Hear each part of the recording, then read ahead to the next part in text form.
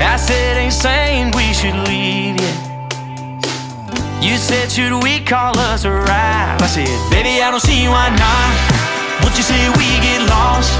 Leave these beers I bought on the bar. Baby, how's about you and me hit my place? Get midnight MIA. Nightcap this Friday with some Cabernet on the couch. Arms around you. Close the door and twist the lock. Girl, me and you probably shouldn't, but on second thought, baby, I don't see why not. Yeah. Baby, I don't see why not. Ain't saying we should dance around, then take a shot, then find the door, then take a walk till we find a spot. Girl, without a line, we could slide into. I ain't saying you should take my hand, but take my hand, come steal a kiss from this silver can. I ain't saying that I'm meant to be your man, but baby, I don't see why not. What you say we get lost? Leave these beers I bought on the bar. Baby, how's about you and me hit my place? Get midnight MIA. Nightcap this Friday with some Cabernet on the couch. Arms around you. Close the door and twist the lock. Girl, me and you probably shouldn't, but on second thought, baby, I don't see why not. Yeah. Baby, I don't see why not.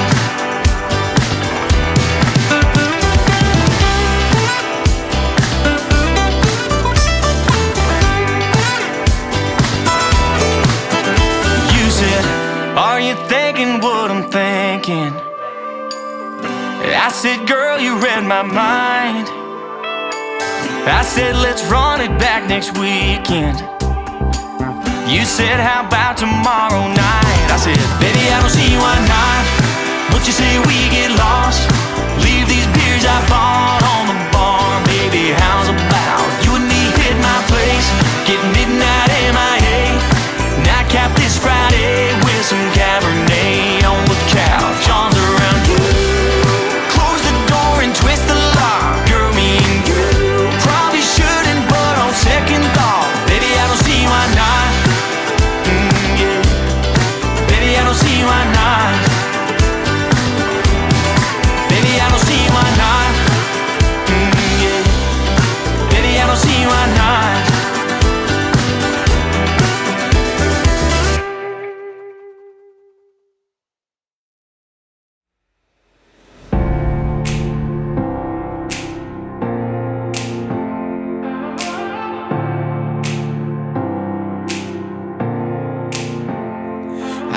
Good days, I've had bad days, tasted victory and defeat.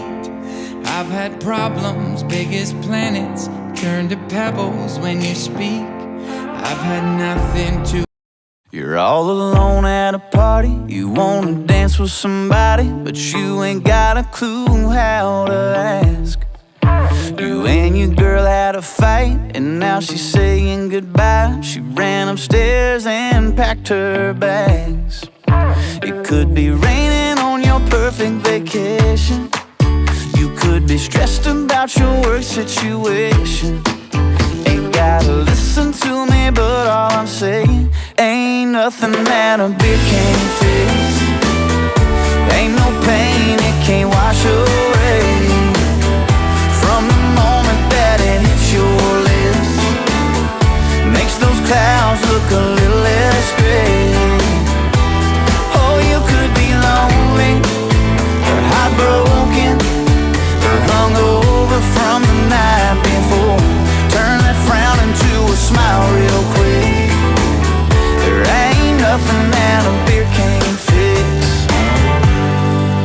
You're on a lake and you're fishing. It's hot and all that you're getting is a little nibble here and there. You're sitting watching your team losing that championship ring, and you're feeling like life ain't fair. It could be raining on your perfect vacation. You could be stressed about your work situation. Ain't nothing that a beer can't fix. Ain't no pain it can't wash away. From the moment that it hits your lips, makes those clouds look a little less gray. Oh, you could be lonely,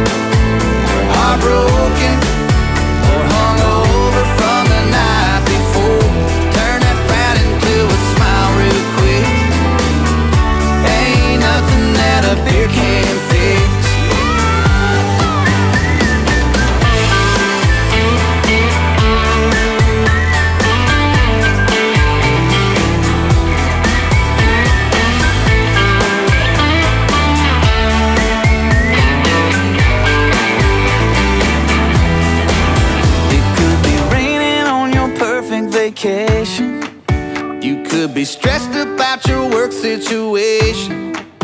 Ain't gotta save it for no special occasion. Ain't nothing that a beer can't fix. Ain't no pain it can't wash away. No, from the moment that it hits your lips, makes those clouds look a little less gray.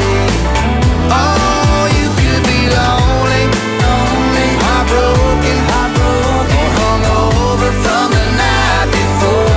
Turn that frown into a smile real quick.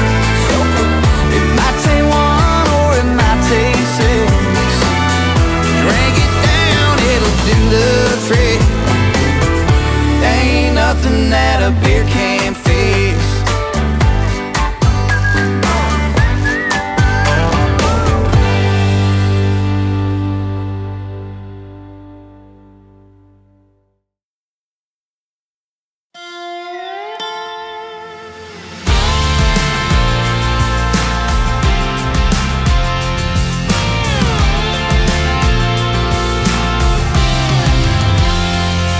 Did you grow up on a tractor? Did your daddy let you drive? Are you whiskey bent and hellbound, even though your mama tried? Did you cruise down a back road with your Dixieland delight? Are you on a Chattahoochee on a barefoot blue jean night? Everybody got a small town anthem. Everybody got a story to tell. Everybody got a hallelujah. Everybody been through a little hell. When you're rolling down a two-lane highway and you turn your radio on, tell me which one hits you, baby. Yeah, what's your country song? Yeah, what's your country song? Do your exes live in Texas? Are you so lonesome you could cry? Are you heartbroken cause you know that ain't your truck in or drive? Are your friends all in low places underneath the neon moon? Were you already country back when country wasn't cool? Everybody got a small town anthem.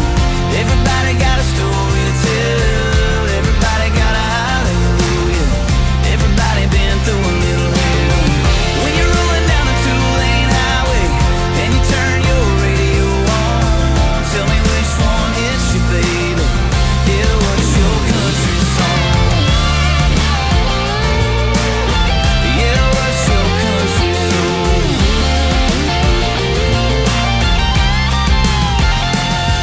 Who's your strawberry wine? What's your family tradition? What makes you turn it up, make you raise?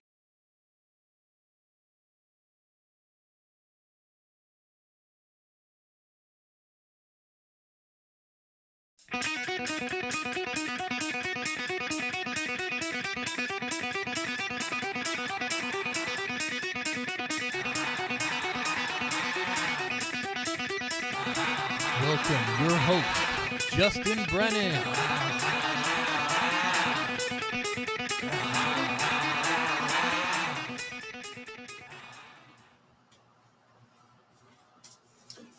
What's up, everybody? Happy Saturday. Come on in. Can we put up on the screen the participant section too? It'd be great. So we can kind of see everybody kind of coming in. A little bit of a light morning because we're a little early, obviously, before our traditional session starting in an hour. But this is really designed as kind of like a bonus Q&A for all of you regarding anything you've seen so far up until this point. And then maybe anything revolving what you saw yesterday regarding the community and the program and questions you may have on that, which most people have a lot of them. And we'll go over those a little bit. But it's really for you specifically. And we'll go over that. So I'm going to put up a couple things on the screen. But how's everybody doing this morning? Everybody have a good like Friday evening? Anybody go out and kind of rage? Just kidding. I don't even do that anymore. I have, with the kids and family and everything. I mean, I feel like mid 40s. So I'm 45. I don't know. Actually, what are people's ages in here? I'm actually really curious. I'd love to see that in the chat. Age range. You don't even have to put your actual age if you just want to put an age range. Good with that. Or meaning 30s, 40s type thing, 50s, 60s. Beautiful. 40s, 50s. Cool. Yeah, it's amazing how easy we could recover when we were younger in our 20s and 30s. And then now it's, I drink very little anymore. I mean, very little. If it's maybe socially or whatever it is, it's just, it's not something that I even look to do. It's interesting how that works. You got 40, 47, some mid 40s, 30s. Very, very good. Perfect. I want to see some 25-year-olds in here. Our youth ready to go? And you say, good to see you, Jared, Dante. Is it Sergey? How do you pronounce your last name? That's really cool. Rusanians? Everyone's age feels like they're not too late for me to start the journey. Yeah, man. First of all, it's never too late. Never too late. I mean, we just had a 60-year-old join yesterday. Right? I mean, 65. I mean, it happens all. I mean, rock and roll. I mean, you see Steve Parker that obviously came on and talked yesterday. He's late 50s, I believe. And, so it's never too late. Never too late. I mean, especially if you look in this day and age, I mean, as medicine and everything improves and gets better. I mean, as long as you're, taking care of your body, eating reasonably well. I don't know if anybody's ever done this. I mean, didn't plan it turning into a health episode, but it was probably it was 2022. I was battling. I went to the doctor, right? And they do the blood work and all that stuff. Everything was great except for my LDL and my triglycerides. And we couldn't figure out why, because I eat relatively healthy. And so they couldn't figure it out. And then fast forward 2 months later, I go to a Tony Robbins conference. And just before Tony Robbins, this guy comes out on stage that wasn't well known yet, but you may all know who he is now. His name's Gary Brecka. And he's like the health hacker guy, right? And anyhow, within 15 minutes, he has everybody's jaws dropped on the floor because he talks about most people aren't interested in what I used to do, or they're not interested in what I do now. They're more interested in what I used to do, which was he was the head data analysis provider for all the life insurance companies. And he could narrow down, if you gave him 5 years of your blood work and data and all that stuff, he can tell you to the month you're going to die. Right. And people's mind, they're like, what? Long story short, I ended up getting a genetics test done that basically analyzes your entire body and tells you which genes you're not, I guess, which is malnutrition, I guess you'd call it. And then you can, through supplements, basic supplements, nothing crazy, you can then get your body to produce better. And lo and behold, LDL levels go down, triglycerides down. Because they wanted to put me on statin and start popping pills. I'm like, ain't going to happen. I said, I mean, I'm young 40s, ain't going to happen. And went and did the natural route by just understanding what the body's doing. And lo and behold. So if you ever are looking into that, it works I won't say he saved my life, but he definitely turned it around. Gary Brecka. You can follow him on YouTube, on Instagram, anything like that. But did a 180. Yes, good morning back to you. So yeah, any questions, I guess, in terms of what you saw yesterday on the program, the community, anything like that? Like I said, whether you come into our community or any community or whatever it is, get into some form of a community, because trying to do this alone is going to be just a harder journey. It's going to be a harder journey. So I don't care if it's a local meetup you get into or local, whatever it is, or if it's, our community, whatever it is, I want you in some form of a community so you can take advantage if this journey is something that you want. So, Michael Williams, question regarding the LLCs. I have your branding, the LLC, the Groundbreaker Club LLC, per suggestion. I need to set up a Wyoming holding company. That is correct. That would own everything. That is right. That's kind of like your head honcho holding company. Very easy to do. You could literally go onto the Wyoming Secretary of State's website within 15 minutes and $125 later, you'll have your Wyoming LLC. You'll have it by 10:30 this morning, depending on what time zone you're in. Very easy to do. So do not hire a company to do that. And then it's like $65 a year. Groundbreaker Capital. That's a good name. I mean, what I would do is tie it into something maybe that is near and dear to you. But maybe that's something that's is near and dear to you personally. you can actually type into ChatGPT, hey, I'm looking to start an LLC capital company. And I would use the word capital, by the way, in your title.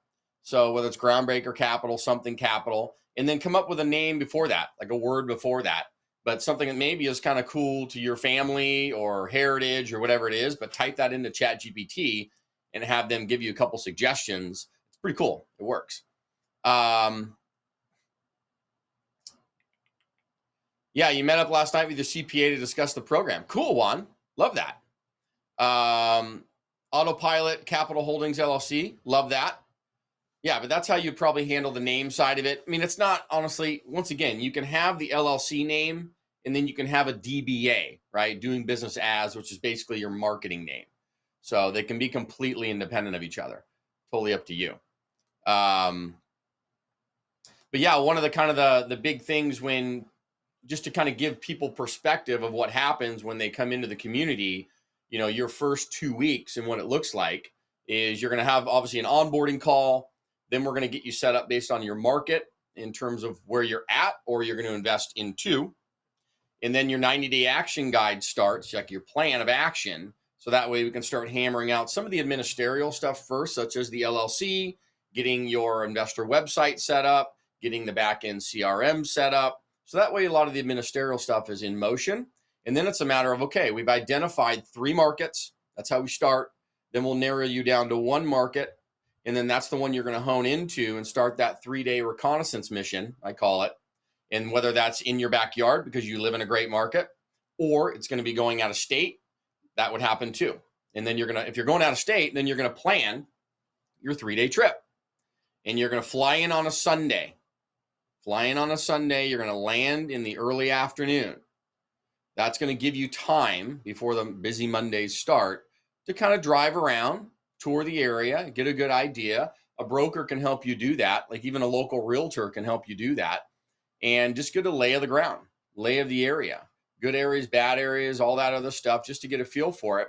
And then come Monday morning, that's when your meetings are going to happen with these brokers. And you're going to tour 3 properties, typically between early morning to mid-afternoon, and you'll have them done.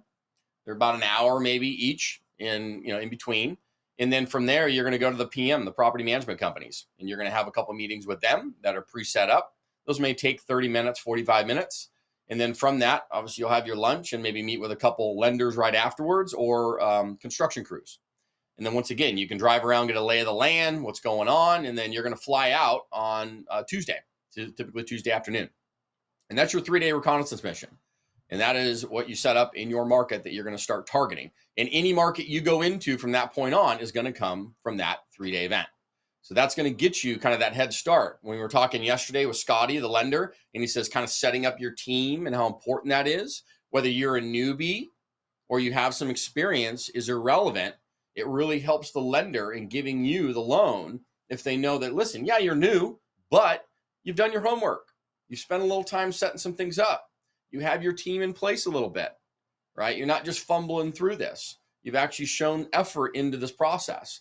And so that's how I got it done. I mean, because you keep in mind, when I got started, my 27 unit, never done it before. I was a fresh newbie, had some little real estate background, but that wasn't really going to help me in the multifamily game. But I went out, made sure that I set up all this stuff. So that way I looked good to any lenders and people, gave them confidence that, they're new, but, right, it helps you along. The point of a Wyoming holding company is for privacy. That's one reason. It's also for cost. It's much easier to set up and it's super easy to maintain them. Give you an example. If you set up an LLC in California, right, it's $800+ a year. It's a complete S show if you have to get through things, and it's very penetrable very easily if there's any creditors or stuff involved, and it's easy to find you. So in Wyoming, super cheap to set up, super cheap to maintain, has much better laws to protect you against creditors and stuff in the event of a lawsuit down the road to protect your assets. And it's just, and you can actually non-disclose, meaning they don't even need to know who you are. You can be a phantom. You can be a ninja in the night, which is great because you can actually have like I do, I have my trust owning the assets inside our capital company. And then they're all phantom names. So you can't even track it down. So that's good. Beautiful. Scroll up on some of the questions there real quick. A little bit further up. Okay. Beautiful. Any other questions or kind of the stuff you've seen? We're going to go over this kind of in the beginning session in terms of summarizing what we've been through so far and where we're going to go. And then today, specifically, we'll go over closing the deals, the due diligence, inspections, both financial and physical, the property management side, which is critical for everything, structuring the deal. And then we have two amazing speakers coming on, both the property manager, Jason, and then a securities attorney for the legal side, right? If you're going to be doing this game of syndication, and like I said yesterday, there's really two ways you do it.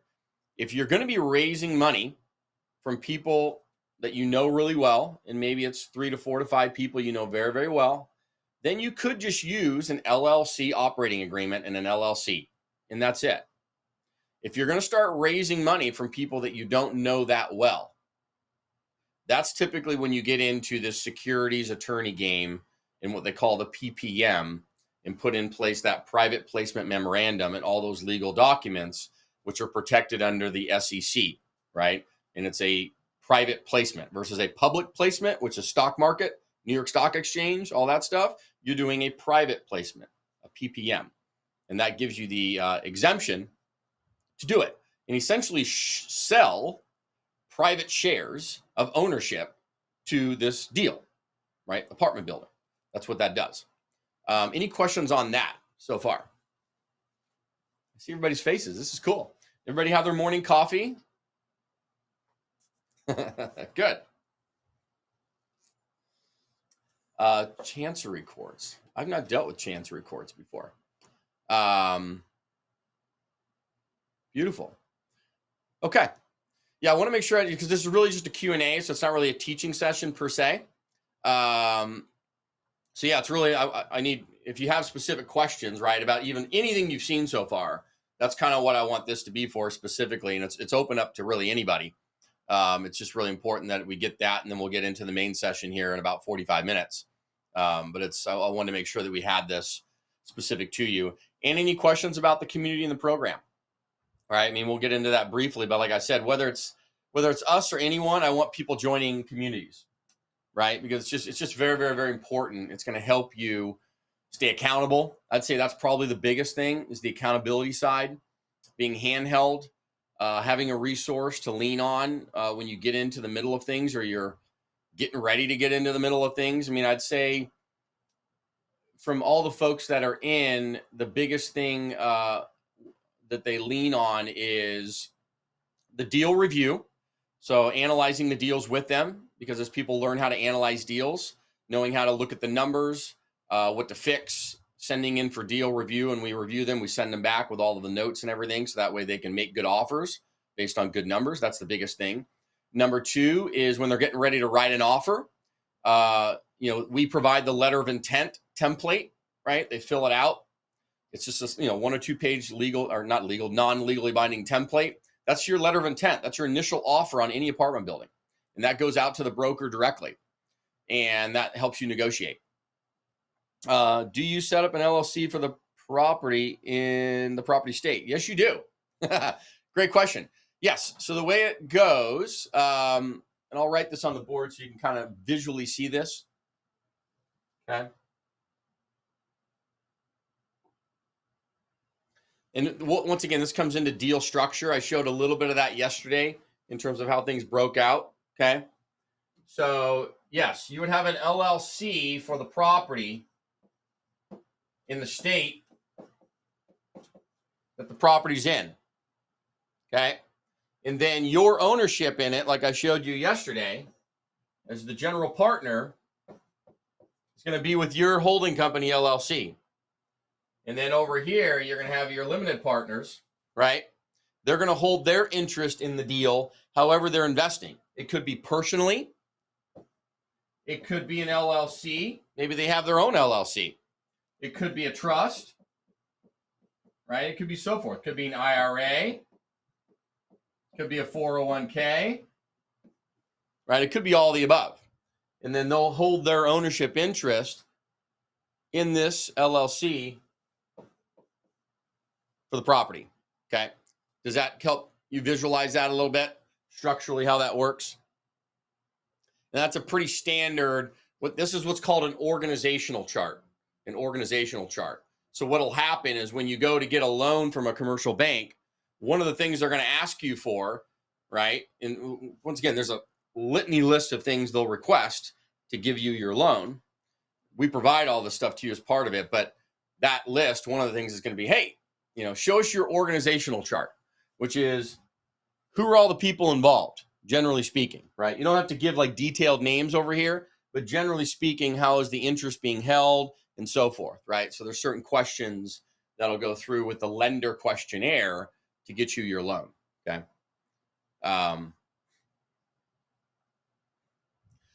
Actually, this was a great question that came in yesterday, and we'll get into this, because from what the team has told me, we'll talk about this now because you're answering the question, but then also in the main session. So yes, FYI, we allow two people, right? Whether it's your spouse or your partner, maybe it's a business partner or a spouse, two people to come into the community, no additional charge. So if you have a business partner, because that happened yesterday, right? Gentleman comes in, he's got, hey, I got a business partner. Is it more? We're like, no. Two people can come in, same. We don't charge extra. There's a reason why we do that. We've found, in addition to us holding you accountable, which is a big ticket item, whether it's me, Zach's going to be your accountability coach, and then everybody wrapping their arms around you, your partner, even if it's your spouse, is going to hold your ass accountable too. That's why we want it, right? It's an additional kind of resource to make sure that action happens. So we love that because your success is critically important.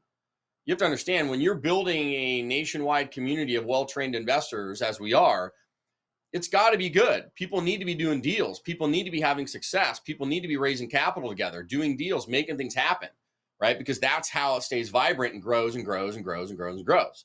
If people are coming in and not executing and doing deals and we're not helping them be successful, it doesn't work. So that's why we allow that, and we want that, because it actually helps everybody win. So yes, Michael, on your question, 100%. You can bring your spouse in or a business partner, all at that same cost, no additional charge. We love that because we've actually recommended that. We have a handful in that do that. Hayden yesterday, who you saw, his partner is Matt, right? So they created their company, Prime Investments, and they came in together, one price. Yeah. Because they held each other accountable. It's actually beautiful. So we highly recommend that. If you have that ability with yourself, then let's rock and roll. And you'll each get an account, and you'll come in and you'll have access to everything. Yeah. Cool. Great question. Scroll up one more. I saw something on the syndication and the holding company. Scroll real quick. How should you structure ownership in the syndication holding company LLC that is manager of the property? Yeah, great question, Gordon. So I'll give you an idea of how I hold interest in our company. So ours is Brennan Group.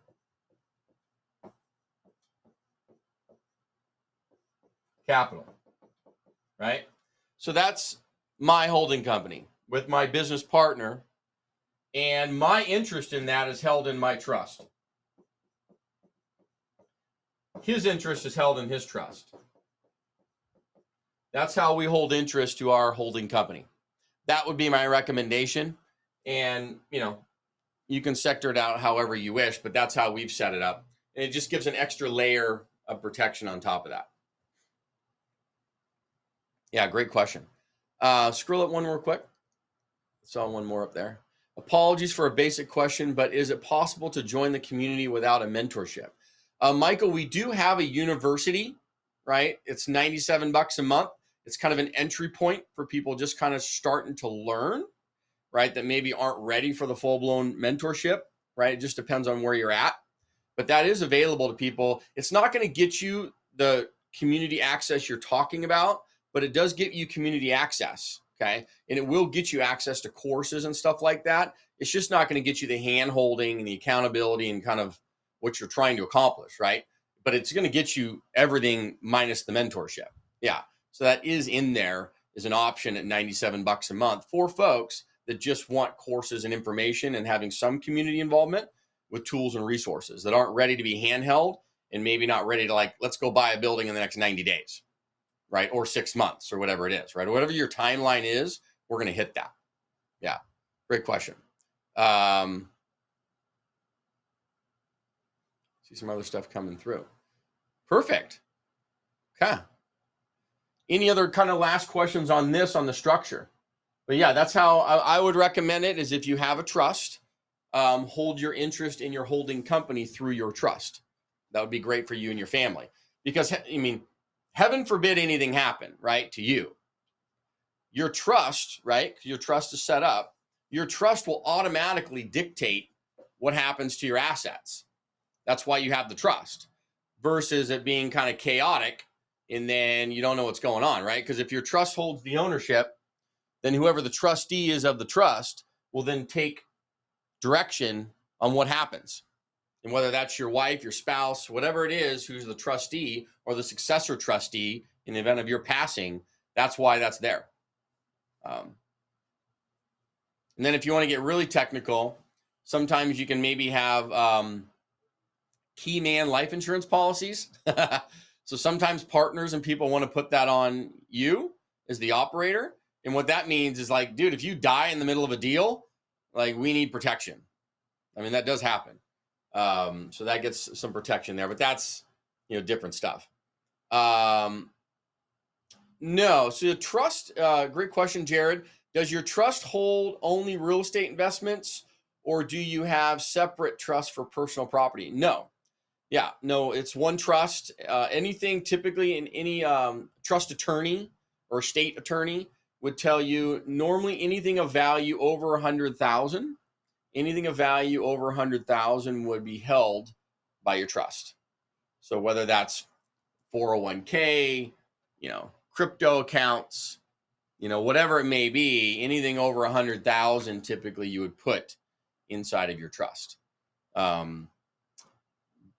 And then, bank accounts and stuff like that too, depending on the value of the bank account and so forth.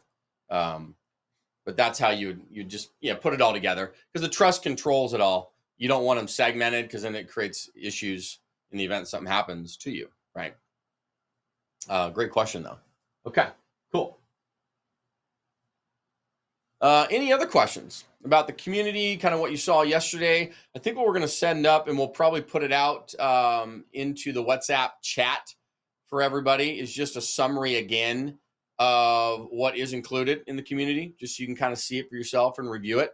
So is everybody here? Thumbs up if you're in the WhatsApp. Just want to most everybody is. I just want to make sure everybody is. But we'll throw it up in that WhatsApp group, so that way you can see it all and kind of review it on your own. And like I said, listen, whether it's us or not is irrelevant to me. I want people to win. We're going to do deals one way or another, but get into a community, get supported, right? That's what it's all about. That's what it's all about. I know we're the best, but it's not about me. It's about you guys, right? It's your family. It's your life. It's what you're trying to do and where you're trying to go. And I just want people winning. I want people winning. Nisei. Awesome. Juan, awesome, man. Appreciate that. And Michael and everybody. Yeah, this has been great. I've really enjoyed, sharing stories, hearing everybody's stories. I didn't even know, like yesterday when Rudy came on, I didn't even know that story about my grandmother. That his first client was my grandma. I didn't know that. I had no idea. That was kind of shocking to me. I didn't know what to say about that. My grandmother, Jeannie B. Campbell, but it was actually Gina Fiari or Gian Friari. So it came from Palermo in Sicily, Italy. That is where part of our family came from. And then we're German and Irish too, hence Brennan, last name Brennan. That's pretty freaking Irish. But yeah, came across the boat, across the pond. And little Italian woman, little 4'11" of her. She was a firecracker. She's a firecracker. And it's funny because he said that she used to drive around in her little S10 Chevy truck, and that's very true. And I was telling the team yesterday after the event, I said, that's actually how she passed away at 91 years old. God bless her soul. She was 91, literally driving around, as Rudy had mentioned, in her little her little fur coat, collecting rent on her apartment buildings. This little woman, it's crazy. And she was going to pull a 5-gallon paint bucket that are like 100 pounds, right? 5-gallon paint bucket out of the back of her little S10 Chevy truck to go paint on her apartment buildings. This woman's crazy. And she pulled her and broke her entire back, not broke it, but literally ripped it all out and stuff. So she ended up going into the hospital at that point in time. And being 91, I mean, she basically said, screw it. I mean, she could have recovered and had surgery and all that stuff. She's like, listen, man, I'm good. I'm 91. This has been an amazing ride. You know, this is the Lord Savior saying it's time, man. So yeah. And she went pretty quickly within 30 days, but God bless her soul, man. God bless her soul. Yeah, it was her time. But yeah, it's crazy stories about her, but yeah, she passed a lot on to my dad. I remember when right before she passed, she gave my brother and I and my sister each $10,000, but she said, you have two choices with this $10,000. You can either put it towards real estate, investing, or towards education, like going to school. And at that time, I put it actually towards graduate school, just because I didn't think any different. I put it towards graduate school. I should have bought some real estate, knowing what I know now. But yeah, I ended up putting it towards grad school and went to grad school with it, or that helped with it for sure. So, but yeah, man. Anybody else have any? Anybody else have some important stories that have maybe happened to you recently? Because I was kind of telling that one about my sister and how that was kind of a defining moment for me. Is there anybody here, if you're open to like sharing that, I can bring you up on screen. If it's too personal, fine. But if you're open to sharing it, I think it's really cool, because it's those defining moments that like push you and drive you. And maybe it was a moment that finally brought you to us, into this event. Who knows? But I think that's really, really, really important, because some of that stuff is really a push and a drive for you. Throw up your hand if you want to share that or not. If not, not a problem. But I think that'd be cool if you had the courage to share that. Everybody would benefit. Everybody would benefit. Okay. Yeah, and if there's no, further questions and stuff, I wanted to just make this kind of a Q&A and a talking point, kind of a bonus session for you to ask questions about what you've seen so far. We're going to be getting into the teaching section here in about 30 minutes and all of that. Anything on the program or community, any of that stuff, but we'll throw that stuff into the community. So that way you can see it, review it on your own, and make decisions for yourself moving forward. But we're going to be an incredible last day here. Super excited about it. Like I said, we have two great speakers coming in. We're going to be going through deal structure, closing the deal, the due diligence, the inspections, all of that, and the process for that. And then property management, right? How do you manage these properties, both in your backyard and from afar if you're out of state? So cool, guys. Well, we will see you in the class in about 30 minutes, a little less than 30 minutes. Jared, one last question about trusts. What state should your trust be created in? In the state you live. State of residency. Yeah, so if you go speak with an estate attorney, that's your estate planner, I guess it's a planner, attorney. They're typically attorneys, a state attorney. Yeah, they'll create it in the state of residency. Yeah, Chuck, so what'll happen post-event, right? Post-event is we will send out a link to everybody that'll have recordings, okay? And then if you're not a VIP member, it'll be time, like you have a very window of time to watch. And then if you're a VIP member, you're going to get it in perpetuity with a bunch of other resources and tools and stuff because you invested into the boardroom VIP. So, but we will have limited access for recordings for anyone and everyone, and then permanent access and all that accessibility to actually be able to download stuff and all that in a portal for you as a boardroom VIP member. So awesome. Okay, we will see you all in about 20 minutes, 25 minutes. See you soon.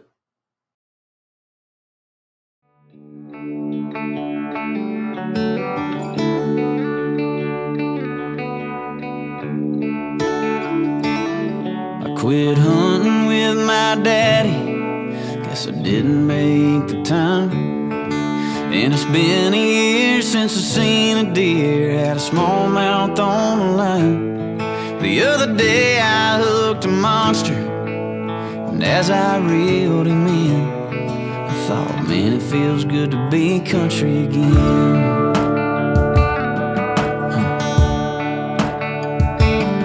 I spend way less time in Nashville, more time in LA. My back home buddies, they quit calling, thought I had too much on my plate. But last night we cracked some cold beers and cranked their church to 10. Thought, man, it feels good to be country again. Yeah, I love me some California, but it sure ain't Tennessee. And my roots down there in Georgia, yeah, they started missing me. And I wouldn't change the things I've done or the places that I've been. Man, it feels good to be country again.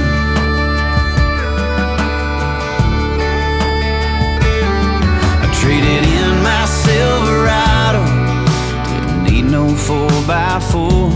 Tucked my boots in the back of the closet, it didn't feel like me no more. But I dug them out and slipped them on, they've been on my feet since then. Man, it feels good to be country again.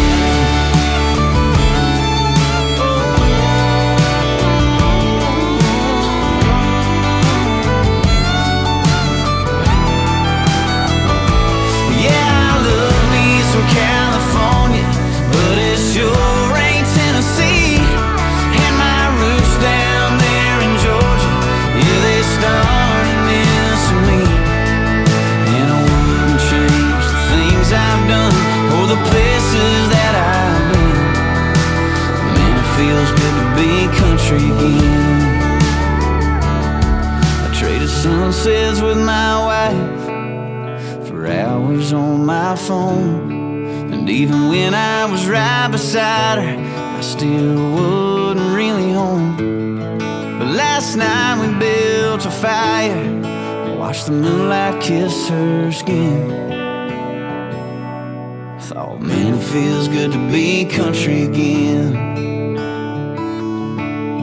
Man, it feels good to be country again.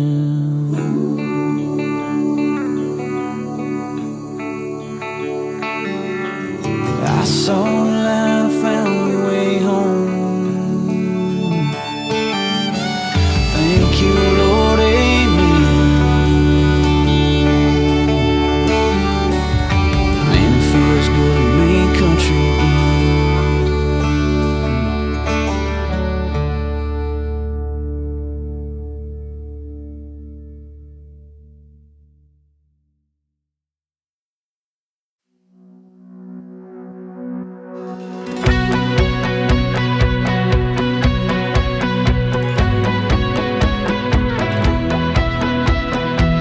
Hey, how you been? I ain't seen you since last summer. I'm doing good as I look. Have you heard from her? I heard she took a new job out in Colorado. She's moving out there in a couple weeks from tomorrow.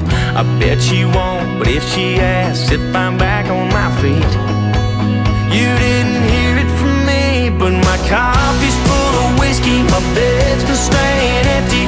Odds are 50-50 if I call her tonight. Every song I hear's about her, I'm losing it without her. I ain't slept an hour the last 3 nights. You can tell her all my friends are getting worried about me.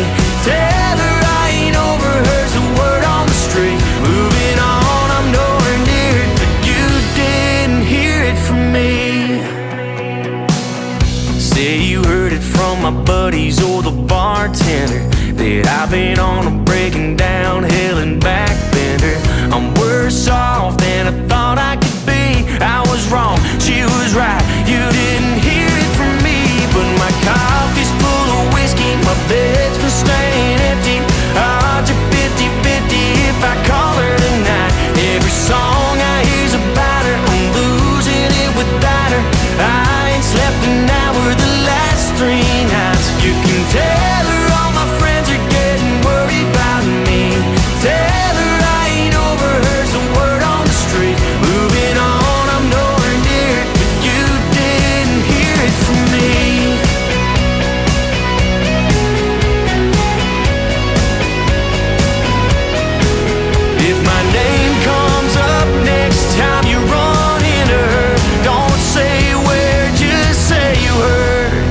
My coffee's full of whiskey, my bed's been staying empty. Odds are 50-50 if I call her tonight. Every song I hear's about her, no, I can't live without her. I ain't slept an hour the last 3 nights. You can tell her all my friends are getting worried about me. Tell her I ain't over her's the word on the street. Moving on, I'm nowhere near it, but you didn't hear it from me. No, you didn't hear it from me.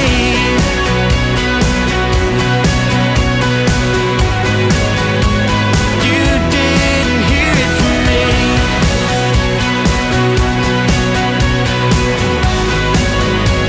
You didn't hear it from me.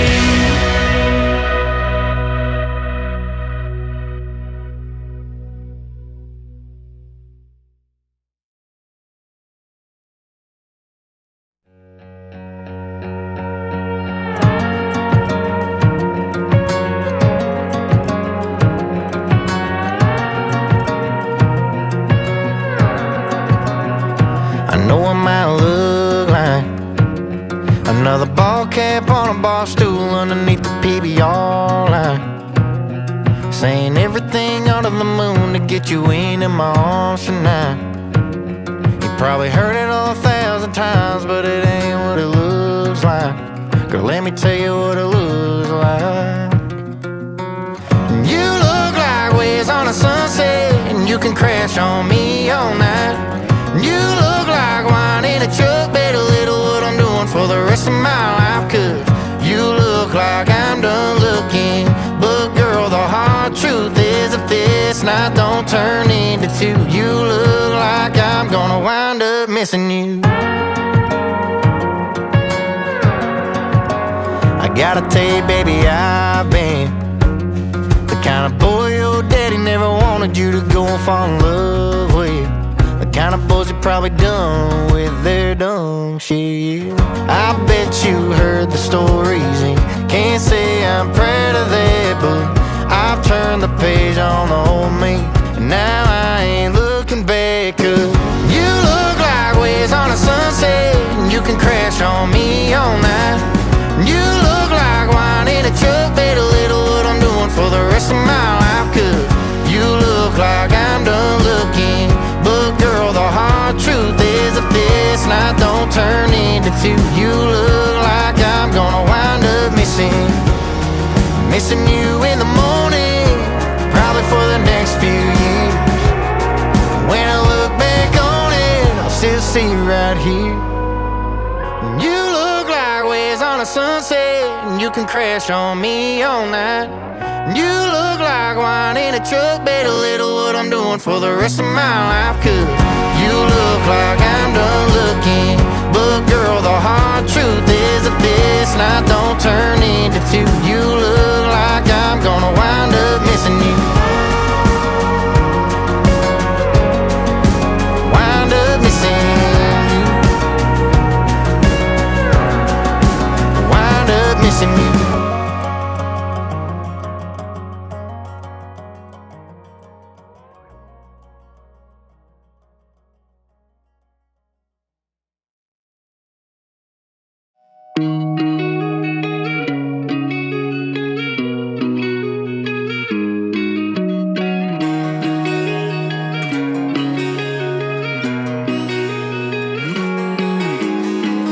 Don't know where you at, don't know where you been. Don't know nothing about that boy you're into. Don't feel bad for you, but I feel bad for him, and all the hell you gon' be putting him through. Probably tell him we're a burnt out flame. Probably tell him that I ain't been on your mind. I ain't nothing but a long gone thing. You can cuss my name, but baby, don't you lie. When you're tasting what he's drinking, are you thinking about me? When you're riding where he's driving, are you missing my street? Every time you close your eyes, tell me, who do you see? When you're tasting what he's drinking, are you thinking about me? Coming over tonight, wish that truck in your drive was mine, just like you know it's supposed to be. When you're up in his bed, am I up in your head, making you crazy? Tell me, baby, are you thinking about me? Are you thinking about are you thinking about? When you're tasting what he's drinking, are you thinking about me? Do you hide your phone? Did you change my name? When he wants to go to our go-to place, do you tell him you can't, then go out of your way to be somewhere, any damn where I ain't? When you're tasting what he's drinking, are you thinking about me? When you're riding where he's driving, are you missing my street? Every time you close your eyes, tell me, who do you see? When you're tasting what he's drinking, are you thinking about me? Coming over tonight, wish that truck in your drive was mine, just like you know it's supposed to be. When you're up in his bed, am I up in your head, making you crazy? Tell me, baby, are you thinking about me? Are you thinking about? Are you thinking about? When you're tasting what he's drinking, are you thinking about me? Don't know where you at, girl, I know where you ought to be. When you're tasting what he's drinking, are you thinking about me? When you're riding where he's driving, are you missing my street? Every time you close your eyes, tell me, who do you see? When you're tasting what he's drinking, are you thinking about me? Coming over tonight, wish that truck in your drive was mine, just like you know it's supposed to be. When you're up in his bed, am I up in your head, making you crazy? Tell me, baby, are you thinking about me? Yeah, are you thinking about me? Are you thinking about me?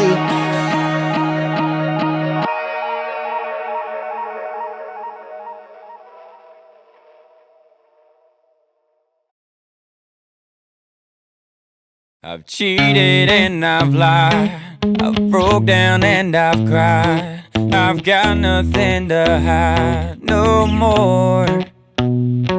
I've loved and I've hurt, I've broken people down with words, more grace than I deserve for sure. Known to be crazy, known to be wild. Mama had herself a little devilish child. Ain't no stranger to the troubles at my door. I've been at the wrong place at the wrong time, chasing all the wrong things most of my life. Been every kind of loss that you can't find, but I got one thing right. Been the kind of guy girls mamas don't like, running with the wrong crowd on the wrong nights. Cause I've been wrong about 1,000,000 times, but I got one thing right. You, baby, I got one thing right. Baby, I got one thing right. Yeah, I got you.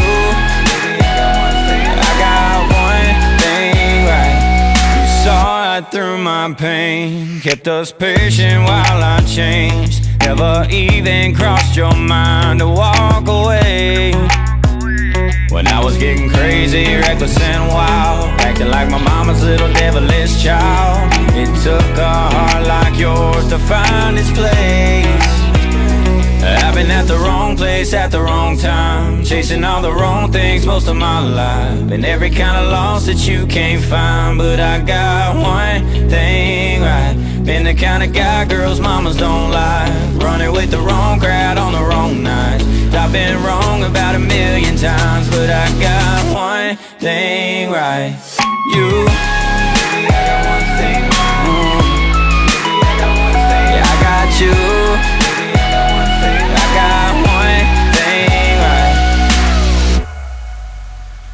I've been wrong about 1,000,000 times, but I got one thing right. I got one thing right. I've been at the wrong place at the wrong time, chasing all the wrong things most of my life. And every kind of loss that you can't find, but I got one thing right. Been the kind of guy girls mamas don't like, running with the wrong crowd on the wrong night. I've been wrong about 1,000,000 times, but I got one thing right. You, baby, I got one thing right. Baby, I got one thing. Yeah, I got you. Baby, I got one thing. I got one thing right.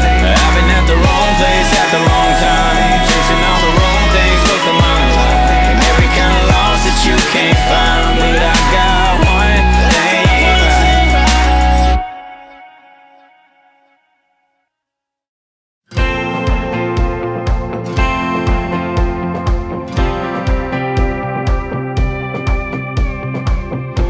midnight Milky Way through a cracked windshield. The highway's never known how free this feels. I learned to drive out here, my grandpa let me steer. I still hear both hands on the wheel. Talk to God on them, we get lost on them. Find our way to a rocky mountain top on them. We get stuck on them, fall in love on them. Rough around the edges just like us. That's why I love dirt roads, make the world turn real slow. Feel the gravel, letting go and stir it up my soul. That's why I love running wild through country miles. They're out of style, they take a while, but every winding ride will lead me home. That's why I love dirt roads. Whoa, whoa.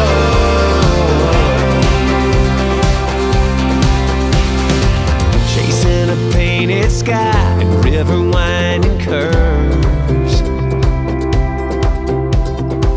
Can't help but feel like my heaven here on earth. Yeah, out here in the quiet, I know you hear me. The stars are smiling, I feel you near me. Talk to God on them, we get lost on them. Find our way to a rocky mountain top on them. We get stuck on them, fall in love on them. Rough around the edges just like us. That's why I love dirt roads, make the world turn real slow. Feel the gravel, letting go and stir it up my soul. That's why I love running wild through country miles. They're out of style, they take a while, but every winding ride will lead me home. That's why I love dirt roads. Whoa, whoa. That's why I love dirt roads.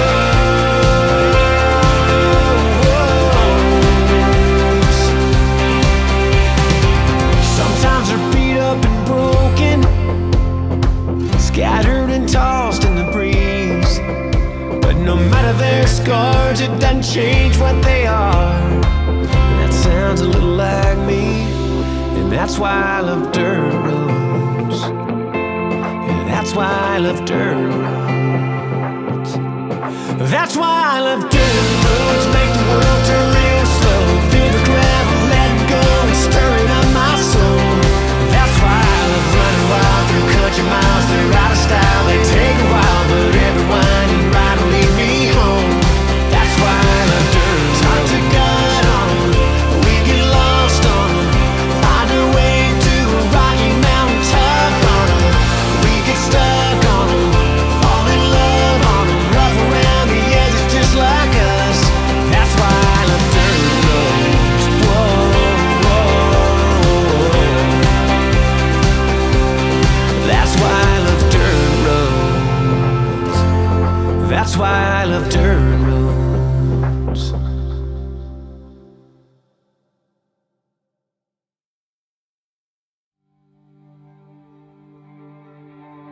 Like a rainy Sunday morning makes me wanna stay in bed, twisted up all day long.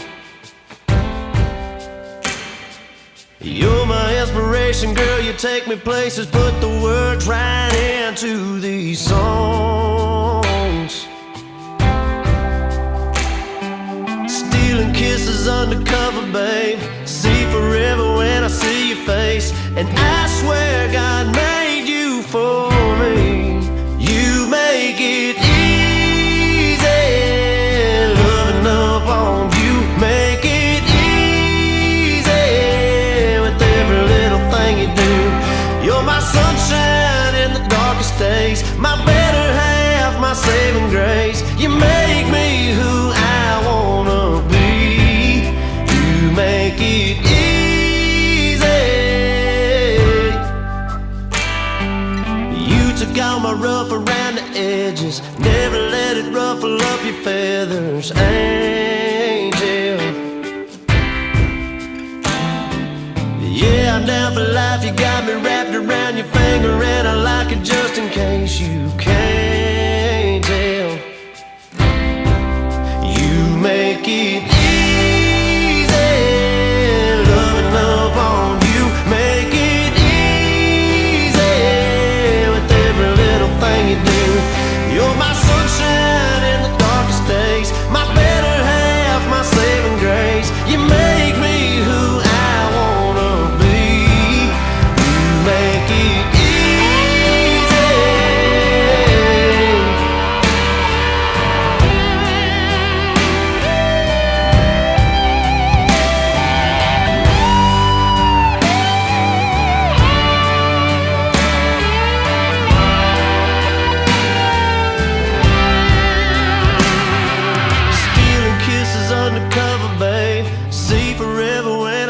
face. And I swear God made you for me. You make it easy,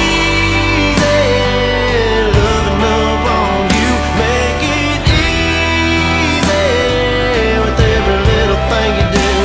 You're my sunshine in the darkest days, my better half, my saving grace. You make me who I wanna be.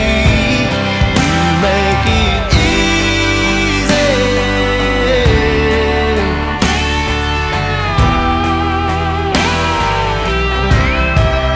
You make it easy.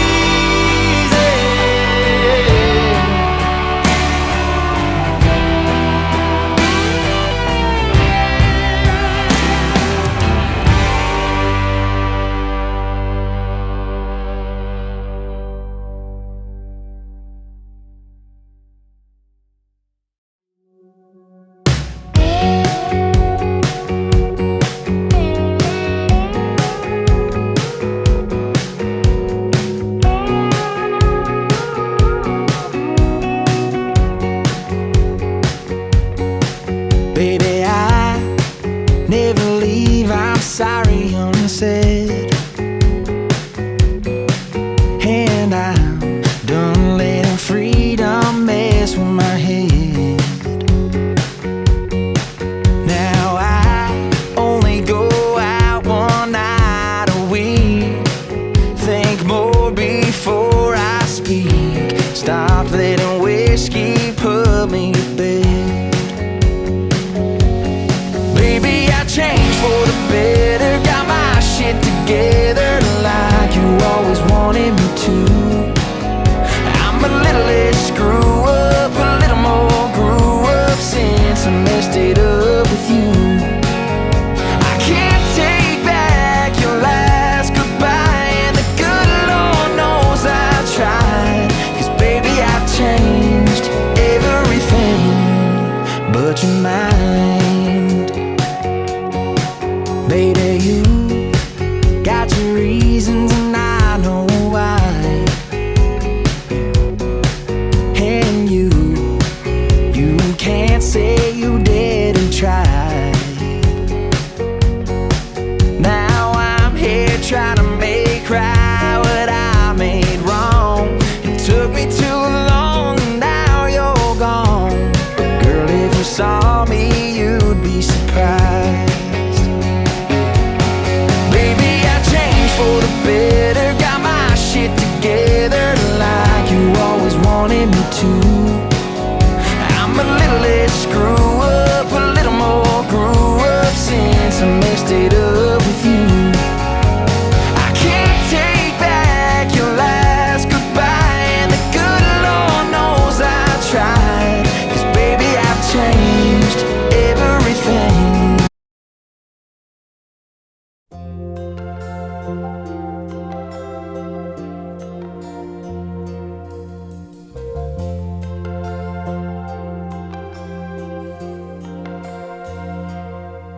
If tomorrow all the things were gone I'd worked for all my life, and I had to start again with just my children and my wife.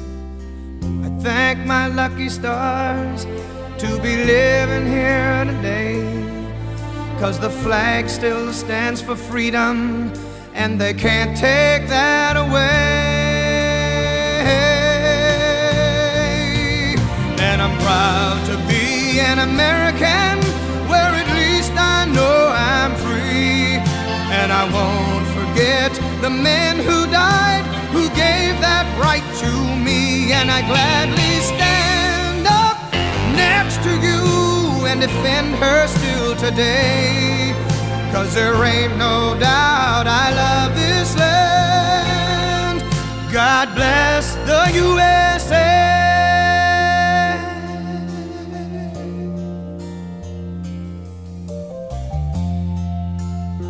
Beautiful. What's up, everybody? Come on in. Happy Saturday. Happy Saturday. Chime in real quick in the chat. How's everybody doing today, right? If you're here, day 3, that means you're a doer. You're a doer, baby. Finish strong. They always say it's not about how you start, it's how you finish, right? It's not about how you start, it's how you finish. And it's never easy, right? To stick around and kind of do these things and invest in yourself and what you're trying to accomplish. So, kudos to everybody that's in here so far this morning, and people kind of coming on in. We're seeing everybody jump in now. But do me a favor, chime in the chat. Are we on we're on the main stage, main chat. Go to the main chat. So you can see everybody up there. You can see it up there. Yeah, perfect. Nope, yep, right there. Beautiful. Awesome, excited, absolutely. How is yours? Finish not what you started. That's very true. Asking questions in there. Anybody from Jacksonville, Pennsylvania, Connecticut? Fab day, Jeremy. Yes, it is a fabulous day. Scrolling on up a little bit farther, but yeah, I love to see you got from Phoenix, New Jersey in the house. Yeah, I love sharing where people are kind of coming in from. Virginia Beach. Hello, everybody. Hello, everybody. Day 3, let's go. Day 3, let's go. So I'm a Patriot fan. I have to say this because everybody here in the office just is annoyed. I'm a Patriot fan, even though I'm from San Diego, California. Well, obviously, we grew up a Charger fan, and I was a Charger fan up until about 2010, and well before the time they left San Diego, well before they left. And then I got converted and recruited to the dark side, which was the New England Patriots, by a Boston friend of mine, because I was just so frustrated, not so much with the team. I love the team, but I was frustrated with the ownership, and I just couldn't back that anymore. So I got converted and became a New England Patriot fan. Amazing ride from 2010, onward. And then, of course, it's been a rough ride the last several years. But I think we're back. So if you saw them play last night, I got a feeling I think we're back. Just on a side note. Anybody a huge where's your team from? If you're a football fan, baseball fan, any specific 49ers in the house? All right, Cowboys, Raiders. Oh, even though I'm not like a huge Charger fan anymore, I still hate the Raiders. Packers. I love Packers. Packers are great. Week 1 versus the Pats. Yeah, I got a feeling, man. We got Vrabel as our coach, former New England Patriot fan. We got Josh McDaniels back as offense coordinator. Amazing quarterback, good offensive line. And, I just got a feeling. We'll see what happens. 49ers, the 49ers are great. I mean, I'm not, my son's a huge 49er fan, Dolphins, beautiful. Any baseball fans in terms of sports and stuff like that? Any baseball fans? PGA Tour kind of guy? There you go, Nisei. What about Live Golf? Are you, if you're a PGA Tour guy, are you pissed off at Live Golf? We have that. I know there's a whole competition thing going on. That's very true. Very cool. Juan, there you go. I follow entrepreneurs like me. I love that. Not overpaid, spoiled man, child athletes. Yeah. So when I was in high school, kind of coming up all the way through, so I did baseball, track, and football. And I had the chance, and this kind of goes back to making decisions in life. We'll talk about that a little bit this morning. I had the chance. I was recruited for baseball to University of Arizona, and went out there and was actually getting ready to sign my letter of intent with them to play baseball, and held off for the weekend. Was out there with my dad and came home for the weekend and stuff. And lo and behold, this kind of goes to show you how the universe pays itself in certain ways. And then over the weekend, I got an acceptance letter to Pepperdine University. I don't know how happy my dad was about that because there was a lot more difference in cost. But I got accepted there, and I did take it, but I was not recruited there for baseball. And they were a top 25 team at the time, but I did try and walk on. I tried to walk on the baseball team and found out very quickly where I was at in my place in this hierarchy of baseball. Did not make it very far, rode the pine, and finally said, hey, I'm going to focus on the academic side of it and not so much the athletics. So, but it was great. I do have a fun story about this, just talking about with Pepperdine being up in Malibu. I'll never forget this because I was always starstruck when you get to see like famous people because I'd never really been around them a lot. And being up there in Malibu, like you literally go to the grocery store and I'm like looking down and it's like Pamela Anderson. It's like it's just weird. You're like grocery shopping with them. But and then James Cameron, like I was at a taco shop and he was sitting with his son at Rubio's right behind me in Malibu. And then, but the greatest experience I ever had with a famous person was we were playing pickup basketball on the Pepperdine campus in the afternoon on Sunday. And then all of a sudden, like these two guys like walk up, you know, and they're all in like hoodies and sweat stuff and stuff. And we're like, okay, they're like here to play some basketball. And I'm not a basketball player. I'm horrible, but we were just having fun. And he like looks up, he takes off his hoodie, and it's Adam Sandler. It's Adam Sandler and Rob Schroeder, like his like right-hand man. And like I was starstruck, and we're sitting there playing pickup basketball with the guys for like 2 hours. It was the craziest experience I've ever had. Very cool guys, by the way. Very cool guys. And he just has that Happy Gilmore 2 movie that just came out. Yeah, it was crazy. It was a lot of fun. A lot of fun. But that was my Adam Sandler moment. So, okay, beautiful. We're seeing people coming in now, getting everybody in. Happy Saturday morning. This is going to be a great day. It'll close out a little earlier, so we don't go the full day like we did, the last 2 days. So we'll close out earlier, just FYI. We'll have some breaks in there in the lunch break. We have 2 great speakers coming on too, kind of close everything out, right? Because, and I'm going to go through the 5 different pillars of buying an apartment building. We've spent the last 2 days going over finding, analyzing, raising capital, and financing, that whole concept there that we've really spent time on. And then you get into the next steps, which is closing the deal. How do you close the escrow? From inspections, both physical and financial inspections, to the process from the legality and structuring the deals legally, through the paperwork and all of that. And then property management, right? Now you own this beautiful 10, 20, 30 unit apartment building. How are you going to manage it? And what do you look for? And what's important? We have a lot of questions on that, because listen, if you're going to produce the money and do everything you want to do, you need to know how to manage the buildings, and or more importantly, hire the property managers. So that way you're not dealing with what I call the toilets and tenants every single day. So very, very important. So we're going to get into all that today, but I have Jason with the property management. He has a nationwide property management company. So once again, the way the property management world works is you have tiers, okay? And the tier you're going to work in, because it's your first deal, is going to be a better tier than if you were buying, say, a normal rental property or a little 1 to 4, maybe a quadplex or a triplex or something. You'd be dealing with a lot of realtor property managers, right? Realtor property managers in that area. So a little lower grade, still trying to figure some things out. Not that great of property managers in the space. There's some really good ones, a lot of not very good ones. Then you get to the next level, which is the entry point commercial, where you're going to deal with people that are handling, the 10, 20, 30, 50 unit apartment deals. And these are your middle grade property managers that have small teams, small operations. But, if they have good things in place, they can be very, very good. And it's just a matter of finding them in the markets in which you are buying your properties. Okay. What I have learned regardless, and this is where one of the mistakes we'll talk about today, is thinking that you can be completely hands off. Okay. Remember this, and I know you know this. No one, and I mean no one, will watch your money and your investors' money like you will. Nobody, okay? And property managers are there to property manage, but the margins in that business are pretty thin. So what that means is they have to spread themselves thin in order to get quantity, right? Volume.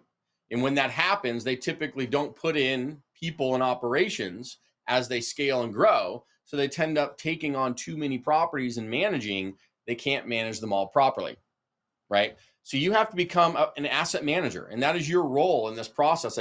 You get paid a fee for that, right? It's built into these deals, an asset management fee that's essentially there to just reimburse you for your time, right? You're not making a big profit off asset management, right? But you are getting reimbursed for your time.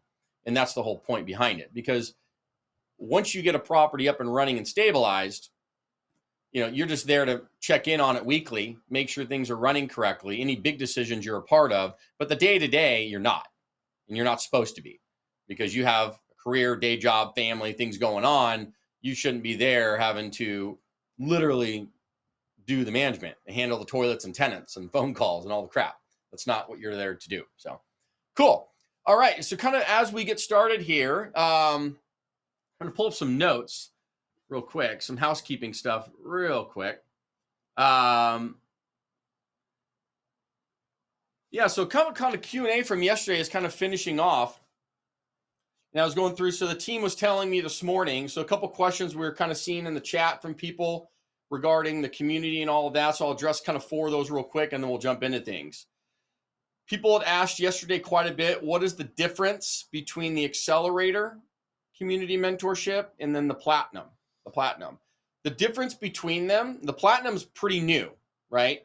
And I only take on about 5 of those a year, right? 5 of those a year, because the difference is I'm going to be flying out to you personally. I'm going to be spending time on the ground with you personally for several days.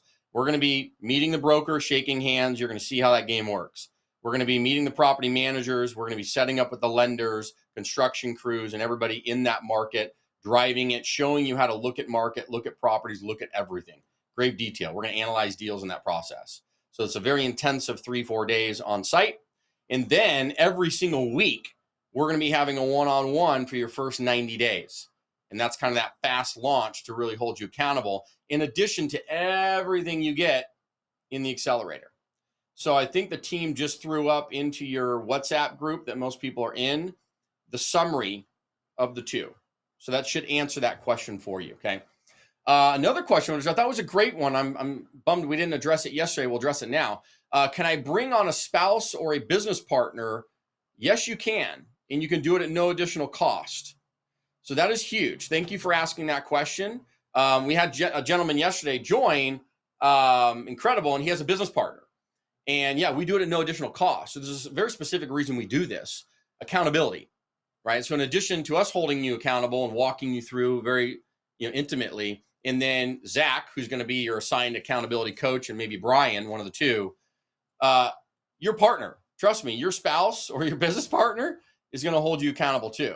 And so we see sometimes a faster pace of success with that. So we welcome it, because we need the group and the community successful as it's been. We want everybody winning and getting deals, because the more everybody's winning and doing deals and capital and sharing and partnering and all that stuff happening, rock and roll. That's where everybody gets rich, and then everybody gets to do your passion projects, which is all everything wants to do. Another last question. So how many people are currently in the program? Will I get left behind? No, you will not. So as I was mentioning yesterday, one of the big things before we even started this a few years ago is I did not want to become a conveyor belt system where you're just getting on some random Zoom calls with 200-300 people. Number one, you're not getting that intimate access in the one-on-one. It's critical for your success. And then you're not even getting taught by the mentor. Like, I want people taught by me, right? And then, so we've set it up strategically where we have great team members in strategy in it, right? So that way you're getting that, but then it allows me to then go on and handle this in a small environment of 5 to 8 investors at a time. And then, yes, will we do the one-on-ones? That's the platinum program, but everybody else, and it's in a small group environment, and it's intimate. So that way, when you're coming on these live sessions each week, it's me, and it's small. And we're doing Q&A, and it's a small, intimate environment for that, specifically so you're getting handheld and not left behind, because that is a critical component. Great question. When do you have to decide by? Whether you're going to obviously do the deposit. Remember, we talked about $1,000 deposit just to lock it in the pricing and all that. We're going to have a welcome celebration just after lunch today, so you'll want to do it before that time in terms of that, to at least lock in the pricing. And as you know, you can go right to your dashboard if you'd like to, and you can click on join. That'll get you straight to the $1,000 deposit checkout, or you can speak to one of our team members if you have additional questions. Okay, so that's there for you. All right, so that's it on that. Appreciate those questions, and that was just kind of some of the team stuff that they were telling me, so I want to make sure I address those this morning. Elaine asked, is the 10K for 1 year or for life? It's for life, Elaine. It's for life. It's a 12-month mentorship, right? But you have lifetime access. We don't want you leaving. Right? Because when you create a vibrant community where everybody's collaborating and doing deals, right? Because, and I can't elaborate on this enough. As you do your first deals, your 10 to 30 unit deals, you can do those with you as the main person and then bringing in other people to help support and bring in the money. But you're the head honcho. As you grow and you get into a 30, 40, 50, 100 unit deal, you are not doing that alone. You're going to have co-general partners. I do it. The minute we went from a After 30 units, our next one was a 51. That was a co-general partnership. Then an 88 co-general partnership. Then a 121 unit deal, 3 general partners. Then a 200 unit deal, 3 general partners. Then another one, 2 general partners. So you see where I'm going with it. That's why collaborations, partnerships, and everything are so critical, which is why we need you for life and we want you for life, because as you're doing deals, everybody else is doing deals, partnerships and collaboration happen. We want everybody growing together, because you will find out very quickly.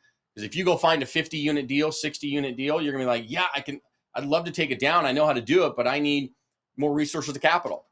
I need more people to help sign on the loan. I need more people to do this, right? That stuff happens, and that's how you do bigger deals. That's how you scale. That's how we went from the 20 units to 1,200 plus units and going to 10,000 is through collaborations and partnerships. Are the calls for the whole year or just 90 days? Whole year, Jay. Yeah, but we have the fast launch section that is the first 90 days, and that's more the intensive one-on-one. And then the whole year are for the calls, Jay. Great question. And then Christine, oh, awesome. Christine, you're in here. Beautiful. She's in our community. You know, highly recommend it. Awesome. Yeah, appreciate you sharing that. It's great. Cool. Yeah, those are great questions. Thank you for sharing those. Yeah, super excited about today. Like I said, great speakers and stuff. But I do want to put in here and start off with this. You know, your takeaways and overcoming some roadblocks in this process is kind of where we want to get you to think about today.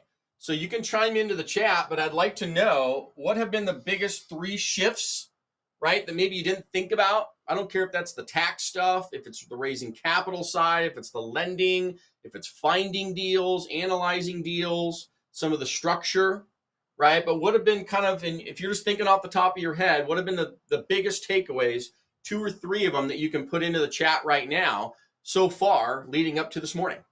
You know, I think it'd be really important, whether it's the tax stuff and avoiding taxes, the lending and the financing, the capital, the deal structure, you know, how you actually go find deals, right? The process for that.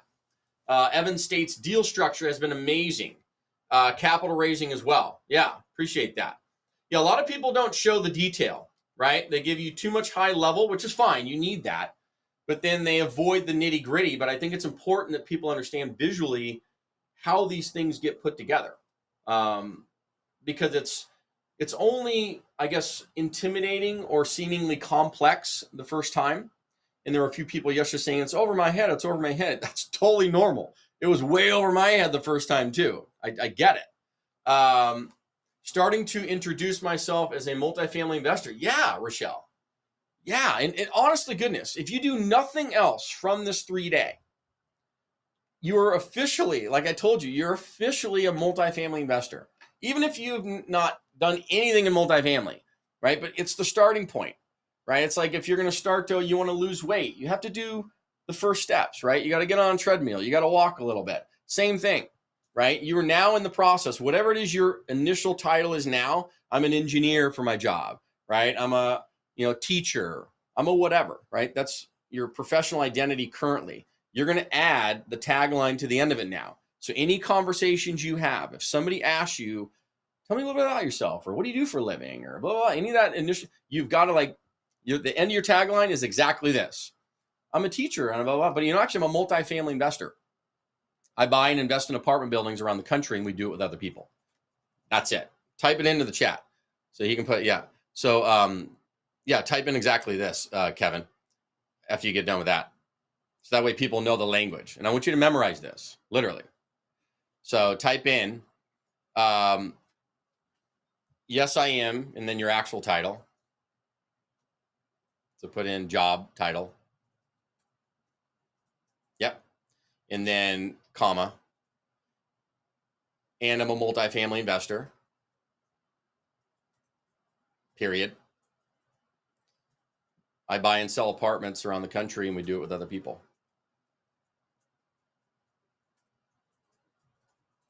Yeah. And you're going to memorize this and watch what happens. Honest to goodness. Start telling people this at your backyard barbecues or wherever you're at, get in your Trader Joe's checkout line and watch what happens. You'll get $50,000 investors like I did that one time. It's wild. But yeah, he's putting that in there for you. You can copy and paste that and just, start to repeat that over and over and over again, because now you're officially a multifamily investor. You have enough knowledge and tools and systems from this 3-day to technically get started. 100%. Business structures. I saw that one. A lot of people tell you how to find and get a deal, but they don't give you the business structures and stuff. Yes, there will be a replay. Scroll up real quick. Yeah, Renee, there will be a replay just to kind of tacked on to this. We told people in the pre-questionnaire session. So everybody will get a replay for a period of time, and we'll get the exact timeline for you. You'll see that. You'll have it available for you for a certain number of days. And then if you are a VIP boardroom member and you upgraded to that, you'll get it in perpetuity. And you'll be able to download videos and stuff and all that tools as a part of this 3 days in being in the VIP. But you will get replays. Everybody will get to re-see this. And then that'll be timed for a number of time. It'll be up. But for the boardroom VIP, it'll be in perpetuity.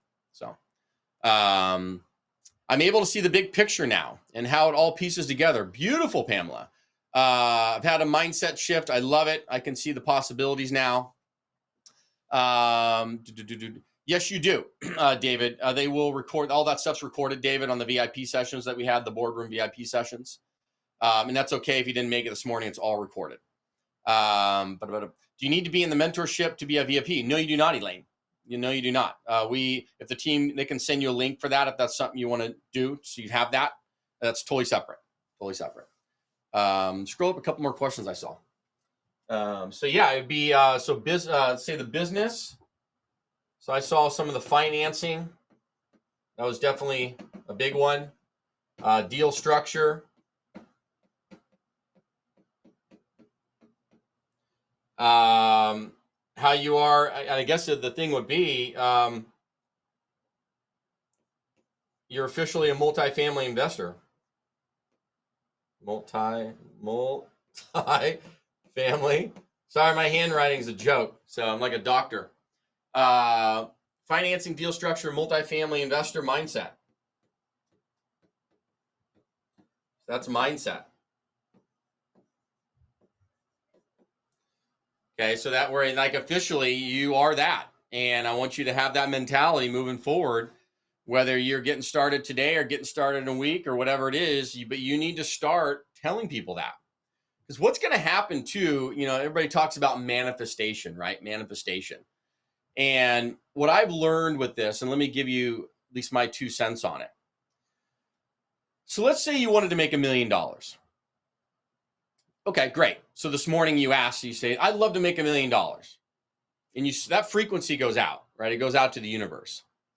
Now, what's going to happen is that the universe is going to start to align things for you, but it's going to be subtle. Let me give you a perfect example. So about 6 months ago, earlier this year, I'm like, I'd love to really start doing some more flips and seeing some more opportunities up around San Diego State for doing some ADUs and some other development projects and so forth. So I'm like, I'd love to see that stuff. So I kept putting it out. Great. The universe starts to align it. But if you don't pay attention, be an example of how you pay attention. I walk into a doctor's office to do my annual checkup. I'm sitting in the lobby waiting to go back.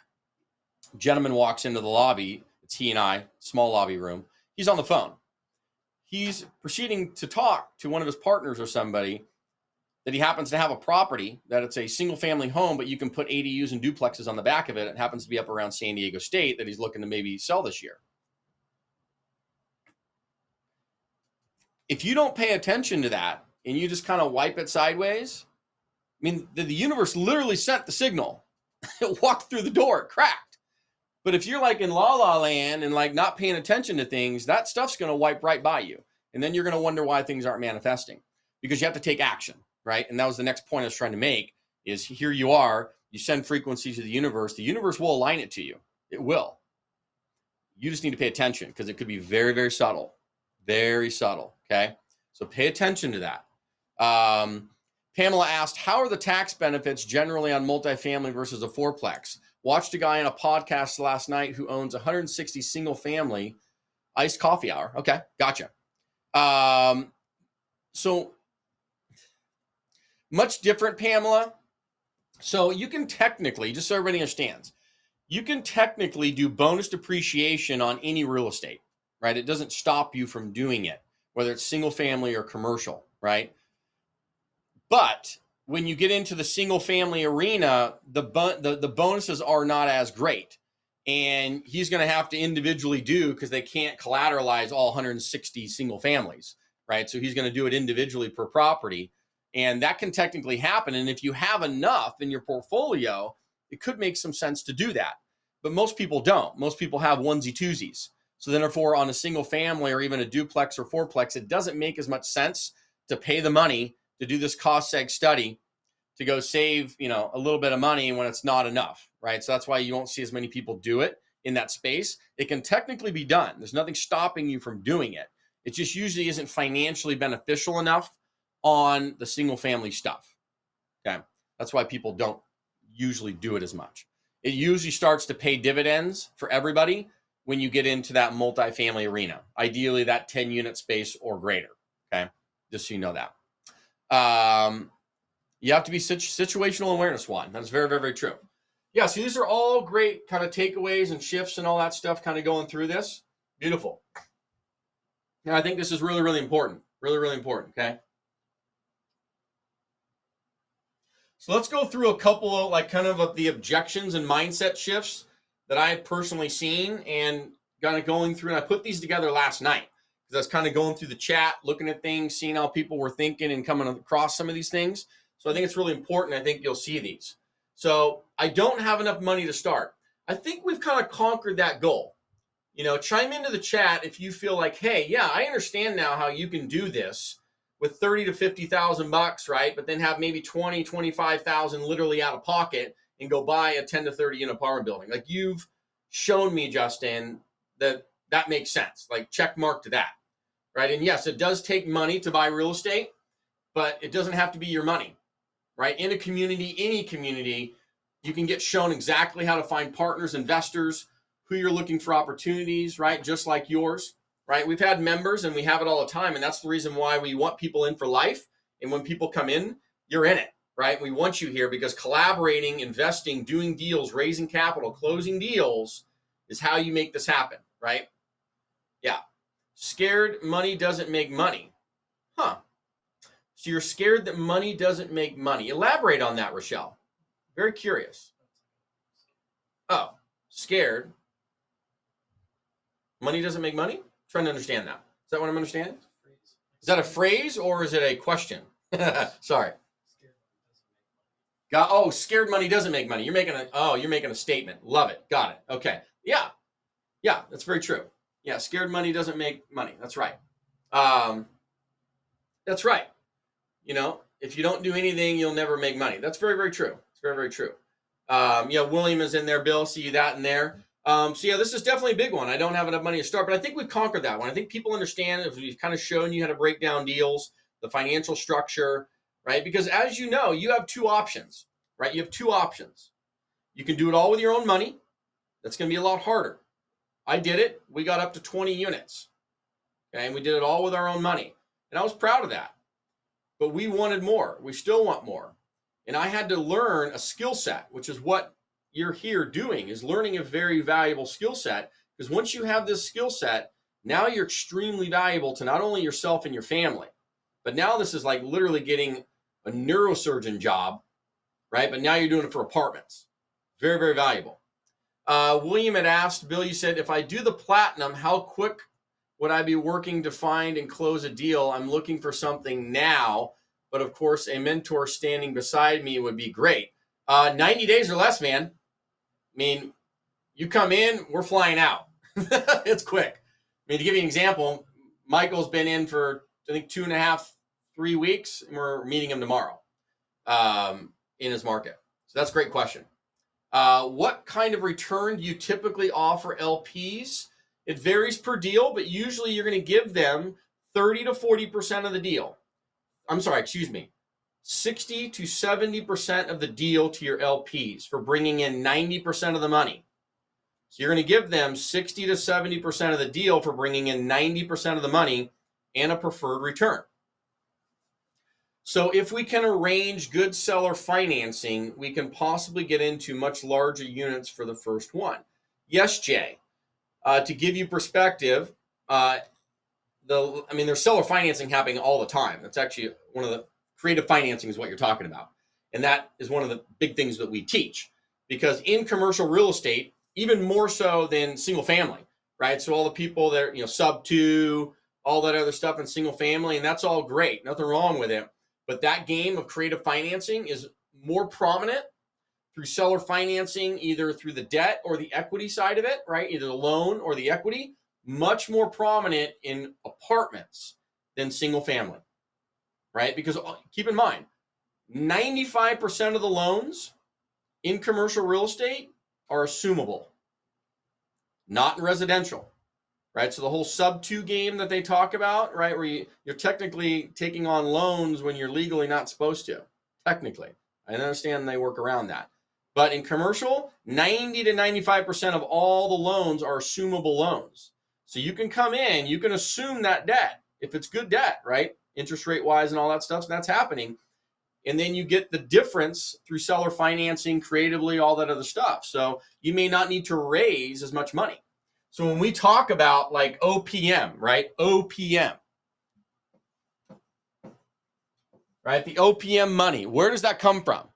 Right? We said that it comes from a few different sources. You have friends and family. I'll just put FF, friends and family. It's kind of like your network. You have community, right?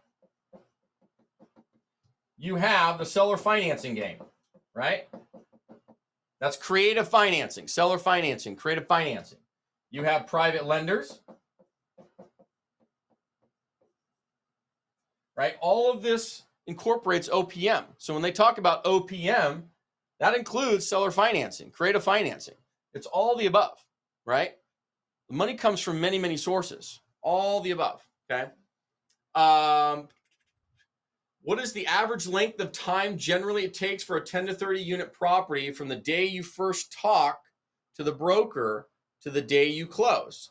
Man, that varies greatly. I mean, I can just tell you that most of the people in the community, 90 days or less, 6 months or less, absolutely. I mean, if you're doing the work, right, everybody's got to show up, right? We're going to do our part of the bargain, but yeah, you got to show up, right? You got to like lean in, which is why I say, spending an hour or two a day. I mean, to give you an example, which is crazy, Joshua McCleary, I mean, was underwriting like 10, 15 deals a day, and it took him like 3 weeks. Boom, first deal. It's crazy. He literally opened up escrow. It's wild. That's one of the fastest I've seen. But usually 90 days or less, if you're doing the work and following the process, boom, done. So this whole thing of taking a long time, it only takes long if you take long. But if you lean in and do the process, you'll absolutely execute. Absolutely execute. Is LP, when you said that's limited partner, is limited partner 6% preferred paid monthly? No, it is not. And that preferred return is not guaranteed, William. That is not guaranteed. Let me explain what William's talking about here, okay? And I'll keep going on some of these things. So that way we stay on point with a couple of these Q&As, but I think this is important. So when you're talking about what you give your limited partners, right? The limited partner typically gets 60 to 70% of the cash and profit. Okay? They're bringing in 90% of your money, and they're getting that. They'll also get a 6 to 8%, what's called a preferred return. Preferred return. That is not guaranteed. None of this is guaranteed. So if there is not cash flow available to pay, then it just gets what's called accrued. It gets accrued. No different than normal accounting, right? You have cash accounting, which is money going out. You have accrual accounting, meaning it's accrued, it's owed. It just can't be paid because there's not enough cash flow. Not enough cash flow. We're having to do this on one of our deals right now, right? Because the market's challenging. We're accruing it. They're owed it, right? But we can't pay it. It's just not there right now. But it's accruing. They get statements showing them, hey, you're owed this money. It's going to come out. It's just a timing issue, but it can't come out right now, right? Because we have to protect the asset, protect your initial money. Is it common to see 80-20 splits in today's market? Sometimes, Craig, yes. If it takes it, and several community members and mentees have done this, to get the deal across the finish line, to get the returns, right, up for the investors, yes, you can go to an 80-20 split. I actually did that split on our first deal, to get it across the finish line and make it work for everybody. It was okay to do that. But keep in mind, you are your own investor. So it may be 80-20, but you're getting your piece of that 80%. Make sense? Because you actually become your own investor in your own deal. That 20% you're talking about as the general partner, you're getting that as kind of what they call the promote, right? It's like the tip, like we were talking about yesterday. Would it be right by saying you would want to give your LPs higher returns if all possible, like 70% until you get a track record? Yes. So you, like, as Craig was saying above, you can do 80%. I've seen that, right? And kind of like your first deal. The key is this. You just want to get your investors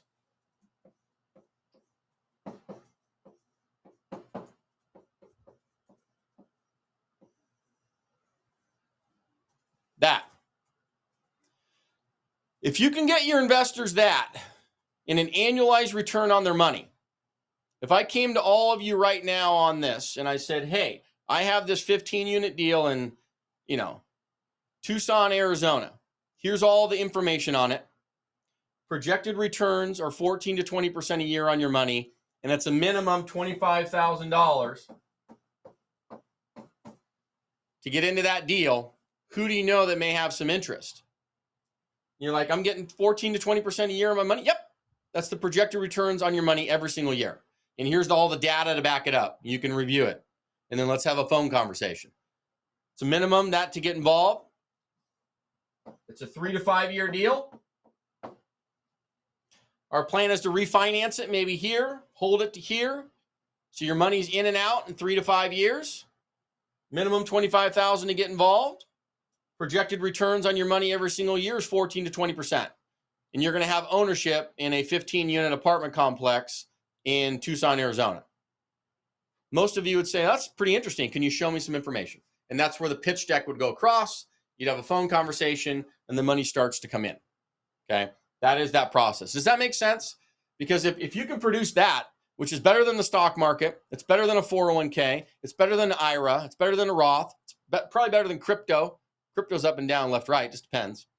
And it's mitigated risk, right? It's risk-adjusted returns, right? You're buying into an asset that's cash flowing today, and it's a tangible real estate asset. And this does not even include the tax benefits. This is just cash flow and profits. Once you add the tax benefits on top of that, this is closer to 35%. 35% a year when you actually add in the tax benefits that they get, okay? Great question. We would want to identify another market closed by. Okay, so if you're in a bad market for multifamily, how would you do the one-on-one?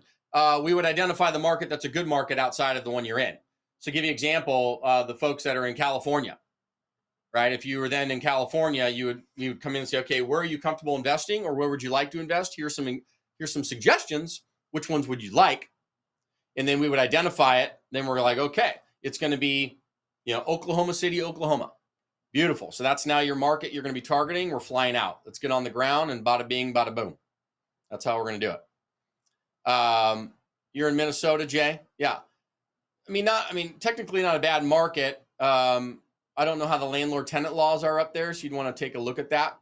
Make sure that if people don't pay rent, you can get them out. That's important.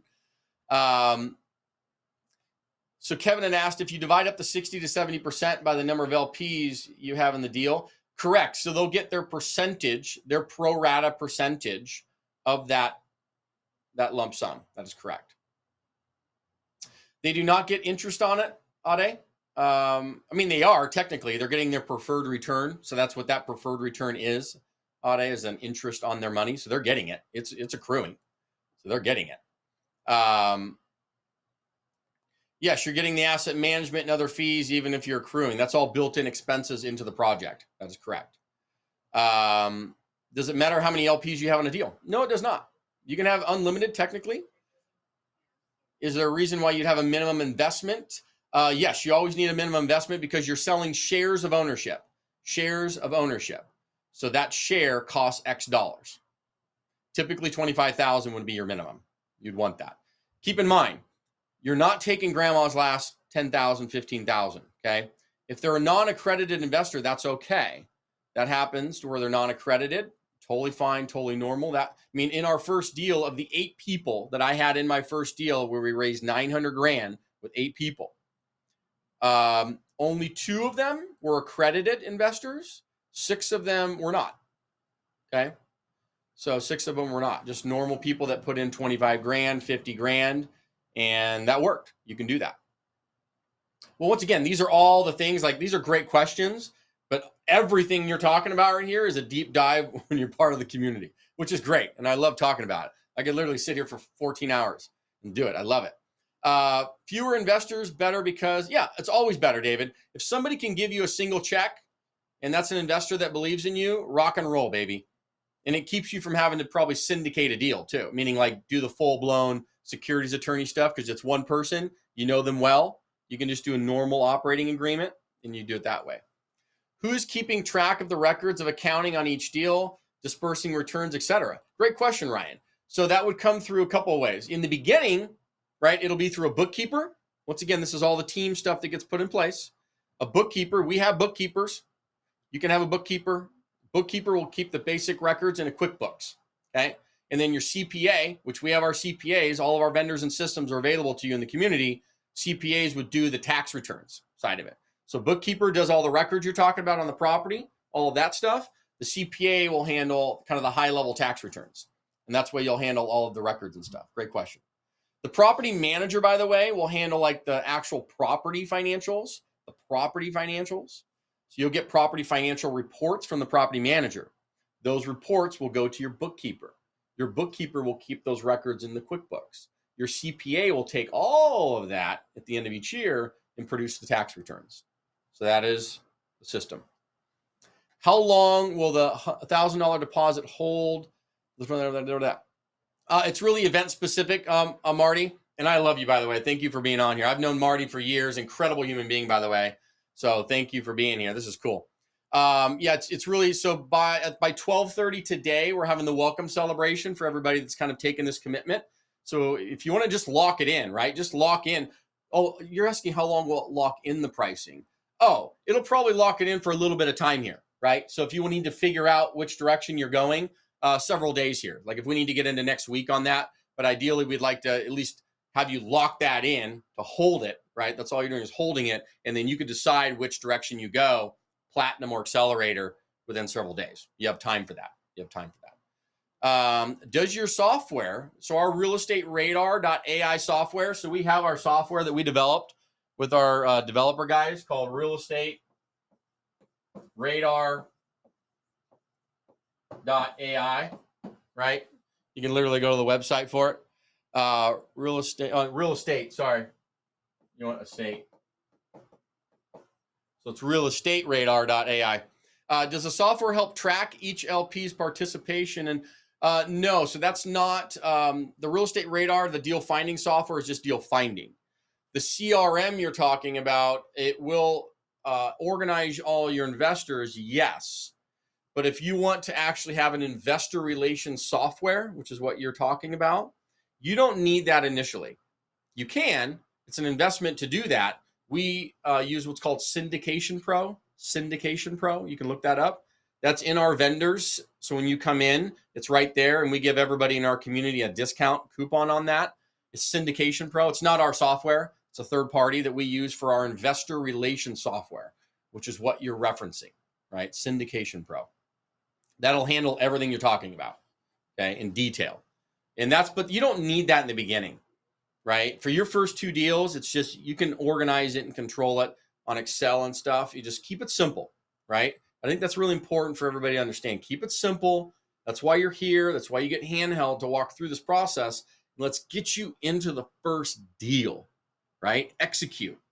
Once you get there, then you're growing. Because once you get through that first process, guys, and you heard everybody talk about it yesterday, it's getting over that first hump. And once you get that first deal, which is always the hardest one, It always is. I don't care what you do in life. The first one's always the hardest. It will get better, right? It gets more efficient. You learn so much. It's incredible how much you're going to learn. And then now it's like, boom, right? You get it. It all starts to connect and you see how everything relates. Yes. Beautiful. Awesome, Marty. Thank you for that. Thank you for that. All right, let's keep going through some of these. I don't have the time. I don't have the time. And this was a big one for people. You're busy people, families, professionals. You have stuff going on, right? Having the time. It really comes down to this, like, do you care enough, right? But that's why you also focus on leverage, right? And with the right systems and people in place, you can own a 20-plus unit apartment building and spend less than 5 hours a week managing it. Because once you own it, as I said, the property managers are going to run the day-to-day. You're just going to be there like a CEO would to answer high-level questions and issues. So it's all a matter of getting it in motion and building upon something, but you're building a business. You're building an empire for you and your family. You're setting up that passive money. It goes back to this whole game of moving from this active world of money into the more passive world of money. Then now you can have more time to focus on your passions, right? Whether it's philanthropy, whether it's travel, whether it's spending more time with your kids, all this stuff that's so critical to our lives. It's very hard to have it if you're in the hamster wheel every day, having to deal with trading time for money in the active world. So yeah, it takes time to build the momentum, but when that momentum's built, spending 5 hours a week managing the investment all day long. I mean, there's properties we have now, guys, that they're running so efficiently. I mean, I haven't been to them in a year. And then I'll get the reports from the property manager every week. And because the numbers are all in alignment, which we'll talk about today and what you look for, we don't even have conversations because everything's running smoothly. Beautiful. You know, money's coming in, distributions are going out. Money's coming in, distributions are going out. But yeah, once you get it there, it doesn't take a lot of time. It's bada bing, bada boom. And that's what you're building for. Does the radar software give you info on off-market properties and how much its monthly cost is using? Yes, 100%, Chuck. So it's a software design, and you can go to the website, realestateradar.ai, if you just want to see everything. By the way, it's all included as a part of the community. So when people come into the community, you get the software included. So what that's going to do is allow you to see off-market deals direct to the owners, right? Direct to the owners. Because remember, there's two ways to find properties. Direct to the brokers, which we've shown you. Direct to the owners, which is what software does. That's what software does, because that allows you to find, in our case, 170 million assets around the United States. First of all, you can try that software out, okay? Not a problem. But yeah, the community, you get that. It's all included. Scroll down. Yeah, the preferred return, all the returns to you and investors and everybody are paid quarterly, right? They're accrued and paid quarterly. Accrued and paid quarterly, presuming there's cash flow to do it, right? Which there 90% of the time there always is, but sometimes there may not be. But it's always accrued and paid quarterly. Great question. Yep. I don't know how to find good deals. The good news is you do not have to reinvent the wheel, right? We've shown you, as I was talking, it's direct to broker or direct to owner, direct to broker or direct to owner. So the deal finding methods in the software, right, that our mentees use to find off-market opportunities every single week, okay, every single week. So once you actually know the process, right, of finding the deals, it becomes repeatable. It's very, very, very repeatable. It's just knowing the process, right? Like the first one we always teach on, because it's the most efficient use of your time is the direct to broker approach, because the broker's out there doing all the bird dogging and they're getting paid to do that, right? They're getting paid, right, to bring in deals to the market of which you can then go after. So if you go the direct to owner approach, all you're doing is bypassing the broker. You're essentially becoming your own broker to find the deals. Software allows you to be more efficient with it, but that's all you're doing is you're bypassing the broker who's on the phone calling us as owners every day. I mean, I probably get 3 emails, 4 texts, and 10 calls from brokers all around the country asking if we want to sell our deals. And I get letters, right? The direct to owner approach. I get letters from investors saying, "Hey, I drove by your property. I really like it. Would you like to sell?" Right? And that's all built into our software, by the way, because our software allows you to do marketing, mailers, postcards, text messages, phone numbers, skip tracing, all of that stuff to market out to the owners, as well as kind of finding deals and organizing them and running that process. Renee asked, when are the mentor meetings, trying to figure out against your day schedule? Yeah, so we've segmented them specific to people that are busy. So we have right now 2 week, okay, 2 week. And then we're adding more, right? Because we want to keep them small and intimate, right? So you're not getting on big ass Zoom calls with 400 people, small and intimate. So that way you have direct access to me. And then we have our one-on-ones. So if you decide to do the accelerator, we're still doing one-on-ones once a month, you and I, to go through it, okay? So that's happening throughout the week on scheduled time. So we have a morning and an evening session based upon people's schedules, right? And then Zach, your accountability coach, will be reaching out to you every single week to see how things are going, what we need to do, and make sure you're following your 90-day action guide that we're going to put you through. So, yeah, great questions.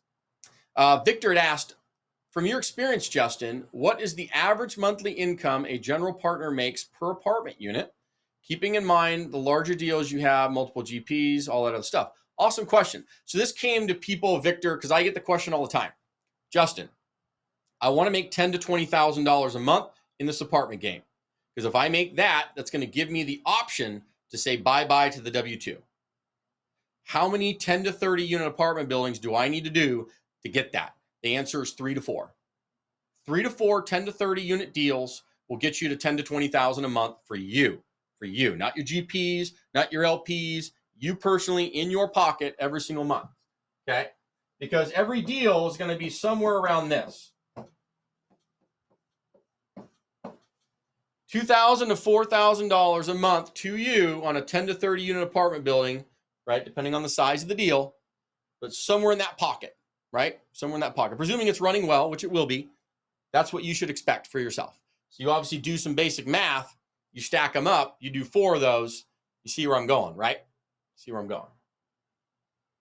Great question though, because I get that a lot, right? They're just trying to isolate, hey, I'm trying to do this, I need certain income to replace that so I can actually start making moves in my life and put more time, right? More time to this multifamily.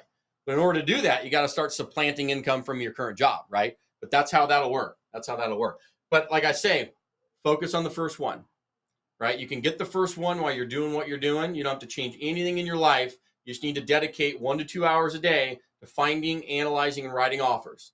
And then your first deal is going to pop.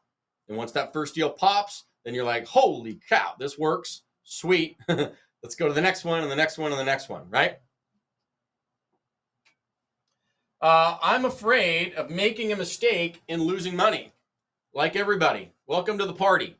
Like everybody, welcome to the party. But the fastest way to lose money is to go it alone. I will tell you that. It's the fastest way to lose money is to go it alone. The safest way is to invest in having experienced people in your corner, right? I don't care, like I said earlier, I don't care whether it's our community, I don't care what it is. You need to get around people, right, that can help you along the accountability and making sure you're not making dumb mistakes, right? Reviewing your deals with you. We review all of our deals that are sent to us through the community. So that way we can make sure that, especially if you're newer in this, you know what you're looking at, right? And tweaking your numbers and making sure that you're putting in the numbers into the analyzer correctly so you can make good offers on good numbers, okay? Guiding the negotiations on the LOIs and walking you through that, managing all the risk. That's what we do, right? Step by step, step by step. What if I don't find a deal? That's why we provide our guarantee. That's why we provide our guarantee to kind of take the risk and throw it out the window, right? Number one, right, is that our guarantee states really simply, if we can't help you find a 10 to 30 unit apartment deal that makes financial sense in your first 90 days, we're going to give one to you. And we can do that through our Deals on Demand program. And the reason why we have that ability is because we're out there scouring the country using our software every single day, finding deals, pre-vetting them, putting them on a silver platter. We take those down and or we give them or we wholesale them, the wholesaling approach of multifamily. But if we need to, we'll use it for our guarantee and basically hand you a deal on a silver platter if needed, okay? So when you choose to come into a community, we want you part of it for life because we need you doing deals and having success because then everybody gets success. That's the whole part of it. Question from Gideon. By the way, congratulations, Gideon, for making that choice and jumping in, baby. Rock and roll. Congratulations. Kudos to you. Are the property management companies responsible for marketing the property? Yes, they are. So they will handle your leasing. They will handle your day-to-day management. They will handle anybody leaving the property, coming from the property, the financials, the property financials. They'll handle that, provide you reports each month as to what's happening financially in the property. Okay, but I'm going to give you some tidbits today on the property management to ensure that you're in control. Miguel said, I have an 18-unit deal in Cleveland. Great market, by the way. It's under contract. Congratulations. 1 week ago. Can I get a deal review under the $97 a month program? No, you can't. But you know what? For shits and giggles, I'll review it for you. I actually like it. If you want to do us a favor, Miguel, send that. I mean, I'll do this in your specific case for you. Send it to support@multifamilyschooled.com. Support@multifamilyschooled.com. I'm happy to personally review that for you, right? Just as a gesture to show you that this is great. Yeah. I'm like a deal junkie a little bit. I love looking at that stuff in a weird way. Ade, congratulations by you, Ade, too. Yeah, for making that leap, man. Do property managers handle the evictions? Yes, they do. So the evictions will be handled also by the property manager. And we're going to get into all that today, but great question. Azaria, great name, by the way. What are some of the examples of unexpected surprises you have encountered even after you have done your due diligence on a transaction? Depends on if the seller is being, shady or not, right? Because if you follow the process that we take you through and you have the checklist, which everybody gets as part of the community, and you're following that very specific process, you're not going to make mistakes. Now, you can have sellers be shady. That can happen. But then you have processes to check them. To give you an example, Joshua, who just put his 12-unit deal into escrow, he's going through the purchase contract right now. And we advised him. We went through the contract. But we asked him, I said, have you sent the questions? There's 22 questions that get sent over to the seller and the broker to have them answer prior to you going into contract. Okay, prior to you going into contract. And those questions are very pointed, very specific for a very specific reason, because it's going to protect your ass. Okay, depending on how they answer those questions, that'll dictate kind of pre-escrow. This is before you go into escrow, how things are going to go, because it's going to hold them to the fire if you then go and start doing inspections and you find out they lied on those questions. Now you have them by the huevos rancheros. You know what I mean? Okay, you have them, and that's why you do it. Once again, very specific things. These are like behind the scenes things you need to get into that you'll learn. And then those questions, the answers will actually be attached as an addendum to the contract. And there's a very specific reason you do that. These are all the nuanced things. These are great little things. Great questions, though. Yeah. But that's how that'll go down. Great question. I don't know how to raise money. I'm unsure of it. Yeah, everybody typically is, right?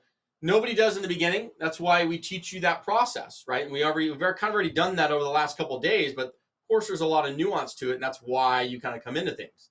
But you'll get the scripts, the pitch decks, and the investor outreach systems our students use to raise 6 and 7 figures. You don't need to know a bunch of rich people, right? You just need the right process to attract that money in. But as you all know, as we've gone over the last 2 days, it starts with the deal. Then it goes to the debt, meaning the loan on the property. Then it goes to the equity, which is the down payment. And it's that process, literally in that order. I'm not sure if it's worth it to do multifamily. I mean, I'm surprised by this one. This is a good one, though. I'm not sure if it's worth it. I'm like, I don't know how that's possible. But yeah, let's go through this one. If you don't think owning multifamily so that you can generate passive income, step out of your active income grind, legally wipe out your income taxes for life, and set up your family for life is worth it, then I'm not sure if there's a single opportunity on this planet that would be, right? This is the same strategy that the ultra rich, the wealthy have been using for decades. And the only question is whether or not you're going to keep watching from the sidelines or you're going to start playing the game, okay? And that is just the raw truth. And another thing, like there's a great video that I think launches today on our YouTube channel. It'd actually be really cool. Can you put up my YouTube channel into the chat? This will be a really good one for everybody to watch if you want to become your own bank. Who here would like to become their own bank? Like literally your own personal bank. Very easily. There's a little 10-minute video that's going live today on my YouTube channel. It's going to walk you through it because I've become my own bank. Literally. And it's amazing. once you learn this and how, why would you pay another bank to take out a loan on basic stuff you may have for life? I'm not talking about big money. I'm talking about maybe, 100,000, 50,000 type money that you would loan to yourself and set it up right to where you're paying yourself the interest and you pay yourself back and you keep kind of, turning the loans. But that link to the YouTube page is a video launching. I think it's this evening. And then one, I'll double check maybe next week. But I know one of them is for the how to become your own bank. But we'll make sure it gets launched for you.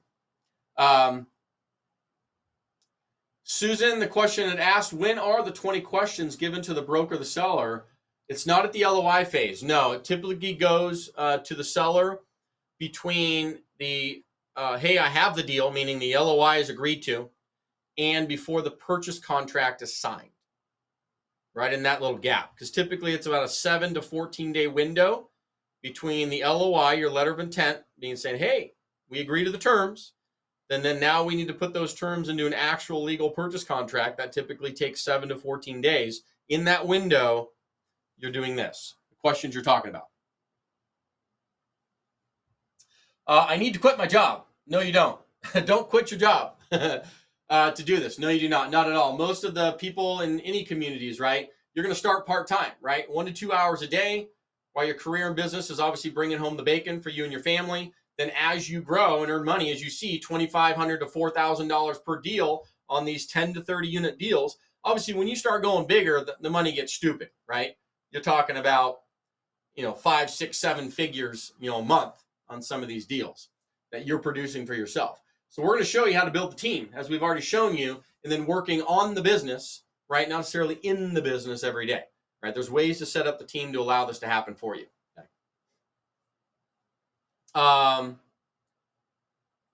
Yeah, Azaria, if someone is having any difficulty finding money, do you guys help in finding investors? 100%. Let me give you a perfect example, because this happens all the time.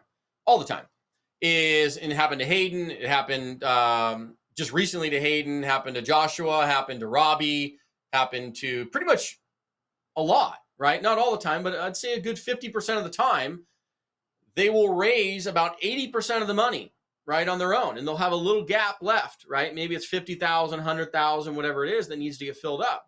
So they'll let us know inside the community, hey, I'm having a little bit of trouble here, blah, blah, blah. We'll go ahead and announce it to the community. We'll share the deal. We'll see who may be interested in it.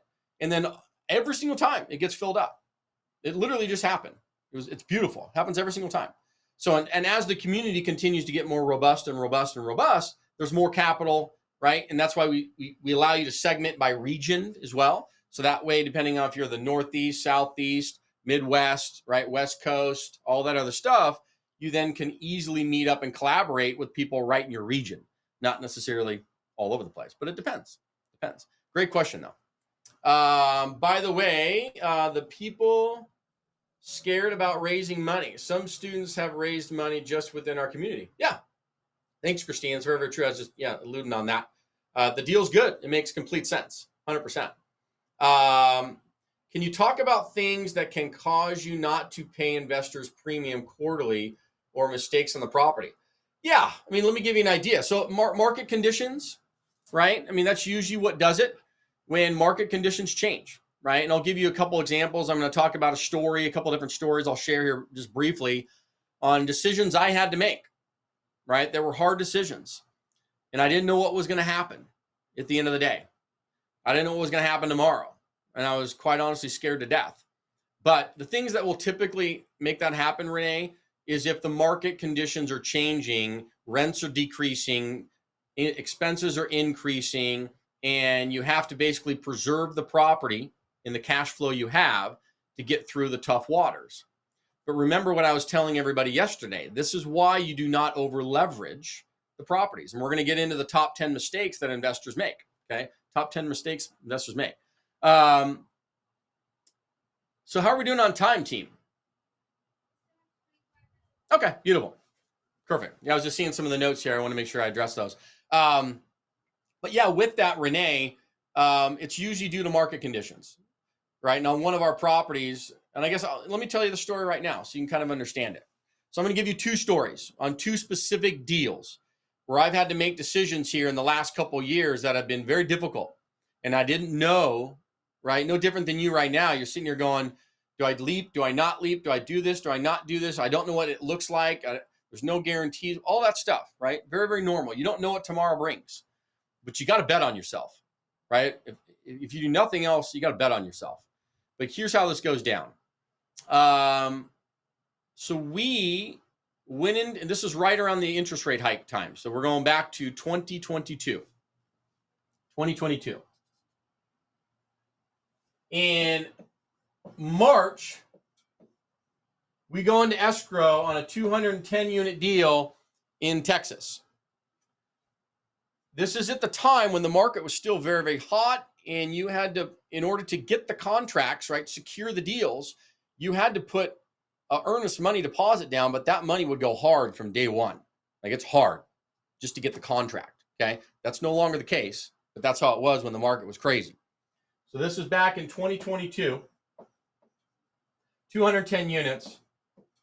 We put $500,000 down, non-refundable deposit, okay? If you want the hair to stand up on the back of your neck, pull that one down. So, of course, my tensions are up, right? I mean, that's not normal, but we're far enough into the game. We're like, yeah, I feel pretty good about this. I kid you not, 2.5 weeks into that escrow, the interest rates started to go, as we all know. We were at 4.2%. That was going to be our interest rate. It starts doing this game, right? That's what starts happening. It goes to 4, and then the deal's going to be at 5, and then at 6. And then now we're in escrow, right? But if we're going to get our loan, we're watching the deal dissipate right in front of us, okay? And there's not a contingency in there for this crazy. I mean, we have a due diligence, but that money's hard, right? We still have our due diligence period, but that money's hard from day one. So if we decide to back out, that's gone. That's gone for any reason.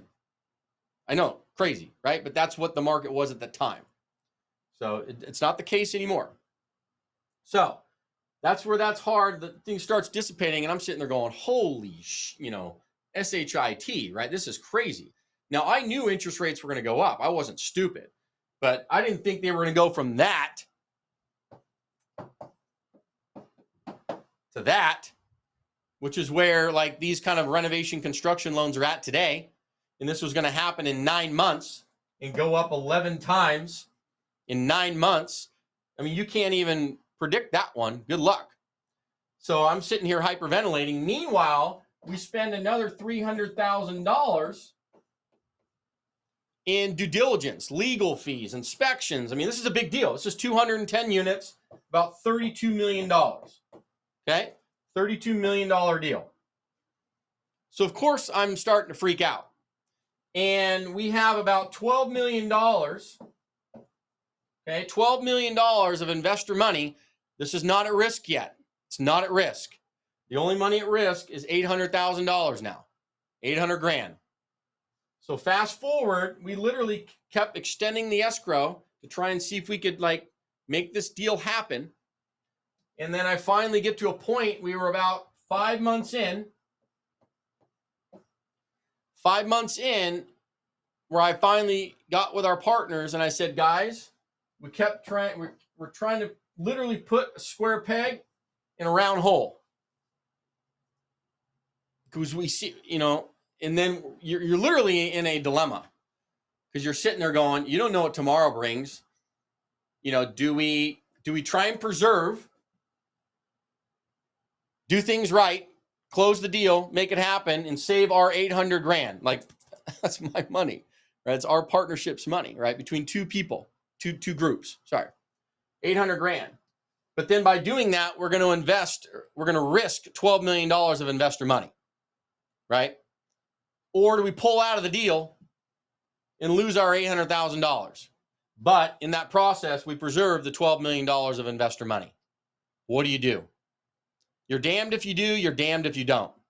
And I dwelled over this for probably 2 weeks. 2 weeks. And then I finally get to the point I wake up in sweats one night. I'm sweating. And I say, you know what?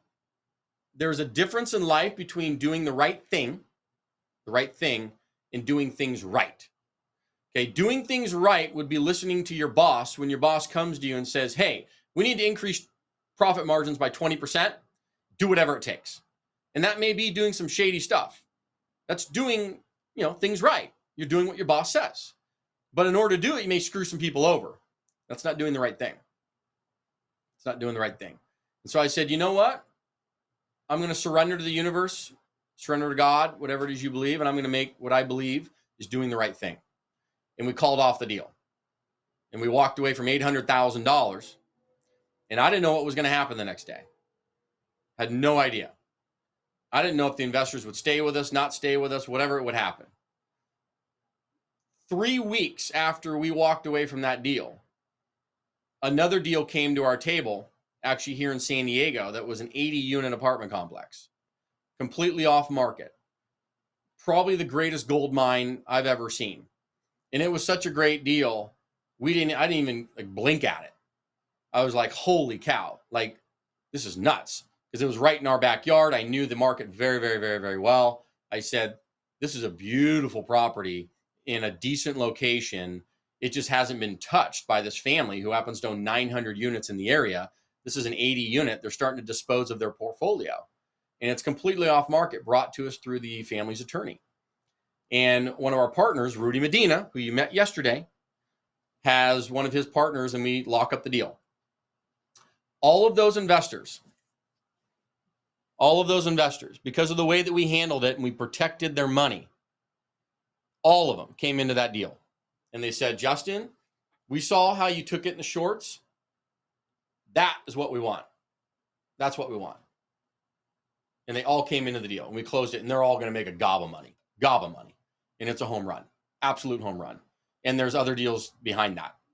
So it goes to show you, right? You don't know what things are going to look like. Sometimes you got to jump off the cliff and allow the how to show up. But if you trust in yourself, bank on yourself, believe in yourself, and do the right thing, the universe will reward you tenfold. This is one example. Okay, one example. I'd preserve $12 million. Yes, Juan, I agree. But you're sitting there going, I'm going to lose $800,000. Why don't we just try and put that square peg in a round hole, and maybe, just maybe, it'll work out. Even though all your instincts are telling you, no way. And thankfully, I did best business decision I've made, I think, in my career so far, because I guarantee you that property would have been back to the bank. Keys back. And then we would have ruined all of these relationships. And I understand people's fear of losing money. Do the right thing. It'll work out. Trust me. Underwrite with good fundamentals. Stick to them. That's why you're part of stuff like this. So that way you're not doing stupid shit. That's the whole point.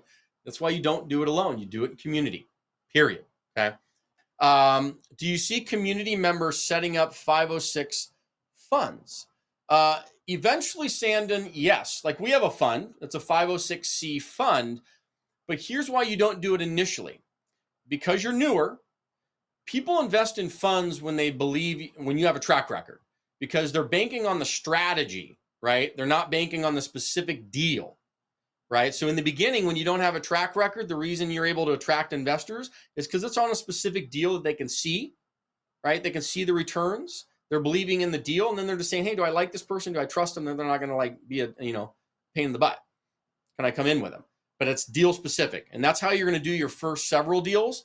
Then now you have, right, the track record that you're talking about, opening up a fund, right, where it's strategy based, meaning like, hey, you give us money, we're going to put the money into these types of properties and do these types of things, and you're just banking on a pooled investment fund environment. That's where that would happen. But usually not until you're several deals in. So that's starting to happen, to answer your question, because people are doing multiple deals obviously now, but not in the beginning.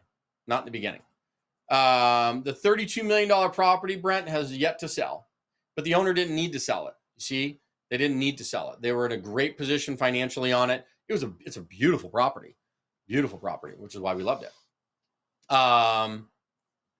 Square peg and a round hole in this instance. I don't know. I mean, square peg and a round hole trying to put a deal together that doesn't financially pencil anymore. That is, you're talking about mentorship, square peg and a round hole? Oh, yeah. I mean, you're trying to take a deal that doesn't make financial sense anymore because your interest rates right, go from 4.2% to 9%. Like the deal did not pencil financially anymore, right? And I'm trying to like literally fit this thing in when it doesn't work, but I'm trying to like make it work. And that's what I'm saying. You're trying to force something that's just not there, right? Because what I'm getting blinded by initially is, holy crap, 800,000, right? I'm going, dude, we can't lose 800 grand. We can't. I mean, that's a lot of money. I don't care who it is. That's a lot of money. So I'm sitting there going, oh, right? So lesson learned. But the beauty about it is we obviously got to use that as a write-off. That's the beautiful part. And all the investors, like, they're like, dude, where do I sign up? I mean, that's the kind of stuff I want to get behind. So big deal. A round peg in a square hole. Yes, you can. I love it. The change in interest rate, the same reason there are many properties selling now. Actually, the reason that the inventory is lower right now, Brent, right, is because sellers are still trying to hold on to these properties because they can't sell them or refinance them. So they're trying to like fight through. The ones that are coming to market and selling, they're usually at a good basis. And so there's, money in them and stuff. But the ones that are not, yeah, they are stressed, right? And those are the opportunities out there. You just got to look deal by deal. Yeah, it's very, very true. Let's keep going. I don't know how to structure or finance the deals. We've already done some of the work for you, right? You're getting all the financing templates, deal analyzers, all the term sheets, deal structures that you've been used, right, on hundreds of deals. All you have to do is plug and play and follow the framework, right? And get the hand holding, right? The intimate access. That's what you're doing when you join any community. I don't care if it's us or somebody else. When you join and you come in and you do things, that's why you do it. Okay? It's too complicated. It's complicated if you try and piece it together alone on your own. So we give you the proven step-by-step roadmap so you don't have to do all the guesswork, right? You're not reinventing anything. If you can follow instructions, right, and take guidance, and you actually show up, right? It's like anything. You got to work with us. But the people that do execute like ninjas. It happens. It's very simple because we're going to do our part, right? But everybody's got to do their part too. What would you do differently today with the same case of the 500K? I would do the exact same thing. I'd walk away. If it's same thing today, 100%. Yeah, I'd do the same thing today. But I would not be giving non-refundable deposits. So that is not the market today. So that was the market when it was crazy hot. That ended pretty much in 2022. So 2022. Cool. All right, we have about 10 minutes before our break, so I'm going to go through a few more, but these are great questions. Yeah, so non-refundable is not good. We do not allow that. The market does not require that right now, guys. The market's not at the point where you're putting non-refundable money down just to get the contract, they call that. You're not needing to do that right now. Everything is refundable. You have your due diligence period when the earnest money goes in, and you're fully protected. Yeah, and if they're trying to get you to put non-refundable money down, it's not the right deal because the market's just not there for that right now. They don't have the leverage to pull that crap. And if they think they do, then good luck to them. So we've kind of gone over, this is the 5-pillar method, right? So I don't care if you're buying, a 2-unit duplex, right? Or a 200 unit or a 30 unit. Doesn't matter. It's going to follow this exact same pillar method. You have to know how to find good deals, period. You have to know how to analyze them quickly. Is it a good deal? Then you get to the point of writing the offers, right? And then you get to the financing. How do you do the financing and the equity? Structure it. Then you're getting into the close of escrow. So today, we're really on steps 4 and 5, right? 4 and 5. First 2 days, we've gone through these 3 pretty grave detail. Now we're here. Does this make sense? Thumbs up if this makes sense. Kind of in terms of the process we're at, right? We've walked through these first 3. Now we're into the last 2, okay? Pamela, yes, interest rates can change until the property closes. That is accurate. You'll get a quote. Now, the good news is things are stabilized now. So what happened, right, in 2022 is that within a 9-month window, interest rates went up. The Federal Reserve jocked them up 11 times in 9 months. That's never happened before, right? You couldn't have predicted that if you tried to predict it. I predicted interest rates were going up. Like I said, I wasn't dumb, but not from 4.25 to 9.5. I mean, everybody, was running for their deer headlights. So no, but no, right now, I mean, for the last several years, they've been pretty stable, right? A little higher. Interest rates are higher, but they're pretty stable now. Yes, you can lock in the rate during the process of escrow, but that usually won't happen until a few weeks prior to you closing. So you will eventually lock in the rate. That is true. Once again, your broker, the lending broker, will guide you. So based on where interest rates are trending, they're going to say, hey, we should lock in now, right? They'll guide you through that process. That's all part of it. But that's why you, of course, get guided through it too. Because when you go in, the rates may get better over 30 days. So you may want to wait. And if the trend is trending that way, the broker is going to let you know. They'll guide you through that, right? Same thing on the flip side. If rates are going to get worse, they're going to say, hey, we should probably lock this in for the next 3 weeks. Let's do it. So you can absolutely do that. All right, let's see where we're at here. Okay, cool. So I think we'll go ahead and let me just double check where we're at on this so I can answer this correctly. Okay, yeah, so we have these last two. This is perfect. So closing the deal, right? This is that next sector, right? So we have this, right? We're at the closing table. These are the things you're going to be dealing with in the closing process. You're going to be doing your due diligence. Due diligence. That's both financial and physical. And this process is really important, right? We're holding your hand very closely in that process. We provide a very detailed due diligence checklist, all the team members and people that are going to be a part of that inspection with you, all the things you need to look out both financially and physically on the property. So you're making sure you're checking everything off and everything looks sharp in how you would do it. Questions, like we talked about earlier, that would go out to the seller and the broker. So they're going to answer. It's like their disclosure statements to you. Because what's different in commercial versus residential is that in commercial, it's buyer beware, right? It's buyer beware. In residential, there's a lot of consumer protections built into the contracts that protect you just based on state law. When you get into commercial, it's good old Cowboys and Cowgirls Club, right? More importantly, why you get handheld, because this is why you need to make sure you're looking at the right things and doing the right things and inspecting the right things so you don't make any big dumb money mistakes. So that goes into the inspections, the due diligence checklist, the timelines, and how it's all going to come together, right? When you're bringing pretty much all the pieces together on the legal and the financial part of that closing, because those are really the two processes here, right? Right? You're getting all your legal documents together for you and your investors and putting that together.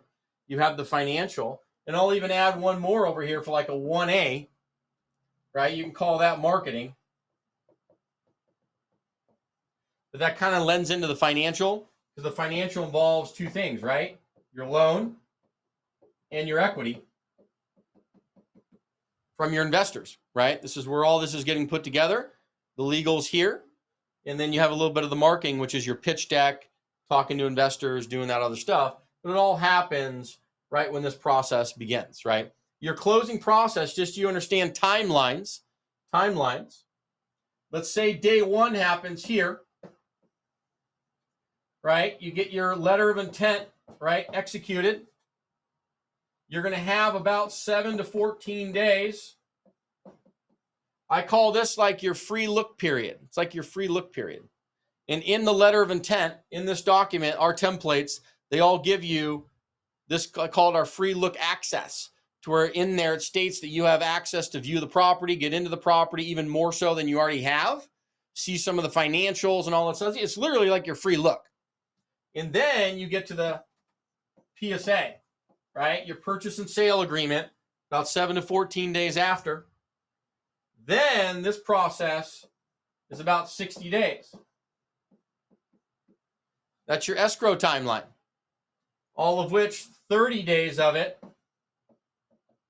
is usually what's called your due diligence process. This is where you're doing your inspections, checking everything out, making sure it all looks good, making sure the numbers are good. Your earnest money deposit goes into escrow, but it's fully refundable. Okay, fully refundable during that time. And then you would have 30 days, right? 30 days after your due diligence period to close on the deal. You can also get an extension, usually for another 30 days. So you have 90 days total. Very common. Very common. Okay. And that's your typical timeline, 60 to 90 days on your close of escrow, but it's going to be right in that pocket, right in that pocket. A little easier when you're doing smaller deals. You could probably get away with sometimes even a 45 day because it's a smaller deal. As you get a little larger, these things take longer. There's just a lot more in it. Okay. A lot more in it, but that's why you focus in the 10 to 30 to start. And that's why you get handheld through it. Okay. That is your closing process. Right, closing. Obviously, there's a lot of detail in that, but that's kind of giving you a little bit of the what to do, right? All of that, so why you do it, all of that. Yeah, the interest rate, I answered that question, Juan. Good on that. Okay. Now, we'll finish on this, and we're going to go to break. So the top 10 mistakes that new investors make. Number 1, buying based on emotion, not the financials.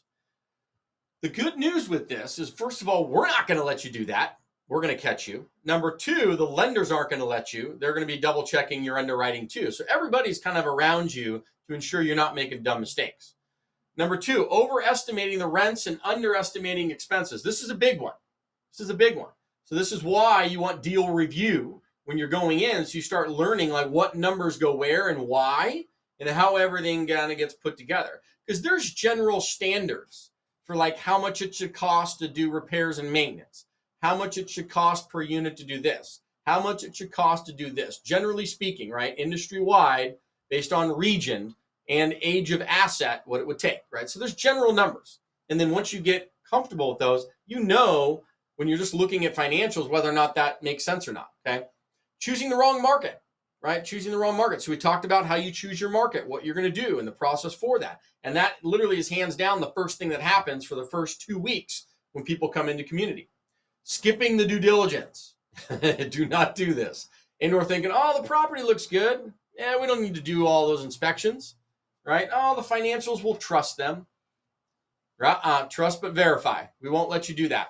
Over leveraging with too much debt. We talked about that yesterday, right? The only way you lose in real estate is if you over leverage, right? Over leverage and you don't allow cash to be king. You over leverage and you don't allow cash to be king. Poor property management.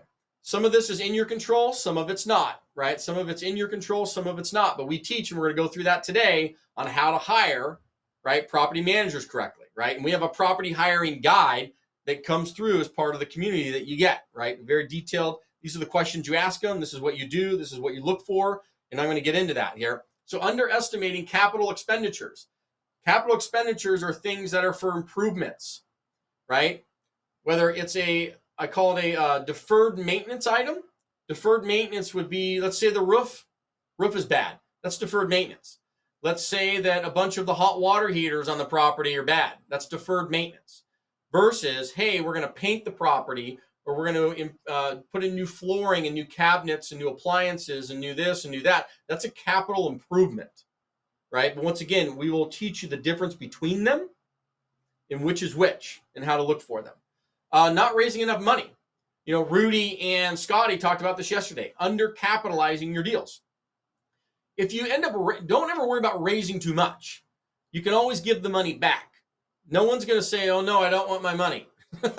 You can always give the money back, but it's better to overcapitalize and then give money back, okay?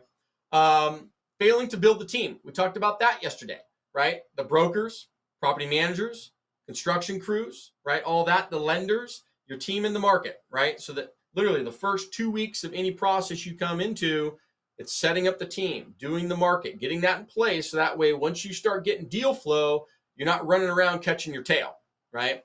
And then not understanding the tax benefits. Well, the good news, you came into this 3-day thing because we went into that pretty good detail. And we can even answer some more questions on, throughout today about the tax benefits. But I think we did a pretty good job yesterday. Did we do a pretty good job yesterday on the taxes? Do you think I gave you a pretty good understanding of how that game of bonus depreciation works and how you take advantage of that, and giving you the different scenarios and case studies, whether you're married, single, all of that, and how that would work? Okay, great. And to answer that question, yes, that is the timeline you start raising money, okay? So during that timeline, right around, you would actually start kind of right here, right? I mean, if you get the deal, or if you're going to get the deal, this is when you start kind of putting your pitch deck together, getting everything rocking and rolling, all that stuff, right before you go into contract. You're going to start kind of here in the marketing, pre-marketing, okay? Okay, so we are going to be doing I think I got all that. Yep, we got all that. Cool. Yeah, we're going to be doing a 15-minute break right now. So this is the last break before the program starts, right? The welcome celebration that we're doing for everybody that's kind of jumping off the cliff and making this happen. So you do have two options with this. If you go to your dashboard, if you want to get into this, you can lock it in just with the $1,000 deposit, just locks it in. Then you can determine which direction you go. Okay, that just locks it in for you, locks in the pricing. You can speak with a program expert, or you can push the button to do the deposit. Completely up to you if you have more questions, whatever it is, but we're all there for you on your dashboard to speak with an expert on that. And then I think that's it. We'll be back in 15 minutes, and then we're going to start with the second session, going through all that stuff prior to the welcome celebration. So we're super excited. We have Todd coming in as well on the securities attorney. He's a securities attorney. It's going to be going over all the PPM stuff and the legal stuff with SEC. So if you've been wondering how to dive into that and how to syndicate per se, the PPMs and all that kind of stuff that makes people's heads pop off, that's why we're going to give you some detail directly with a securities attorney today. So awesome. Last slide. There you go, Azaria. You can snapshot that baby. Prior to that one, you want that? Let me do this. You can snapshot that. There you go. Awesome. And then Gideon, do banks typically do deals in states that they are not located? Yes. Yes, all the time. But realistically, Gideon, in the beginning, most of your lending will come from local commercial lenders in the market, in the region in which the deal is located, right? And we'll teach you that. We're gonna teach you that. You're gonna learn all that, Gideon. Yeah. Do I have to have a mentorship to enter your community? Susan, no, I'd mentioned, yeah, technically no. You can actually go onto our websites and stuff, and we have options there to learn, right? But obviously you're not going to get the mentorship community, right? But there's other stuff, there's free learning options, other options there. It just depends on where you're looking to go and when you're ready, right? When you're ready to make this happen for you. So awesome. Well, we'll be back here in 15 minutes, everybody. Really appreciate it. It's going to get good. It's going to be really good.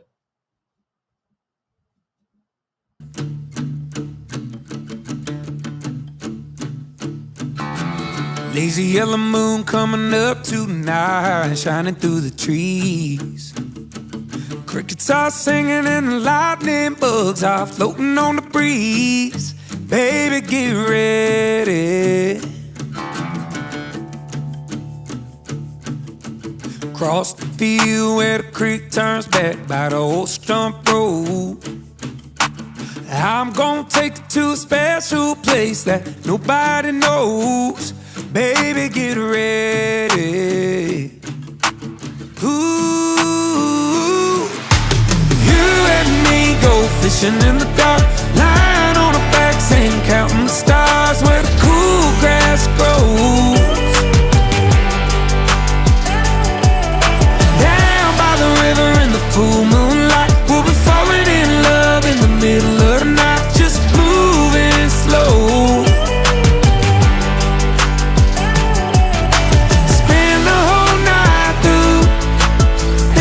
Good to be with you. Spring is almost over and the summer's coming. The days are getting long. Waited all winter for the time to be right, just to take you along. Baby, get ready.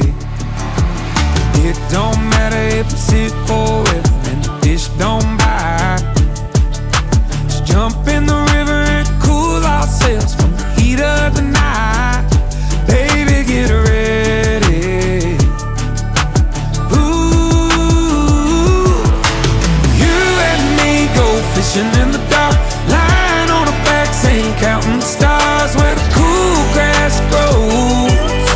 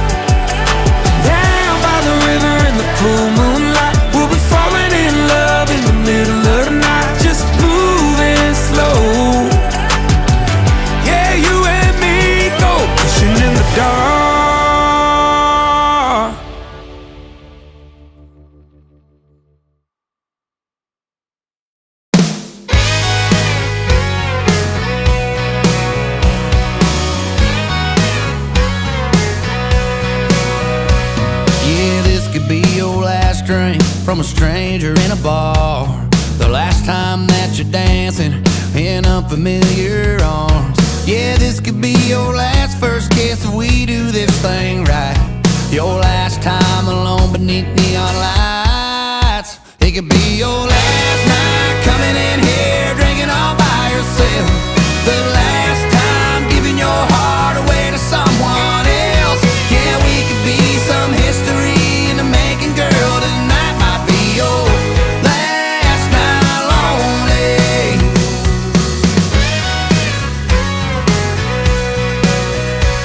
Yeah, you could be the last first name that's ever been worth asking. Yeah, you could be the last phone number I write down on a napkin. Yeah, you could be the last girl that I take back home to mama. The last time that we're talked about in this small town drama. It's gonna be the last night coming in here drinking all by yourself. The last time giving your heart away to someone else. Yeah, we could be some history in the making, girl. Tonight might be your last night lonely. It could be your last night lonely. Yeah.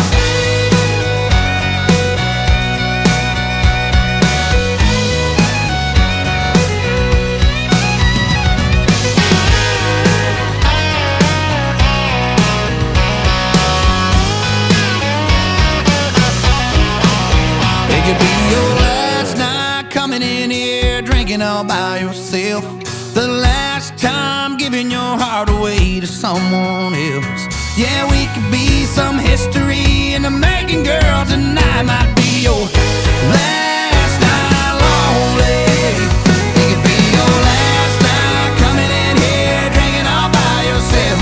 The last time giving your heart away to someone else. Yeah, we could be some history in the making, girl. Tonight might be your last night lonely. It could be your last night lonely. Yeah. Last night lonely, baby.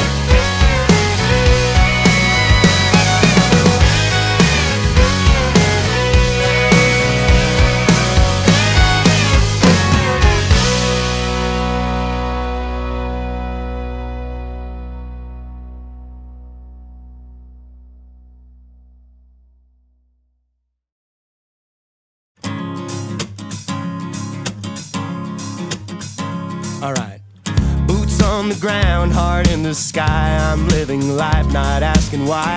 Wasn't raised on open fields or underneath the big blue skies. Haven't seen the world from every side, but I felt the rain, I felt the tide.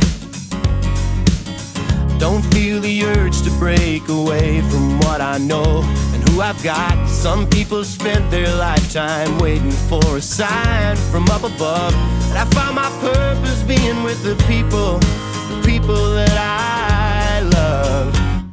Staring at the stars in the sky tonight, I'm at a place where I belong. Never felt so much alive, and we shout out this world's our home. I can feel it in the air tonight, I'm at the place where I belong. My heart is open wide, and we shout out this world's our home. This world's our home. This world's our home. We all try our best to tell a story people want to hear, and then you realize that silence is a sound you truly fear. And every scar that has been made won't fade in poetry and beer. Staring at the stars in the sky tonight, I'm at a place where I belong. Never felt so much alive, and we shout out this world's our home. I can feel it in the air tonight, I'm at a place where I belong. My heart is open wide, and we shout out this world's our home. Oh, this world's our home. Yeah, this world's our home. Feel the sun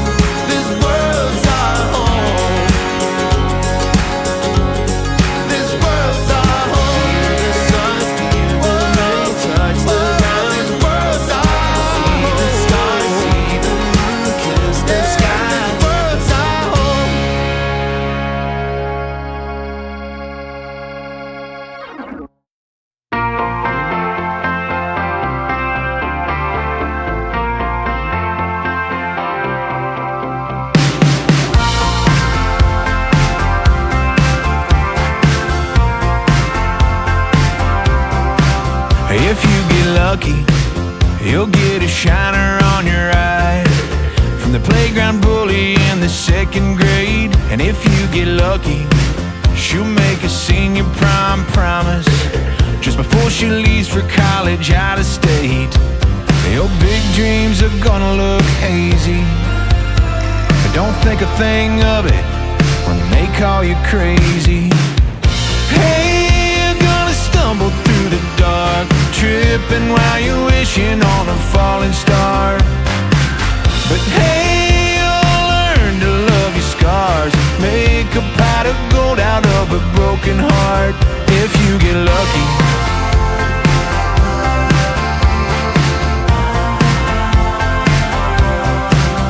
If you get lonely, I hope you run across somebody that makes you a little better than you used to be. And if you worry, cause you think that Jones has got it better, I hope you come back down to reality. Some nights are gonna last forever, but the bravest of hearts, babe, they stay together now. Hey, you're gonna stumble through the dark, tripping while you're wishing on a falling star. But hey, you'll learn to love your scars, make a pot of gold out of a broken heart if you get lucky.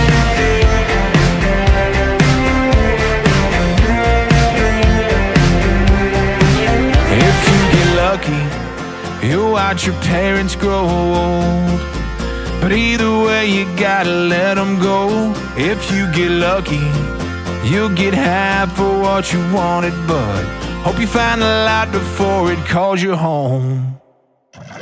Hey, you're gonna stumble through the dark, tripping while you're wishing on a falling star. But hey, you'll learn to love your scars, make a pot of gold out of a broken heart if you get lucky. Yeah, if you get lucky. Oh, if you get lucky.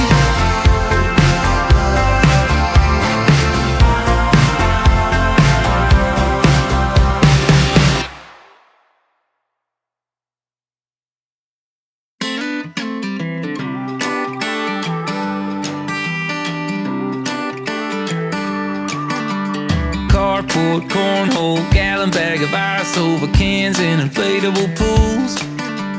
Green grass dance floor, 90s on the aux cord, playlist playing it cool. We're all a product of a small town, raised on radio music.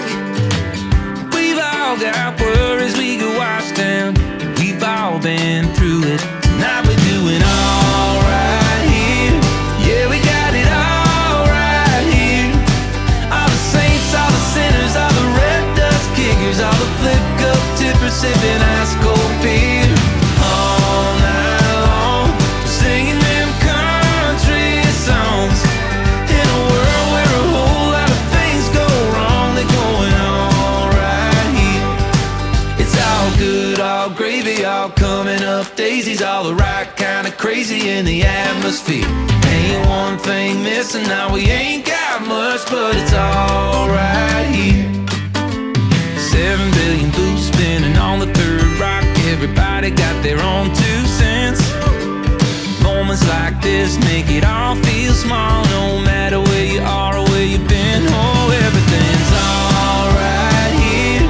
Yeah, we got it all right here. All the saints, all the sinners, all the red dust kickers, all the flip cup tippers sipping ice cold beer. All night long, singing them country songs. In a world where a whole lot of things go wrong, they're going all right here. It's all good,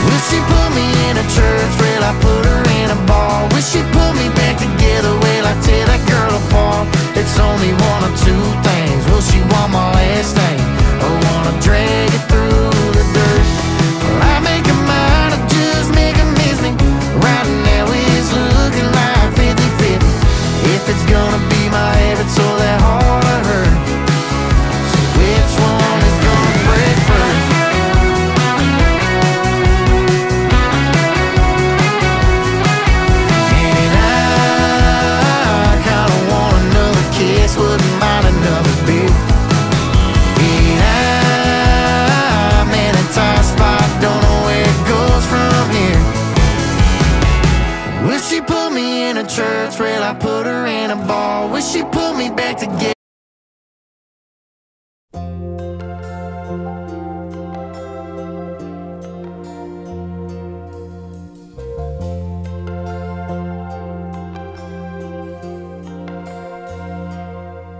If tomorrow all the things were gone I'd worked for all my life, and I had to start again with just my children and my wife.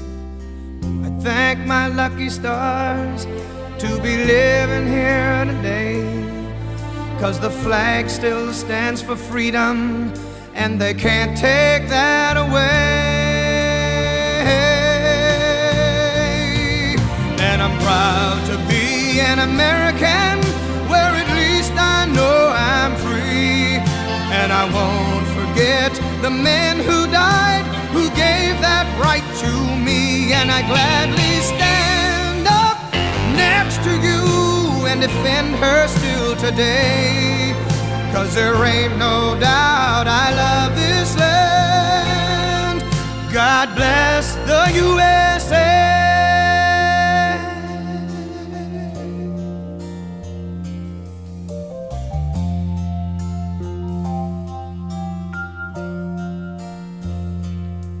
From the lakes of Minnesota to the hills of Tennessee, across the plains of Texas, from sea to shining sea, from Detroit down to Houston and New York to LA. Well, there's pride in every American heart, and it's time we stand and say that I'm proud to be an American, where at least I know I'm free. And I won't forget the men who died. We're coming back in here. There we go. There we go. That break goes fast, doesn't it? Glad everybody's in here. Cool. Well, yeah, let's get started with the legal structure and the syndication side of it. I think is really important. Where my little thingy go? Hold on one second. I want to make sure I have our pencil.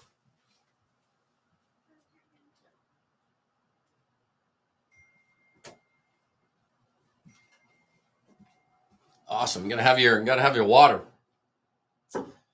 Yeah. So now, kind of the legal structure and syndication side. What are kind of people's fears around this? You know, around this kind of legal structure and syndication game. Obviously, the first time I went through it and did it, you know, I didn't know it, right? And I was literally in the heart of a deal and had to learn this like on the fly within 30 days. Yeah, that's great. I love how people are sharing their information in here for connecting. It's beautiful. That's what it's all about. And then Tony, I think the team was trying to reach out to you because you'd reached out to them. So just check in with the team. I know they were trying to reach out to you, Tony, on that. So yeah, the expenses of it. Okay. Yeah, we'll get into that. Thanks for sharing that, Rochelle. The expenses of it. Raising money and enough time to close the deal. Yep. Let's get into that, Kevin. Great point on that. We'd love to learn more about it. Okay. So the expenses, then you got the raising money side and the timelines and all that stuff. Yeah, I think the important thing to know is this. The expenses of it are all paid by the deal. Now, they can be paid up front sometimes by you. Keep in mind that money that's paid on any of this kind of stuff is all part of your 10% in the deal. Because when you do a deal, as I've kind of shown you, right, the deal's made up of your price, then you have your closing costs and renovation dollars, right? This closing cost number includes your syndication fees, attorneys, legal, escrow, title, your acquisition fee. All of these fees are built into that number. Typically, it's about 6%, right, of your price. So if this is $1 million, right, this is going to be 60 grand, right? And that's going to include a lot of this stuff. Your typical fees for this stuff, and we'll get into that with Todd a little bit, is on average, and it kind of ranges, okay?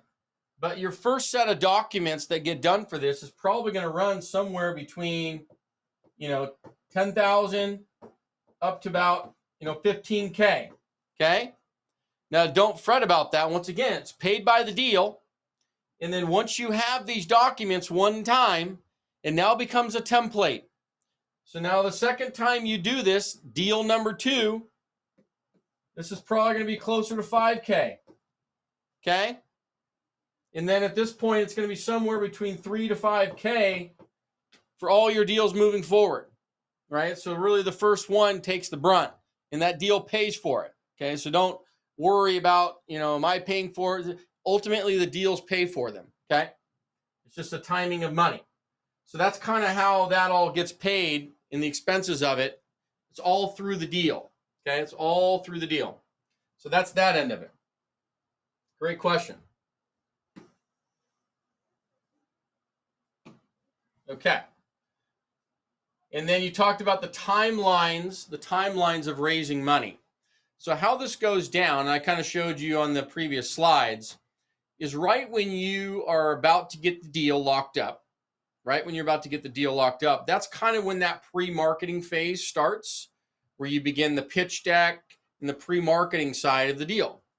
And then keep in mind, leading up to this point, as you're coming into any community, you can even start tomorrow, which is why I was telling you your official tagline is no longer whatever it is you do for work. You're adding that tagline because you're going to start creating what they call soft commitments. You're going to be putting people into your phone, Excel spreadsheet, if you have a CRM, whatever it is, that's going to start compiling a list of people that may invest with you when you have a deal. And that's just going to be this kind of soft commitment list that you're compiling together. And then with that, when you actually have a deal, then those are the first people you're going to blast it out to. And it doesn't need to be big, right? My list was 25. Joshua McCleary was saying yesterday, because he literally just locked up that deal, he sent it out to 12 people. So it does not have to be big. I mean, just literally, 25 or less is a great size. Because they've already given you a soft commitment indication that, 25, 50 grand, sure. When you have a deal, I'd love to take a look at it. So they're letting you know. Beautiful. Hold on one second here. Let me make sure. We got everybody in here. Yeah, because I see we got Todd in here. Coming in here pretty soon. So stand by. So this is our Mr. Securities Attorney man. And all the above. I see that in here real quick. So we got Michael Hadley in there, Jason. Yeah, you guys are sharing information. I love that. Yes, you can take a screenshot. Does that do it for you there, Juan? Legal structure? Or did I take off all the writing that you wanted the screenshot of? Cool. But yeah, this is kind of a really important piece of the puzzle. When you're, getting into the SEC, you're dealing with PPMs, private placement memorandums, versus maybe just doing a standard. And that's completely spelled wrong, by the way. No worries on that. But where they're using a standard operating agreement, which sometimes you use. It's basically like a joint venture. If you know everybody really, really well, you're really, really close to them, and you're not really going out and raising money from a bunch of people you don't know. You can keep that specific to the deal and keep it small, as long as it's not some big thing.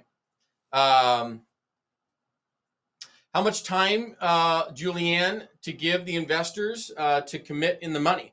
Typically, they can drag it out. Sure, they can. Yeah, so that's why you create timelines and urgency for them. And they're going to ask you that. So in that initial conversation that you're having with your potential investor, they're going to ask you, when do you need the money by?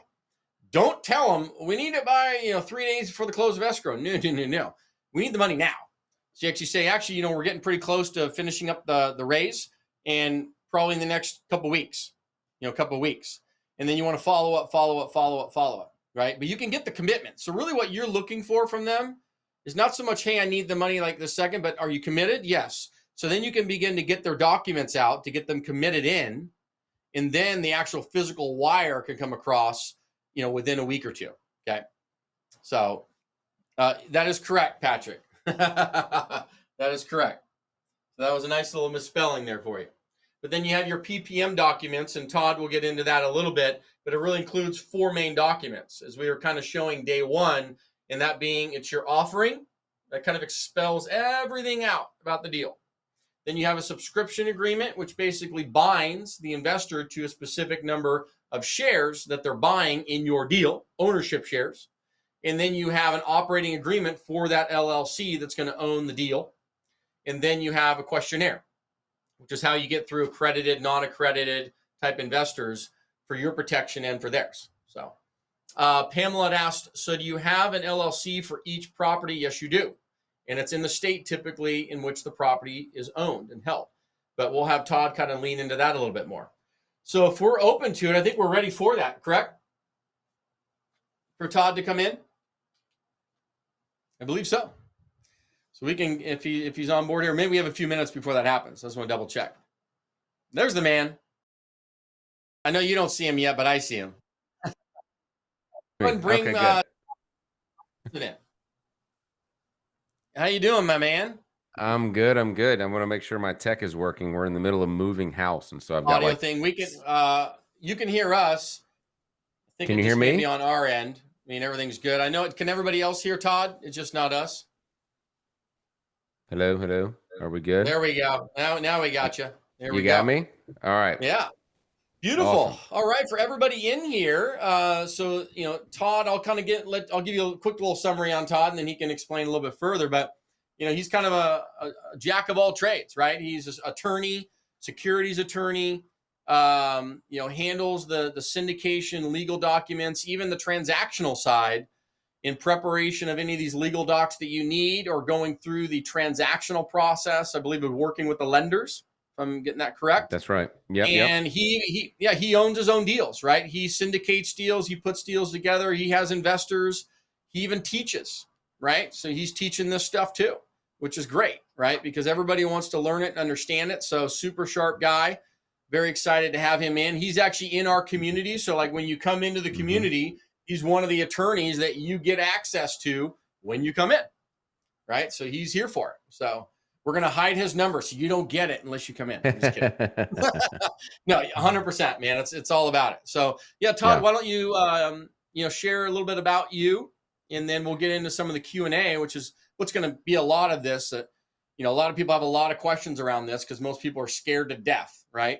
Right. And this is part of the raising money part, but it's really, really critical. Yeah, I talk to clients on a weekly basis that will say, well, are you sure we need to do this? Do we really need to do a syndication? I mean, it's just 4 or 5 people. I mean, it's not a big deal, right? It's like, okay, well, you take the risk if you're okay with it, right? What's your level of risk tolerance? So we, as Justin said, I'm a corporate and commercial real estate lawyer based in Atlanta, Georgia. We represent clients around the country and really around the world in real estate investments, and that is really from soup to nuts. So from acquisition, advising on LOI language, through negotiating and documenting the purchase and sale agreement, doing the securities offerings, and so preparing all the documents for the offering. Then we quarterback the lender's checklist because they're going to come at you with a 10-page checklist that you need to satisfy. So we're quarterbacking that process, and then we have our own title and escrow company as well. So we handle the title work. And then, close the deal and disperse the money. So we like to handle all of it because it's more efficient from our perspective, less cooks in the kitchen. You don't need to call 2 or 3 different firms or offices to kind of get the same thing done. And we know how to do all of it, and we do it very, very well. So, I'm also an investor, and I've got my own portfolio of over $75 million of assets. Just closed on a 60 unit here in Georgia recently, and looking at some other stuff. So, they call me, I'm just an entrepreneur that just happened to get a law degree. So I use the law degree. I've got my own law firm. We've got about 25 people in our office in Atlanta, and my real estate investment company is called Iron Street Capital. So we are out there hunting deals as well sometimes, and it's mainly passive for me. I'm not like Justin. I don't do this full time. I take a passive role, whether it's on the GP side or the LP side, but obviously the benefit of generational wealth and investing in real estate is the name of the game. So happy to be here and happy to answer any questions. Yeah, absolutely. No, and I actually have a question for you. So on the title and escrow side, does it have to be local in Atlanta for you to do the title and escrow? No. We have a national title company, and on the West Coast it's very different. We don't use the term like close of escrow on the East side and on the East Coast. Right. It's a very West Coast concept, but no, we have a national title agency with national underwriters that support us in every state. So we close deals all over the country. I've closed a few deals in California, but we do a ton of work in Texas, which is a great multifamily market. definitely all over the Southeast. We've closed deals in Indianapolis. I've got a $40 million hotel deal I'm doing title for in New Jersey. So really all over the country. Yeah, beautiful. Does anybody have questions you're thinking about? You may not even know these questions, but we'll kind of pop them up. And just to give people perspective of how this process works. So, because technically, and I learned this actually at my first conference in Boston, technically, anytime you raise money from anyone, legally, you're syndicating. Legally. That's right. That's I right. don't care if it's $1.57. Okay. Now, or even one person. That's what everyone always says. Well, it's just one person. So the debt, and I can touch on that briefly. I mean, you know, the United States Supreme Court defined what an investment contract is in United States versus Howie in 1947. And they defined an investment contract as, you know, an agreement where somebody is investing money with someone else and they're expecting a rate of return, like an interest rate, but it's, you know, like a preferred return, or and they're expecting a share of the profits. This is the kicker, though, solely based on the promoter's efforts. And so in a GP LP arrangement, right, the LP is going to make money solely on the GP's efforts in executing the business plan, right? So that is the definition of an investment contract and the definition of a security. So if you're ever taking money and they're from somebody and they're just, it's a passive deal, they have no operational control, no management rights. It's the definition of a security. And so what we get into is really, well, what's the difference between a joint venture and a syndication? Right. And so a joint venture is if there's 5 guys or people, you know, and each one's putting in $100,000 and everyone's going to make decisions together. Maybe you may elect a managing member, but everyone's going to, you know, have decision rights on all actions, like, you know, whether we're going to hire this guy or we're going to sell the property, and everyone, there's a unanimous consent factor or a majority control factor. And you have activity of everyone in the company. That is a joint venture, and you're not in the securities realm. But the minute you start taking someone's money and, you know, just mailing them their check and they don't have any control rights, then you're in the securities realm. Yeah, gotcha.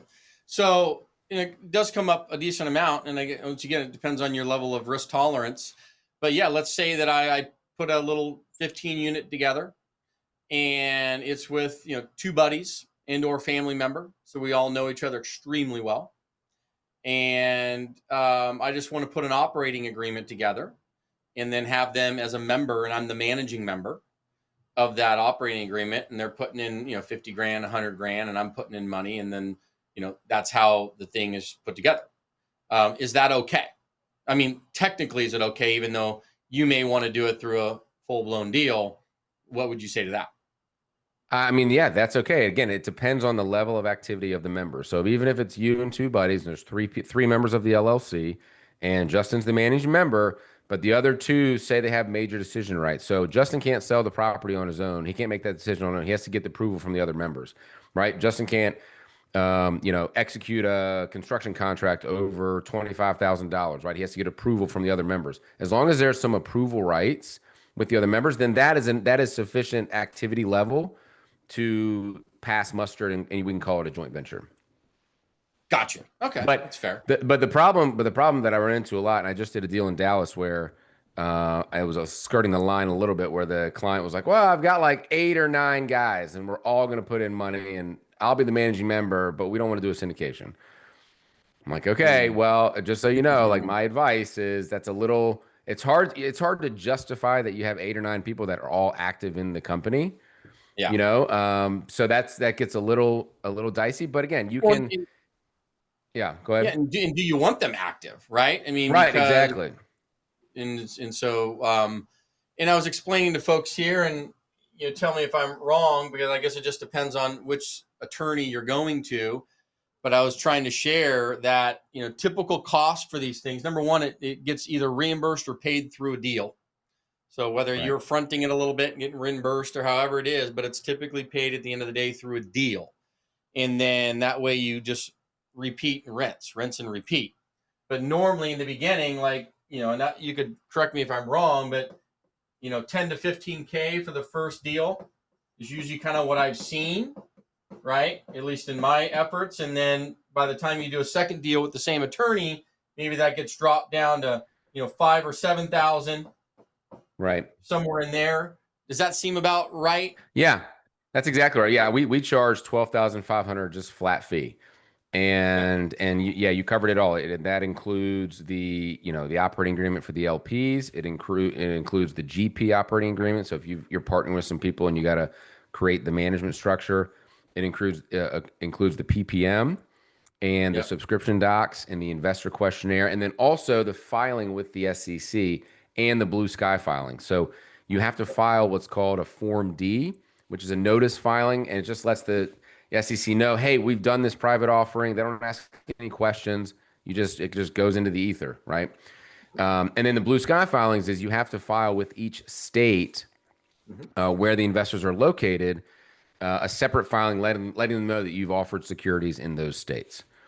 But yeah, and you're exactly right. So what I have handled, and all this is handled by your attorney. Right. But right. So exactly. They're quarterbacking the process. So you don't need to know all of this stuff, but it's nice to understand hey, how does this all work?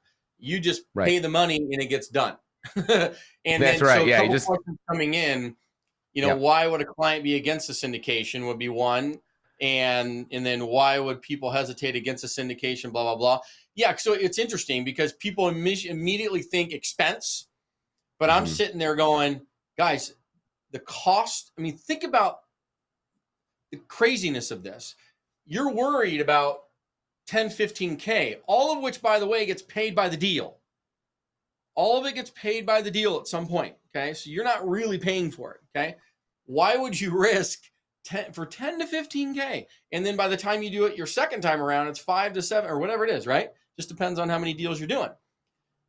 That's insanity to protect you from probably hundreds and hundreds and hundreds of thousands of dollars in lawsuits, in bullshit, in going to jail. It's insanity. Right. It's not even about the expense. It's about you're insane. But once they understand the cost of not doing it, I'm like, guys, you're worried about I call it your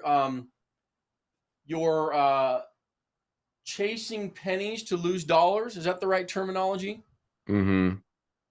That's right. Yeah, I think that's right. You're chasing pennies to lose dollars, right? Because you're literally worried about 10 to 15K or even 5 to 7, right? Once you get going through it, to literally save yourself. Well, and it's important to understand, what does the PPM do? What is it? It's called a private placement memorandum.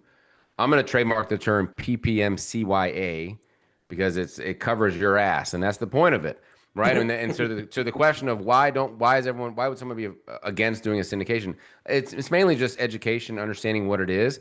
But that PPM document is a giant disclosure document. It's 50 to 60 pages of, hey, this is who we are. This is our business plan. This is how much money we think we're going to make, maybe estimated.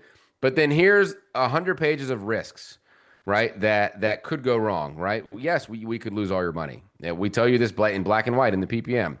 This is not FDIC insured. There's no government guarantee. There's construction risk, right? There's economic risk. There's conflicts of interest, right? We're getting an acquisition fee. Well, are we buying the deal because we're going to get a $100,000 acquisition fee, or because it's a good deal for our investors, right?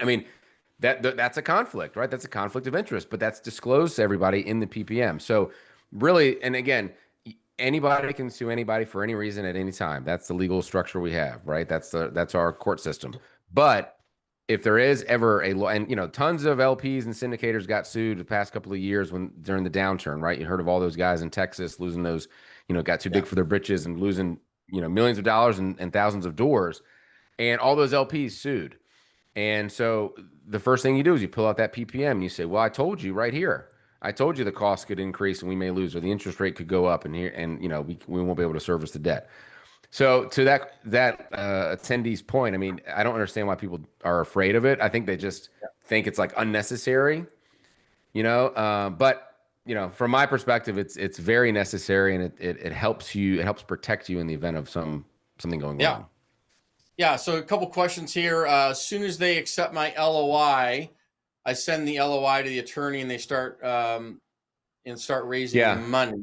the attorney fee is at closing, blah, blah, blah. So no, I mean, there's an upfront, typically a retainer side of it, or starting fee, or full, whatever it is, typically, depending on the payment structure. Although we had one member of the community, of your community, that he was going after the Carolyn department in Texas. He ended up I forget the guy's name, but he ended up pulling out on it. But I said, because he came from Justin's community, I did not require a retainer up front.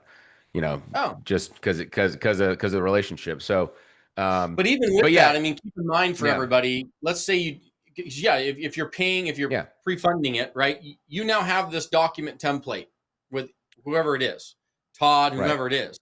So it gets cheaper. So now you have these, this is applicable. It's moved to the next deal you do. But now you have this set of documents for really anything you do at this point. Okay. And it's templatable, and it just gets moved deal by deal, presuming your structure, which is usually going to be pretty similar. And then your costs start to go down. You get big economies of scale. Yeah. And I was going to touch on that. It's not a sunk cost. Yeah. It's not a sunk cost. It's not a lost cost. You may prepay it, but once again, the deal will eventually fund you back. That's how it's designed. Yeah. So there's a couple ways that we handle that. So either you can get reimbursed for these upfront costs on the closing statement, and that gets paid by your investors, or that's a part of your equity contribution. So one of the other things I wanted to mention was any dollar that is put into a deal by a sponsor or a GP member gets counted as an LP contribution. So the way we structure our deals is GP LP split, right? GP is your promote. So if it's a 70-30 split, investors get 70, GP gets 30. But that 30, you're not really paying anything for getting that. You're just getting that because you're the sponsor of the deal, right? And I was telling people that. I said it's almost like your tip, right? Yeah, and exactly. Your tip. And so your money, and we always structure it this way, and you alluded to it, is your money that goes into a deal, your 10%, right? That we talk about, that you're literally your own investor. You're buying shares in your own deal. Yeah, you're double dipping. Yeah, you're double dipping, as I explained 14 times, and that's the beauty of being a GP is you get to double dip, and that's why you get to make so much money, is because you have a beautiful skill set that is extremely valuable to people who want to invest in these things alongside you, and that is the 100%. Name of the game. But let me scroll up to a couple of questions so I can have this for Todd here. Just want to make sure I'm getting them real quick for everybody. These are some good ones. Gideon's question there. Whoop, down. Right there. Stepping over dollars to lose dimes. Or stepping over dollars to pick up dimes. Yeah. No, an investor, Julie, answer the question was, does an investor need to be accredited to do a PPM? The answer is no. And Todd can allude to that. But yeah, so there's when you're raising capital, and the question is, I want to go back to what someone else said. So you need to be, it's a little bit of a chicken and egg, because when you get an LOI accepted, you're going to go through your due diligence period. You don't necessarily want to start raising capital immediately. You want to start nurturing your investor relationships. But what happens if you start raising capital and all of a sudden you find a foundational issue with the property and you don't want to go forward with it? You got a little bit of egg on your face because you've started raising all this money, and now you're going to terminate the contract. So we typically like to, but presumably you've been nurturing these contacts. And so once you send out the email blast or you do the legwork to raise the capital, you do it once your earnest money goes non-refundable. But back to the question about, do they have to be accredited? No. So there's two avenues to raise capital through a syndication. One is called 506B. That's our friends and family exemption. And one is called a 506C. And here's the main difference. The main difference you need to decide when you're going to go down this journey is, do you want to advertise the offering or not? In a 506B, you're not allowed to advertise, like on social media, LinkedIn, webinars, parties, whatever the case may be. In a 506C, you are allowed to advertise. And so this was a result of the Jobs Act of 2012, where the private equity community came and said, look, social media is becoming a big thing. We want to, internet, we want to advertise. So the SEC said, okay, we'll let you advertise, but you can only accept money from accredited investors. What's accredited investor?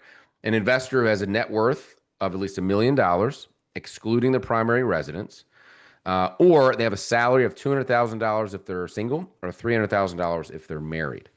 So if you have those individuals and you want to advertise, you can do a 506C offering. A 506B we call friends and family. That means you cannot accept any money from strangers. You have to have a known pre-existing substantive relationship. I know that's a mouthful, and there really is no hard and fast rule as to what that is. The SEC doesn't want to give us the playbook. But you just have to have, usually there's like a 3-touch rule, right? Like you meet someone in Justin's community, you may have coffee with them, or you send some emails back and forth, you get their phone number, they know they're a known contact to you, right? Then you go get your next deal, you can advertise it to them, or not advertise it, you can solicit their investment. But in a B, you can only have 35 unaccredited investors. So anyone below that accreditation threshold. Most people start out with a 506B because they don't have a swath of accredited investors in their Rolodex. And then people sometimes you can convert a B to a C if you're short on your capital raise and you want to advertise, and that's there's a couple legal issue to do that. But these are the basics. And so yeah, you can advertise to unaccredited investors. Sorry, I'm using the word advertise. You can raise money from unaccredited investors in a 506B.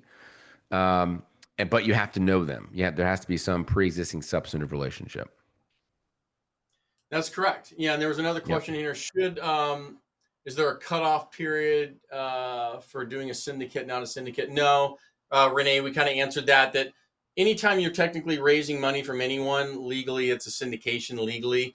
There's whether you kind of get gray line with that joint venture, right? How well do you know them, right? So there's questions in there. I keep it real simple. If I don't know the person that well, they're technically in the syndication, right? And if I'm starting to raise money from people I don't know that well, we'll do the syndication. Otherwise, you can just do, if let's say it's 3 to 5 people and I'm putting it in an operating agreement and I'm the managing member and they're just a member of it, we all know each other extremely well. We can run it that way to save a little bit of money, but we still have all the legal framework in place. And then I think, as Todd was alluding to on this kind of 3-touch rule, blah, blah, blah, there's a lot of gray area in that, as Todd knows, right? I mean, where do you know each other? I met you at Chick-fil-A or something. Right. And there's not, there are some federal cases and SEC rulings that talk about what their standard is or what they look at. Some investigations that they've done or enforcement actions, but there's no real hard and fast bright line rule, but I would say if you're growing an email database list, and you've got 1,000 people on there, it's unlikely that you know each one of them, right? Or every LinkedIn connection you have, right? It's unlikely that you know each one of them personally, so you can just be a little careful with that. Yeah. And then Rochelle said, if my holding company gets sued, are all the properties at risk? Yeah, it's a holding company. So yes, all the assets inside that holding company are at risk. That is correct. Right. So, right. If you have a holding company and the holding company. That's also why you have each property you own in its own LLC. That's why the bank wants it that way too. So that way it's isolated to that specific property. So let's say hypothetically for a minute, a tenant, right? This is a good example. You can have insurance on your apartment building when you buy it. A tenant falls off a stairwell and kills themselves, right? Now you have a general liability policy for that building that may protect from general liability stuff like that. But maybe the lawsuit exceeds that general liability policy. So they go ahead and sue the LLC that owns the property. That's kind of typically where it would end, because they don't really have the legal rights per se, and maybe Todd can allude to this, to try and penetrate through that to get to more. They can maybe try, but legality may not allow it. Is that what I'm understanding? Yeah, no, that's exactly right. That's why if you have a holding company that owns each individual property, like the holding company would be the sole member, the 100% owner of each single property LLC. So 123 Main Street is owned by, Rochelle's holding company. Rochelle's holding company owns 256 Main Street as well. And so each property would be sued, the property holder, but you can't really what's called pierce the veil, right? Pierce the veil to the holding company and get at to sue them. You would hopefully have a good defense lawyer that would be able to get that dismissed, because there's no.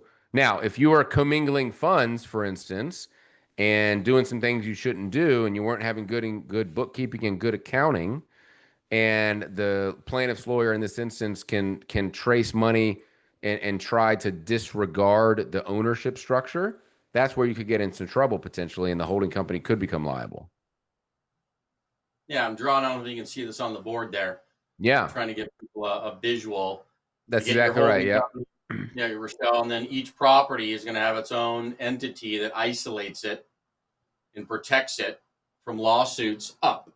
So that way it should stop here. It should stop here. And the banks require that because the banks are, trust me, more than anybody, the banks want to make sure that their money, which is the loan on it, which makes up 70% of the money, is protected more than anybody. So that's why they make darn sure that that thing is isolated even more than you or your investors. So yeah, absolutely. And then Michael had asked, can you post the deal on Facebook with a 506B if it only goes out to your friends list? Oh, it's getting creative with that one.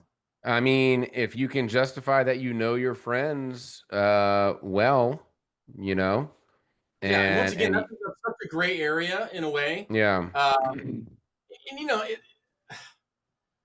listen, it's never a problem unless there's a problem, right, right? Meaning that issue would never come up unless, let's say, you posted the deal, you attracted somebody in, they put in their last $25,000 of their life, the deal goes south, everybody sues each other.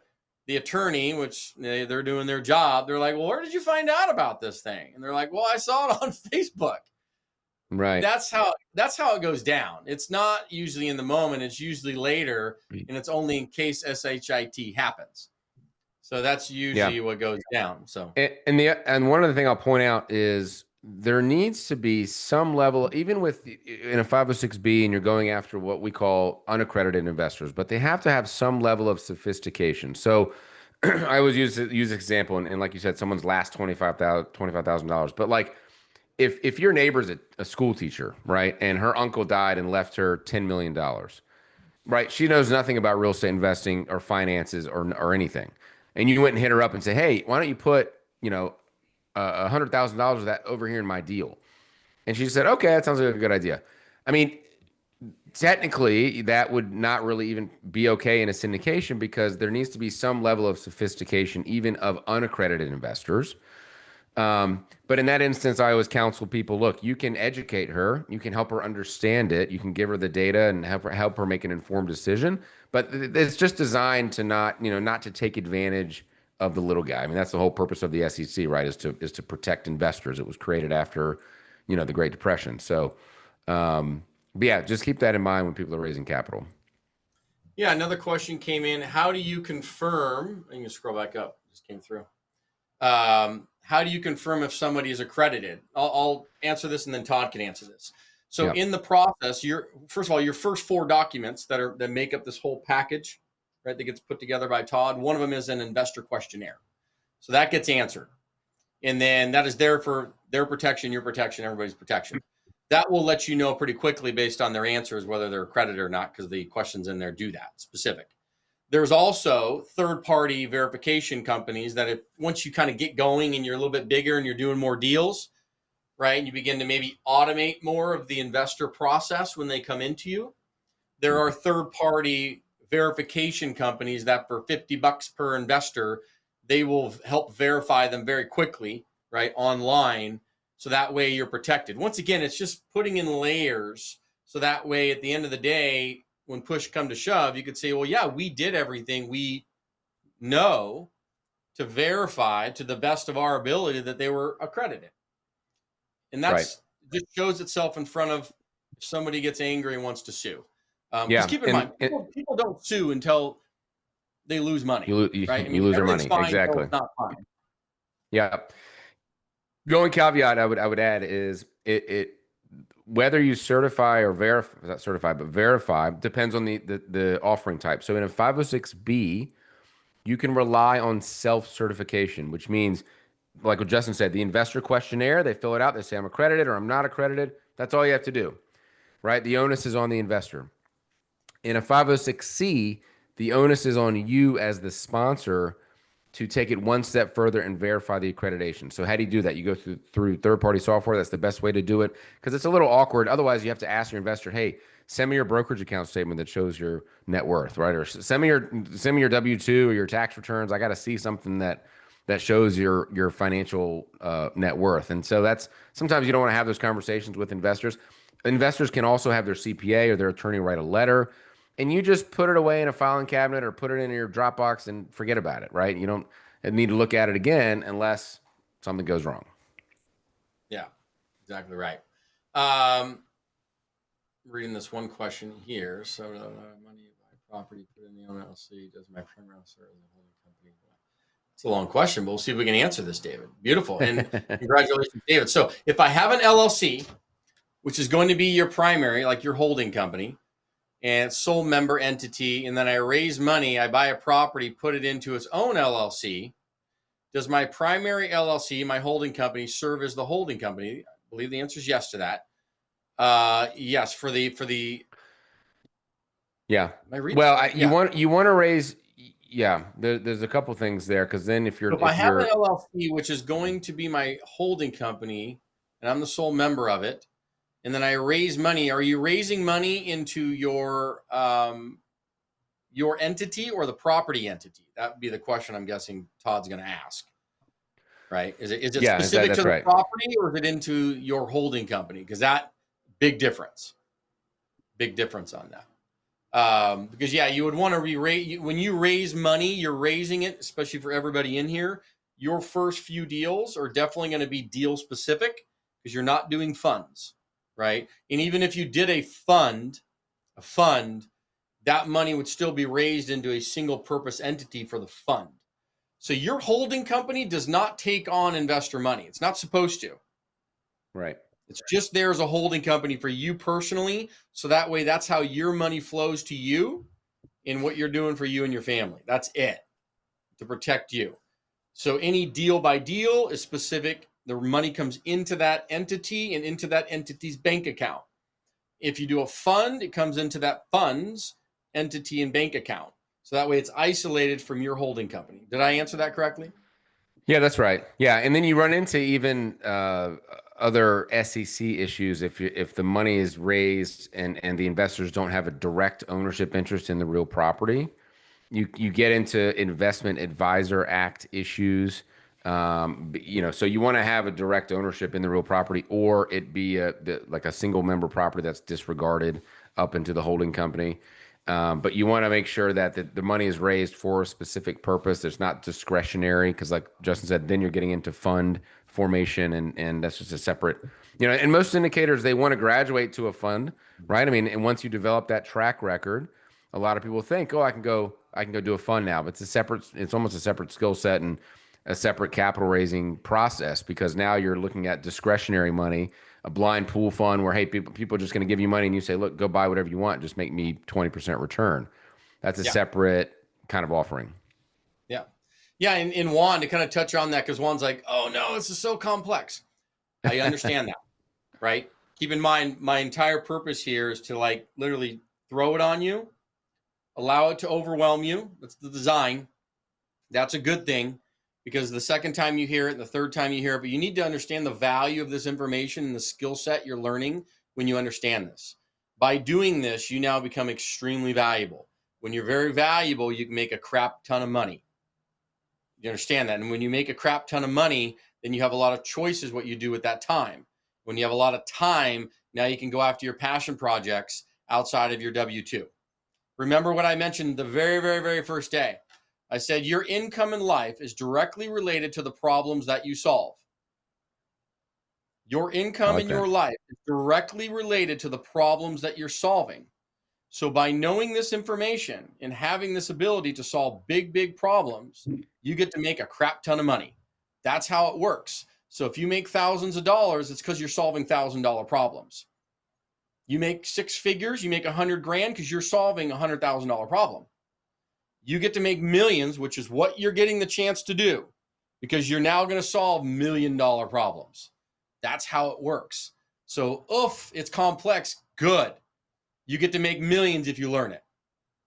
Yeah, you don't learn it, you get to make millions. It's real simple. And I hate to be direct, but that is why you like come into this baby. It's because you're not trying to make pennies, guys. You're here to make millions. And this is why you're here. Scroll up real quick. Because great questions came in. Why not do it as a 506B or C fund versus a syndication? Yeah, Victor, great question. The reason you don't go into a fund when you're brand new is because nobody believes in you yet, right? The deal by deal is very specific for an investor where they can attach to an actual property and their mind can attach to it and they can see their money specific to that property. It's much easier to raise money to that. When you begin to go into a fund, they're buying into a strategy. If you haven't done deals, you have no strategy.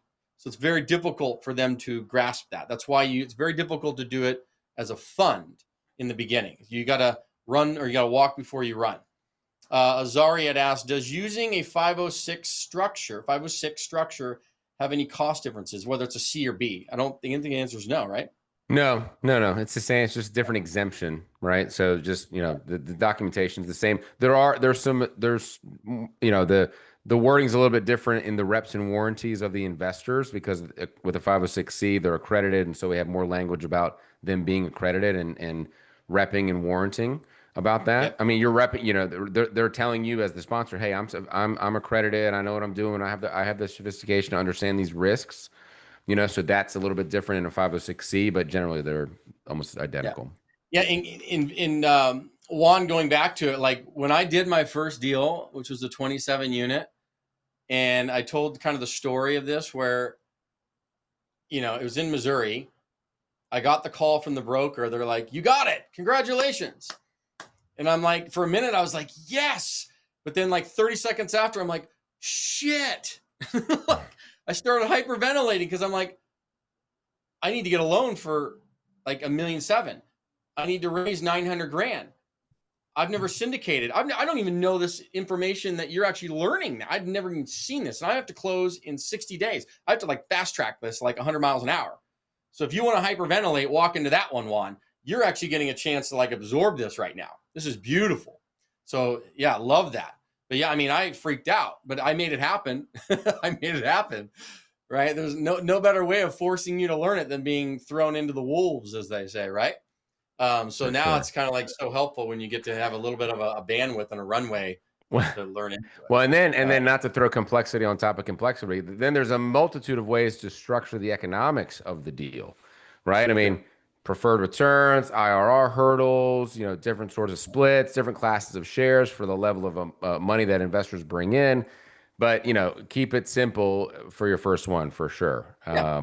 Yeah, because everything that, we kind of teach is, hey, get into your first 10 to 30 unit apartment deal if you're brand new and you're trying to learn this, versus trying to get into a massive, 50, 100 unit deal, which, makes sense from economies of scale. But you're not going to be able to go in there and execute and control that deal and take it down. It's going to be much more difficult. So that's why we focus in the 10 to 30 unit space for your first couple of deals. And then you'll naturally gravitate into the larger space. That's right. And I'm sure you touched on this, Justin, but part of the benefit of being in a community like this is developing the strategic partnerships with other community members, right? Getting your team together and real estate investing is a team sport and all of that. But if you don't necessarily have the capital relationships, but someone else does, then you guys partner together in the GP, right? You each bring a certain skill set. But that's how most of these deals get done. Or you partner with a more experienced sponsor who can put up the net worth and liquidity and get these loans. That's right. Yeah, and that's hands down the number one thing because people are good at different aspects of a deal. And yeah, you could be great at finding them, but maybe you don't have the capital people together. So yeah, you said seeing that happen real time inside any community is invaluable because that's why they're there. It's not just to have some random people hanging out around the country. It's for people actually to work together.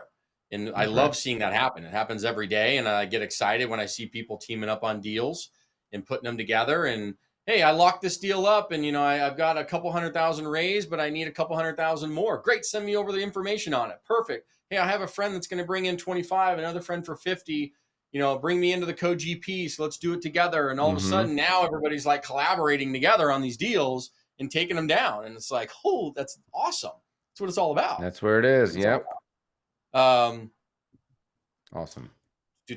So many fun questions, man. We could just go for hours because it's listen, it is complex. Juan, you're absolutely right. Yeah. It is complex, which is why I was scared to death about it before knowing all about it. But now, because I've heard it, right, and absorbed it and understood it, I get it. And you will too. It's like anything in life. Elaine asked a question. So the property LLC must distribute. Correct. The property LLC is where all the distributions and the money for that deal are coming in and out of. It's its own isolated entity. And that's what's like running everything, pushing the money out of it. All of that stuff is isolated into that specific property. Okay. That specific property. Nisei asked a question. The asset management fees, they're distributed to you as the general partner from that property entity, right? So any money, guys, any money coming out to pay any fees, any distributions, any profits, anything coming out to anyone is isolated. It's not commingled ever. It's always isolated to that LLC. Yes, it is, Anthony, to have a holding company, your personal holding company. You could start that tomorrow in Wyoming. You could get that done this afternoon, go to their Secretary of State, like we talked about many times on that, and you could have that done for $125 in about 15 minutes. And first of all, we help set all that up for you, FYI. So as everybody knows that's in the community and part of that is we call it our business in a box. LLC setup, CRM, investor website. All of this administerial stuff is locked and loaded and set up for you and handed over on a silver platter. So that way you're not having to do all of this crap. And then we have all of our service providers help customize everything for you. So that way you're not having to like figure it all out. We get it. It's a lot. Yeah. If management company is separate LLC, then, that's an actually interesting question. And yes, that gets a little more complicated. There's a question that came in from Nisei.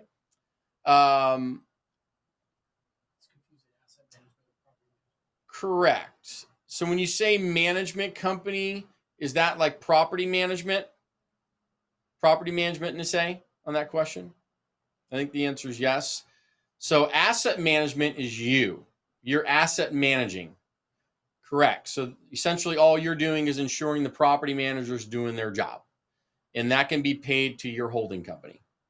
The property manager is a totally separate third-party provider that provides property management day to day on that property. That's independent. Yeah. Elaine asked, what's the advantage of Wyoming or Delaware versus, say, Texas? I mean, Texas is good, but Wyoming and Delaware is better. But maybe Delaware. I actually put this in my my community recently because I just made a little tear sheet. Oh, here you go. Jurisdictional comparison chart. Yeah, Wyoming, Nevada, and Delaware. Delaware is more expensive, but it's more sophisticated from like the courts in Delaware are very well known for handling business disputes. It's harder to sue in Delaware. You have to get Delaware specific attorney. So, if and most lenders, the bigger deals you get, they're going to want the borrower formed in Delaware for that reason. Because if they have to sue, they want to sue in a court that knows sophisticated, complex financial litigation, basically. The privacy though in Wyoming, it's got very high privacy rights. You don't know who anyone is, right? There's no ownership information. There's no corporate tax in Wyoming. Also, no corporate income tax. And then the legal system is just better in Delaware, and I think Delaware costs a little bit more. Yeah, I do like Wyoming. True. Yeah. Because most of all the big deals, when I say bigger, when you start getting 50, 100, 200 unit deals, you'll see all the lenders require and push for Delaware.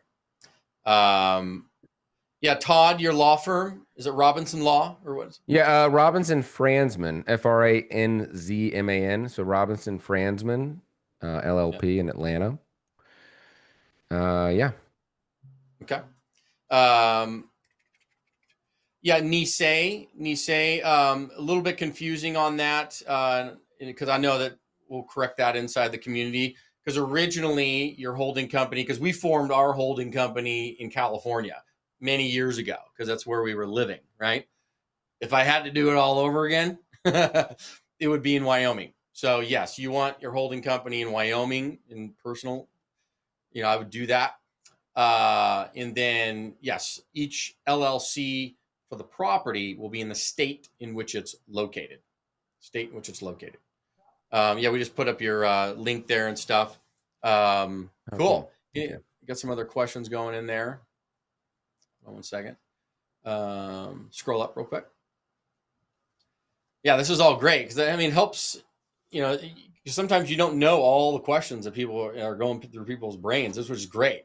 So Rochelle, going back to the holding company example, do the deeds stay under the property specific LLC? Yes, they do. Everything, which is why it's SPE, specific property entity. Everything.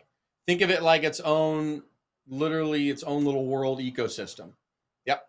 And all that's happening is your personal holding company is investing into that deal. No different than your investors are. The money's going in, ownership interest is going in, and that's it. That's it. Because everything else is run at the property level. Everything's isolated at the property. Everything's isolated at the property.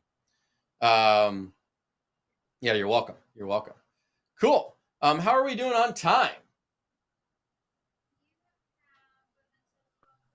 Okay, beautiful. Yeah, so I guess what I wanted to maybe have you, and I don't know if you have a little presentation thing kind of sharing with people, but maybe not, because I think the Q&A is super important for people to kind of blast in and get information back. But, yeah.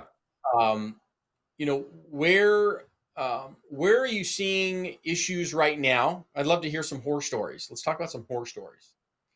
What are some recent horror stories that are going on because of what's happened, right? And for clarity for everybody, yeah, since 2022, I gave you my horror story where we made the right decision to pull out of a deal so we didn't risk investors, because then there would be a lawsuit, right? And we took it to shorts, and we absorbed that big non-refundable deposit. It was very painful, but we did it, right, to save our butt and just do the right thing. But where are you seeing things happen and some shadiness going on since the market's changed, right? And you're seeing everybody fight because people are losing money all over the place. Yeah. We have our litigation department is very busy handling investor lawsuits. We do a lot of foreclosure work as well, a lot of receiverships.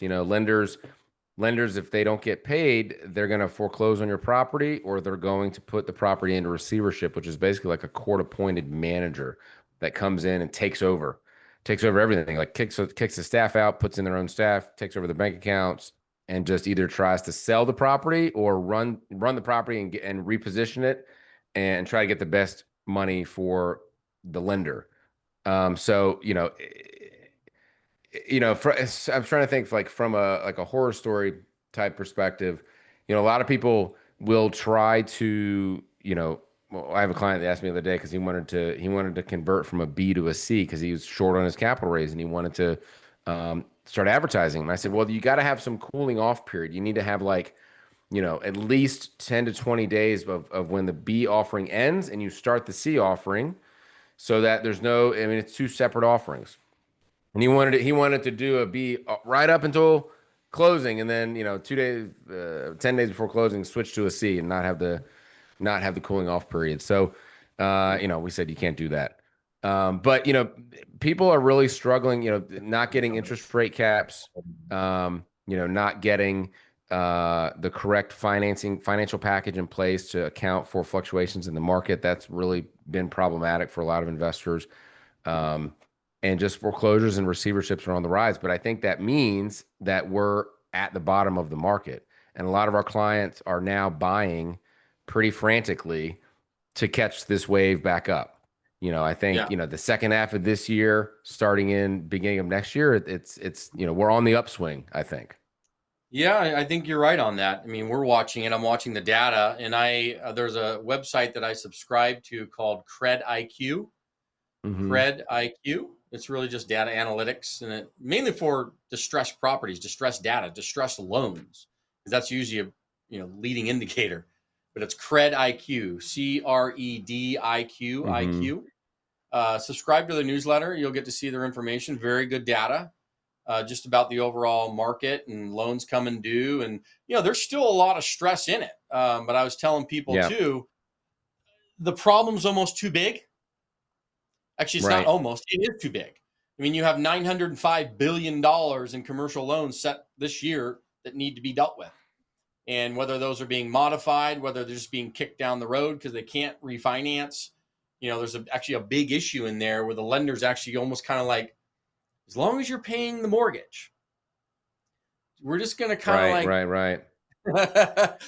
act like there's not a problem, right? Because the minute they actually have to come in here and deal with it, they have to get reappraisals, which then forces the property to be written down to market. And then they're like, crap, they find out the value of the property is less than the loan on it. So now they got to do something about it. So it's almost like they're going with blinders on right now. And they're just saying, listen, you're paying us. Cool. Like, let's just, hang out. Well, and your best bet is to just negotiate with your current lender. Like, your best lender in this situation is your current lender, no one's gonna, because lenders are not in the business of owning real estate, right? They don't want to foreclose and own it, because then they got to hire property management staff and run the property and take on the liability and all of that. So we're doing a lot of loan modifications and workouts as well, because that's usually the first line of defense. How do you see are you seeing loan workouts with Fannie Mae or Freddie Mac, or just all other commercial lines? No, mainly bridge. Yeah, mainly bridge loans. Some with Fannie and Freddie. I've got, this talk. I'll tell one story where this deal in Houston. It's like a probably $37 million property in Houston, and I helped my client buy it 2 years ago, and the seller was what became a preferred investor, in the deal. And there was a maturity date on his preferred return and his preferred investment, and my client was not able to refinance it. So we went through, a year of amendments and memorandums of understanding and negotiating with this group, and they just never, our clients just were not able to refinance it for whatever reason. And it was a huge GP team, which sometimes I don't really like. When you have like 10, 11 people on the GP team, it just becomes too hard to make decisions, right? It's just too many people and too many cooks in the kitchen. But they ended up, so my client, I didn't know he did this, but he ended up signing all these documents. And one of them was like an agreed judgment, right? Like almost like a confession of judgment, which in Texas, it's called an agreed judgment. So these guys just came in, they filed this case, they got this judgment, and they just took the property back. Like literally just walked on site, kicked everybody out, filed a deed to themselves, which my client signed. It was all part of like a forbearance negotiation. And my clients just lost the property. They're just out from under him, right? And these guys, they took possession of the deed. They sold it two or three more times, or transferred it 2 or 3 more times to get away from, to make it just harder to unwind. And so we had to hire local Texas lawyers, and we ended up getting the agreed judgment dismissed, or we're having a new trial. And it's just a mess. And Fannie Mae just sent their acceleration notice and their foreclosure notice last week. And so, they're in a bit of... The loan's not being paid. The loan's not being paid. No. How long did that go before they did that? Like 2 months, I think. Yeah. Usually you don't really get on a lender's watch list until you're like 90 days past due, typically. And Texas, just like Georgia, is a non-judicial foreclosure state. So, it's very easy to foreclose. You can just literally send a notice, advertise in the newspaper, and then go to the courthouse steps and read off the foreclosure notice, and you lose the property, right? The lender takes it back. But that one's a nightmare. You are seeing even, and that's why I'm kind of curious as to, yes, even with your more stabilized debt with Fannie and Freddie Mae, what issues are happening there. If there's workouts, like you said, lenders want to work with you. They don't want to take the properties back as long as you're committed to working through it. Because a lot of it's market condition based, right? A lot of it's market condition based, unless your financing is crazy.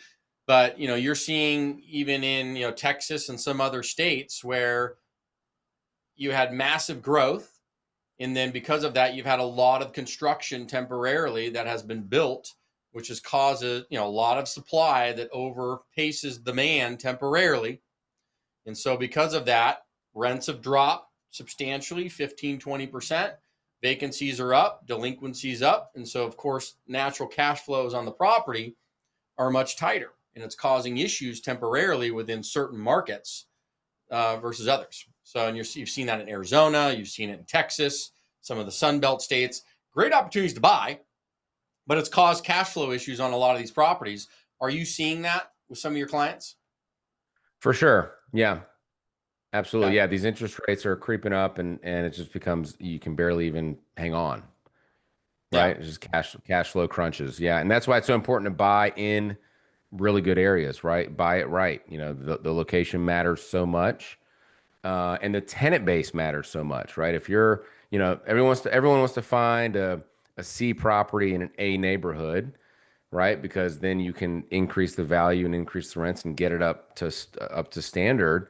And that's your best location play. But if your tenant mix is problematic and you've got high delinquencies, I mean, you're just fighting battles on both fronts to get Yeah, these, you get hit from multiple angles on it for sure. And it can be a challenge. Question from Pamela. So talk about the interest rates starting to go down. I mean, I have my opinions on this. When do you think that will happen? the $10 million question. Yeah, gosh, I don't know. I stopped trying to predict that. I mean, Yeah, I think the market has everybody. Go ahead. yeah. I was gonna say, I think the market has adjusted to interest rates being what they are. People are not really expecting 3% and 4% anymore. Yeah. I mean, I just got a debt quote for a Fannie Mae deal with something we're looking at, and it was like 5.5%, 5.5%. And that's not bad at all. Anything, I mean, that's where we locked in and kind of telling stories to everybody on here. Give you an example of one deal. This will actually be a great story because you'll appreciate this, Todd.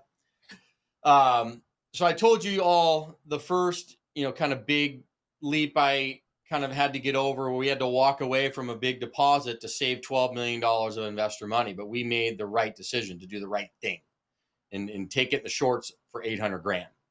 That was very hard, but we did it. And it was the right decision. And that was right in the middle of 2022. Best business decision I've ever made. But we also had purchased a deal at the end of 2021. So this is a deal in Texas, 121 units, great property, great location, et cetera, et cetera. And we have a renovation bridge debt on it that we're going to refi out of in 2 years and get into fixed rate debt. So that's December 2021 we close. March of 2022, we all know the interest rate started to go crazy. Well, our interest rate on that deal was 4.2% at that time. Within 9 months, because of the 11 interest rate hikes, it went up to 9.25%. So we had what's called an interest reserve that was built into that loan when we got the loan that was used because the property we purchased, right, couldn't substantiate the loan payments because we had to get it to, a renovated state where we had better rents and better cash flows and all that stuff. Very standard. That's called the BRRRR method, right? The renovation value add. But we were doing it with a variable rate loan, which at that time made complete sense. And we're burning through the interest reserve because interest rates are starting to climb. It's on variable rate. So it's burning through that interest reserve. And I see this and I'm like, oh boy, like we need to get the renovations done faster. We need this thing leased up and we need to get the refi into fixed rate debt done like yesterday. So this goes to a point of like, are you going to do this? Are you going to do this? This is whatever it takes. Whatever it takes. I love that. Right? I wear this hat, whatever it takes. Okay. What do I mean by this? And our lenders that did this for us, God bless their souls, but they'd never seen this done before. They're like, Justin, you're crazier than shit. And I said, okay. But I said, I'm not losing $7 million. Ain't going to happen. So I ended up leaving my family and moving out to the property for several months, lived on site in the model unit, worked with the renovation teams every single day to get the renovations faster and done faster than anybody could fathom. Because I kept having the renovation crews tell me, oh, it can't be done. I said, really? I said, I'm a licensed general contractor. I'm going to show you what can be done. And you're going to see a level of speed you've never seen in your life. So I moved out there and they're like, holy SHIT, Justin, this is the craziest thing. I mean, I had this thing logistically moving like a well-oiled machine, like a conveyor belt they'd never seen before. And we got all the renovations done. I got it leased it up to 98%, delinquencies down to 2%, locked and loaded with all the rents. We got the refinance done with Fannie Mae 7 days before the 10-year treasury went through the roof. Wow. And got into 5.4% debt for 10 years fixed. And I almost fell on the floor. I'm like, I am so tired. But the investors saw this happen. They saw what I did. And they're like, dude, that was gnarly. Right? That was gnarly. And I'm like, whatever it takes, baby. I said, we got a lot of money in it. You got a lot of money in it. I've said, I didn't know what was going to happen. Like, once again, this comes to these moments where you're like, I don't know what's going to happen tomorrow. I don't know if I'm jumping off a cliff. I can't. And this goes back to anybody in here. If you're thinking about doing real estate, you don't know what's going to happen. But you know what? You got to, what do you got to do, man? You got to jump off and allow the how to show up sometimes. Right? It's just, if you're going to sit here and play it in a bubble and play it safe, and I understand people have responsibilities. Trust me, I got plenty of them. I got kids. I got mortgages. I got this. I got that. I mean, I got it up, lip down, left, right, up, yin yang. But I also know that if you want to do great things in your life and you want to get to this world of the creator world where you're having the passive income and the generational wealth and all the quote unquote freedom that you're trying to achieve, it's not sitting in a W-2 job. I'm sorry, it's not.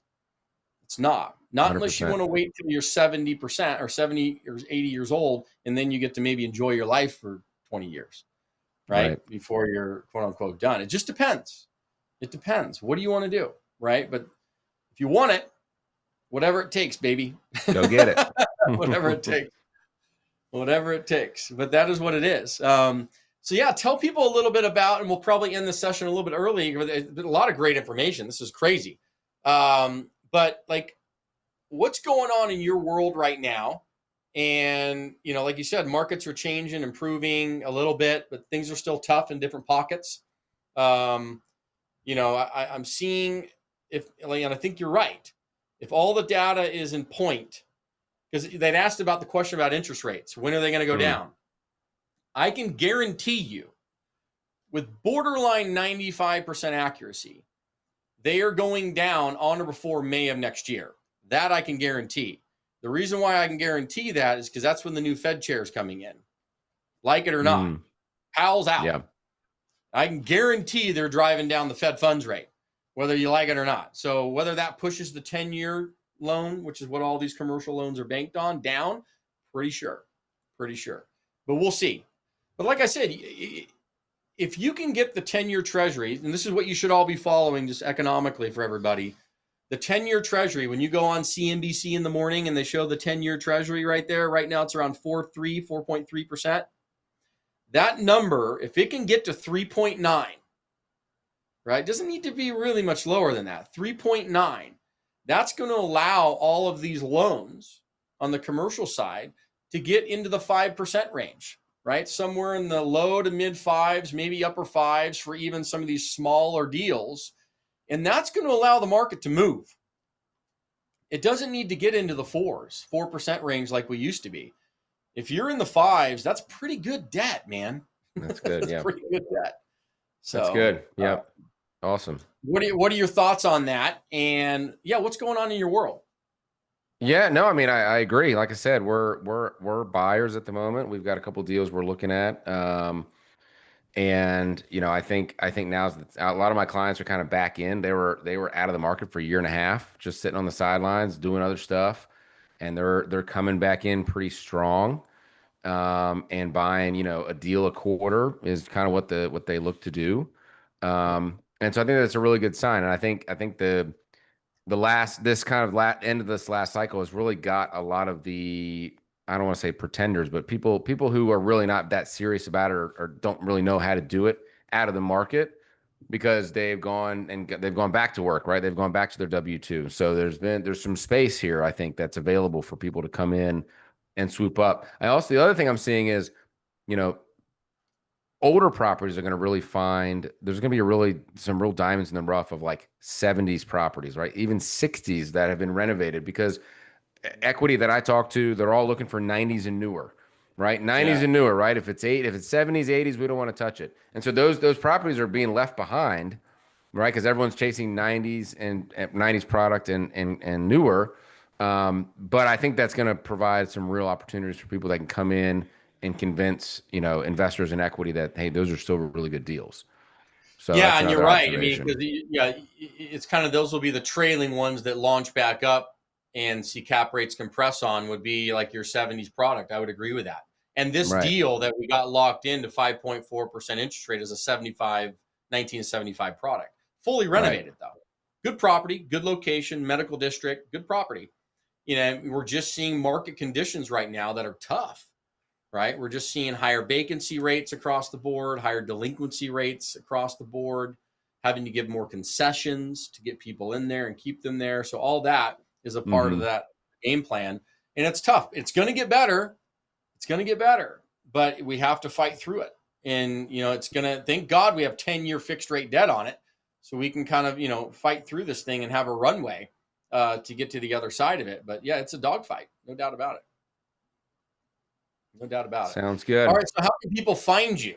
As they kind of, you know, we obviously put up your website, we put up your information. That's up there. I'm assuming that's the easiest way.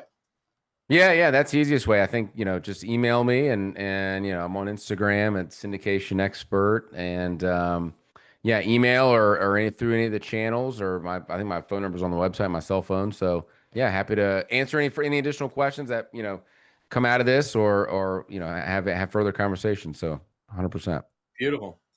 Awesome, man. Well, thank you so much for coming in. Let's thank Todd for coming in. This was incredible. Kind of getting, I mean, this is legit stuff. You're not typically going to see this, but getting all these details behind, you know, a complex topic. It's complex. It's designed to be complex, but that's good, because once again, it's taking your skill set to a level that is rock star status. And that's what it's all about. So awesome. Cool. Thanks, man. Appreciate your time. Appreciate it, guys. Take care. Bye. Awesome. Okay. Yeah. So we got a few minutes left here, but we'll probably end a little bit early into our lunch break. Is that correct? Okay. Yeah.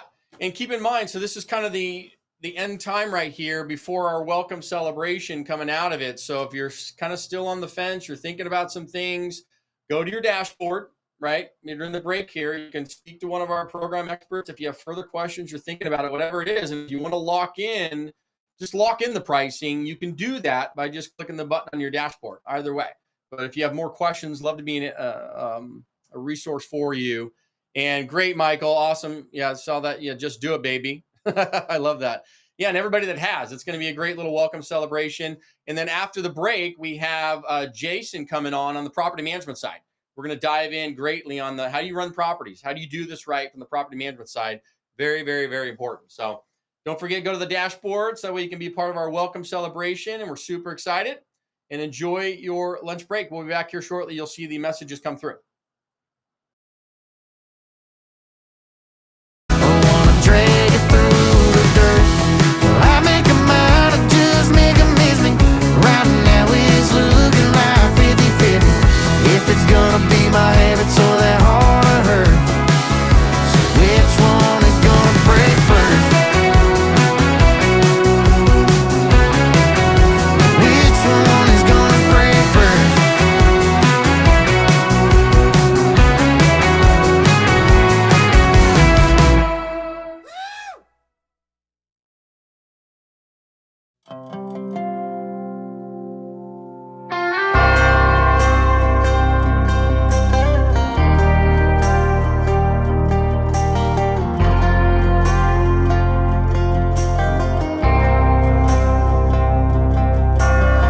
Outside of this one church town, there's a gold dirt road to a whole lot of nothing. Got a deed to the land, but it ain't my ground. This is God's country.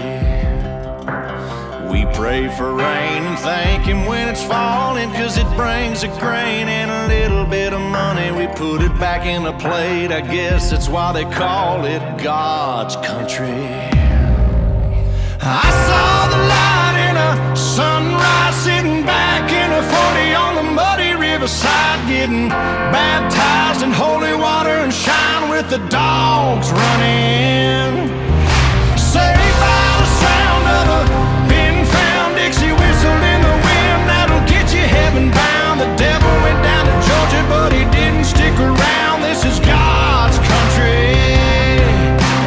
We turn the dirt and work until the week's done. We take a break and break bread on Sunday, then do it all again, 'cause we're proud to be from God's country.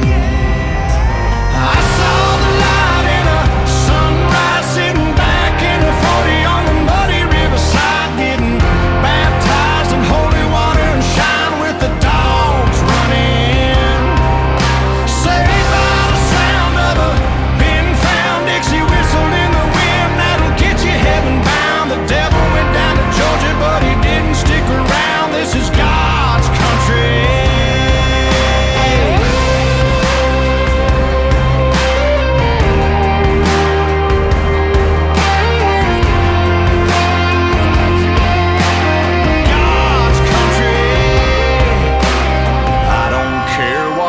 Headstone reads or what kind of pine wood box I end up in when it's my time. Lay me 6 feet.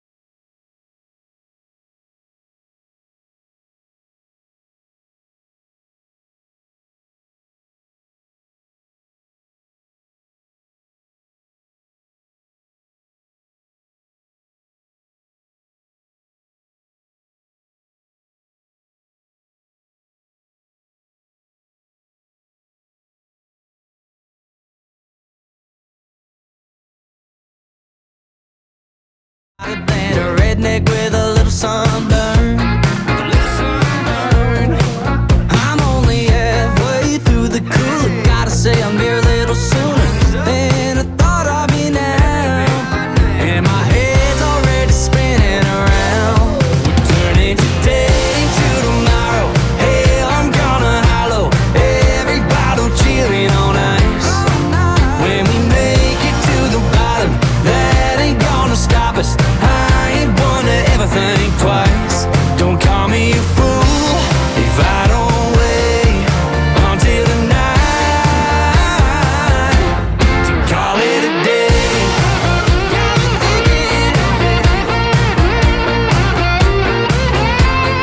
Call it a day.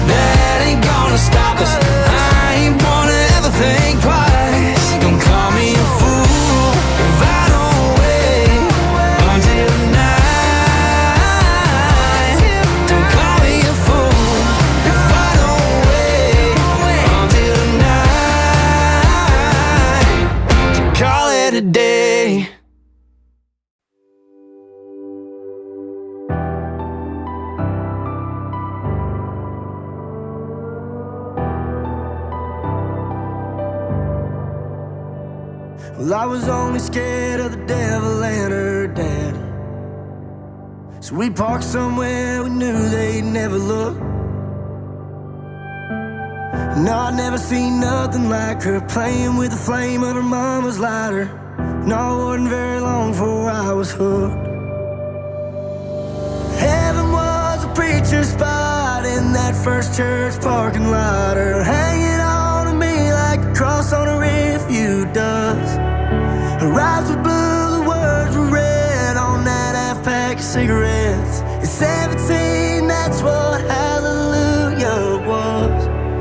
Life wasn't heavy in the back of that Chevy, me, her, and the Holy Ghost. Something about us, hell of a rush, falling in love, lighting up them holy smokes.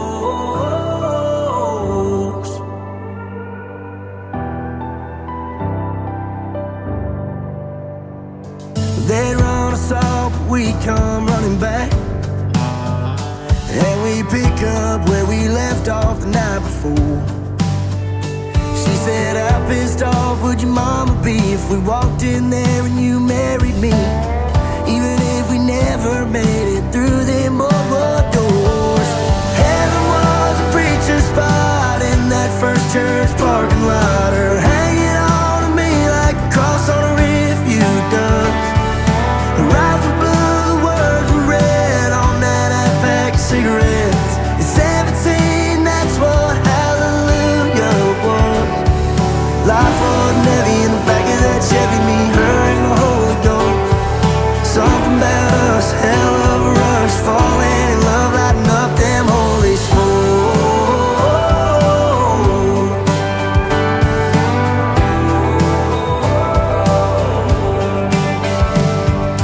Nothing about those nights felt like sinning. Jesus forgives, but I can't forget when heaven was a preacher's spot in that first church parking lot, her hanging on to me like a cross on a refuge does. Her eyes were blue, the words were red on that half-pack of cigarettes. At 17, that's what hallelujah was. Life wasn't heavy in the back of that Chevy, me, her, and the Holy Ghost. Something about us, hell of a rush, falling in love, lighting up them holy smokes.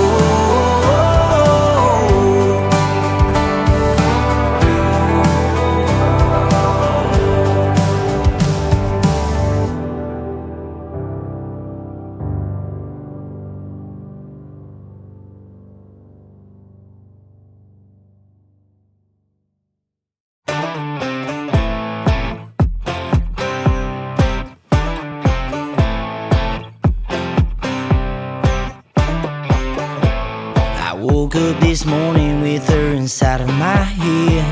It almost felt so real that I forgot that she lived. So today might be the day that I might just call it maybe. But the man in the mirror talking back tells me I'm talking crazy. Mine's been on a bender, I hate the way I miss her. I tried but can't forget her so. I just need some daylight savings to save myself from seeing her. These late night cravings made me think and toss and turn on every light, pull every blind up inside of this house. Never thought the man on the moon and the stars in the sky would break me down. I just need some daylight savings. I just need some daylight savings. Has it been a couple days or a couple months? I've lost count. Since she packed up and she drove away in that dust cloud. Can't say that I blame her for leaving like she did, but I'm begging to the maker for one wish. I just need some daylight savings to save myself from seeing her. These late night cravings make me think and toss and turn on every light, pull every blind up inside of this house. Never thought the man on the moon and the stars in the sky would break me down. Just need some daylight savings. I just need some daylight savings. Oh, oh, oh.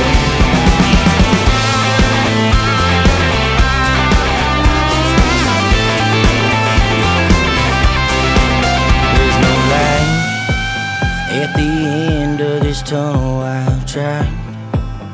I just can't outrun her. That's why, I just need some daylight savings. Oh, I just need some daylight savings to save myself from seeing her. These late night cravings make me think. Toss and turn, pull every line, pull every blind up inside of this house. Never thought the man on the moon and the stars in the sky would break me down. I just need some daylight savings. Oh, I just need some daylight savings. Oh, I just need some daylight savings.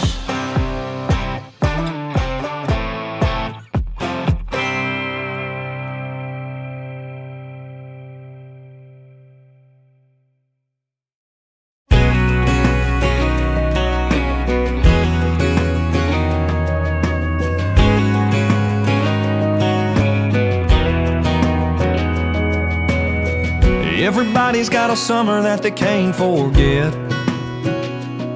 They hold on to and go back to. Your mind's on the Carolina coast, still burning in my mind like a red sunset. Chasing embers till September, what I remember most. Bottle rockets in the sky, bare feet in the sand. Bonfire in her eyes, cold beer in a can. Moonlight on the waves, her kiss in the dark, the smile on her face when she'd make me break out of my guitar and play. Hold my hand, hold my hand. I can still feel her fingers wrapped up in mine. Can still hear her laughing, see her dancing. You're making more than that sundress spent. Now who says you can't go back in time? Yeah, when that song, it comes on, I'm on rewind and I'm 17 again. Bottle rockets in the sky, bare feet in the sand. Bonfire in her eyes, cold beer in a can. Moonlight on the waves, her kiss in the dark, the smile on her face when she'd make me break out of my guitar and play. Hold my hand, want you to hold my hand. Hold my hand. Oh, I got a hand for you. Yeah, I got a hand for you. I wanna run with you. Oh, don't let me run with you.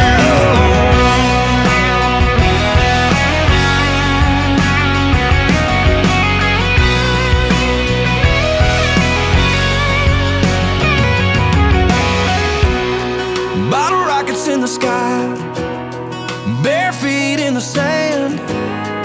Bonfire in her eyes, cold beer in a can. Moonlight on the waves, her kiss in the dark, the smile on her face when she'd make me break out of my guitar and play. Hold my hand, I want you to hold my hand. Hold my hand, I'll take you to the promised land.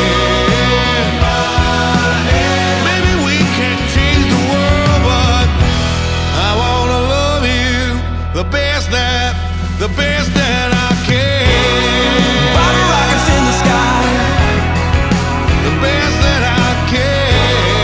Bare feet in the sand, oh, the best that I can. Bonfire in her eyes, oh, I wanna love you the best that I can.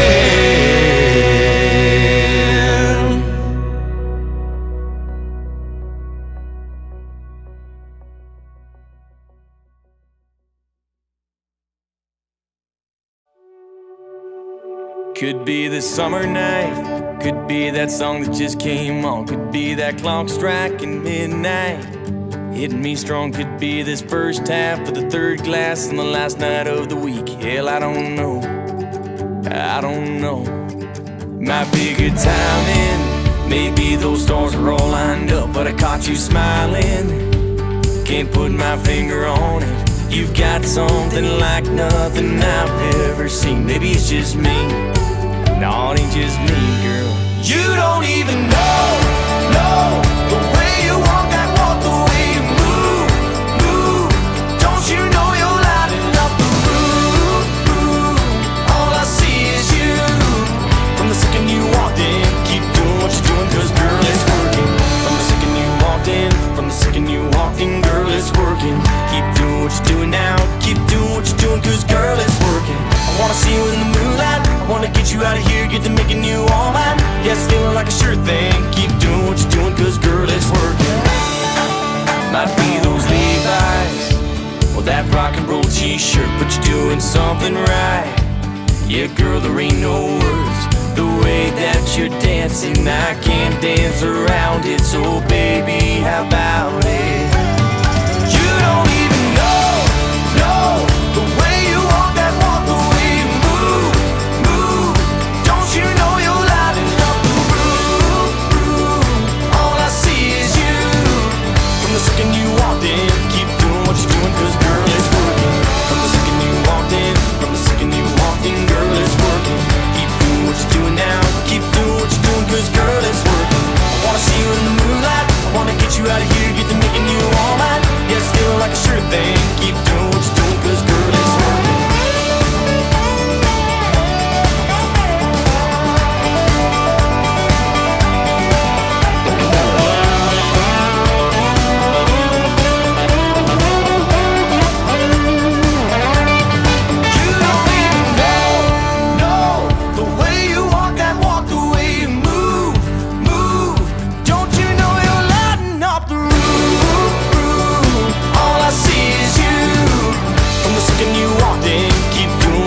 Cause girl, it's working. From the second you walked in, from the second you walked in, girl, it's working. Keep doing what you're doing now, keep doing what you're doing, cause girl, it's working. I wanna see you in the moonlight, I wanna get you out of here, get to making you all mine. Yeah, it's feeling like a sure thing, keep doing what you're doing, cause girl, it's working.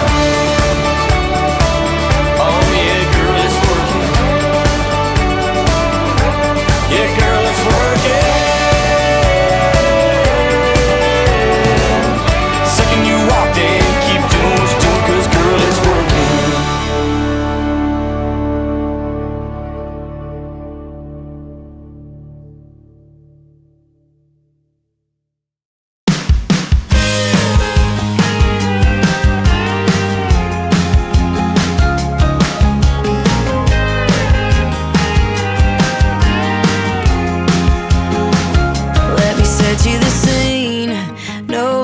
Circa 2019, put a hole in my heart, watched it bleed.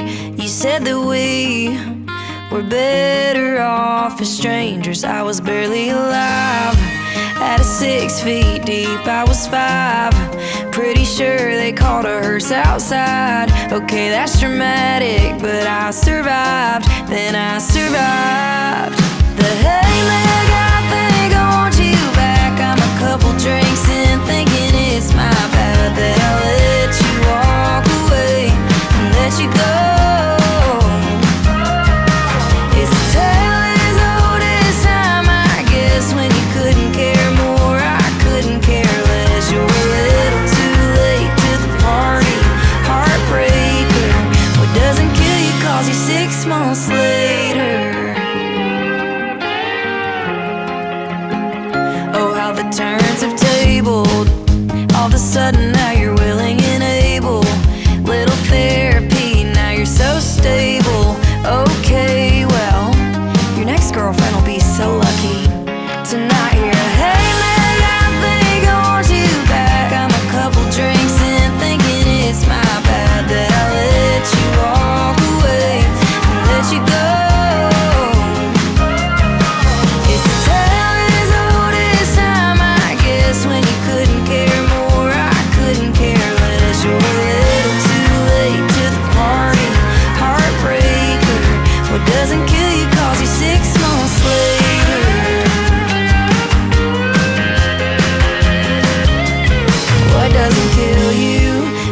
stronger and blonder and hotter. Makes you wonder what you even saw in him at all. What doesn't kill you always calls. I think you have the wrong number. With a hey leg, I think I want you back. I'm a couple drinks in, thinking it's my bad that I let you walk away and let you go. It's a tale as old as time, I guess. When you couldn't care more, I couldn't care less. You're a little too late to the party, heartbreaker. What doesn't kill you calls you 6 months later.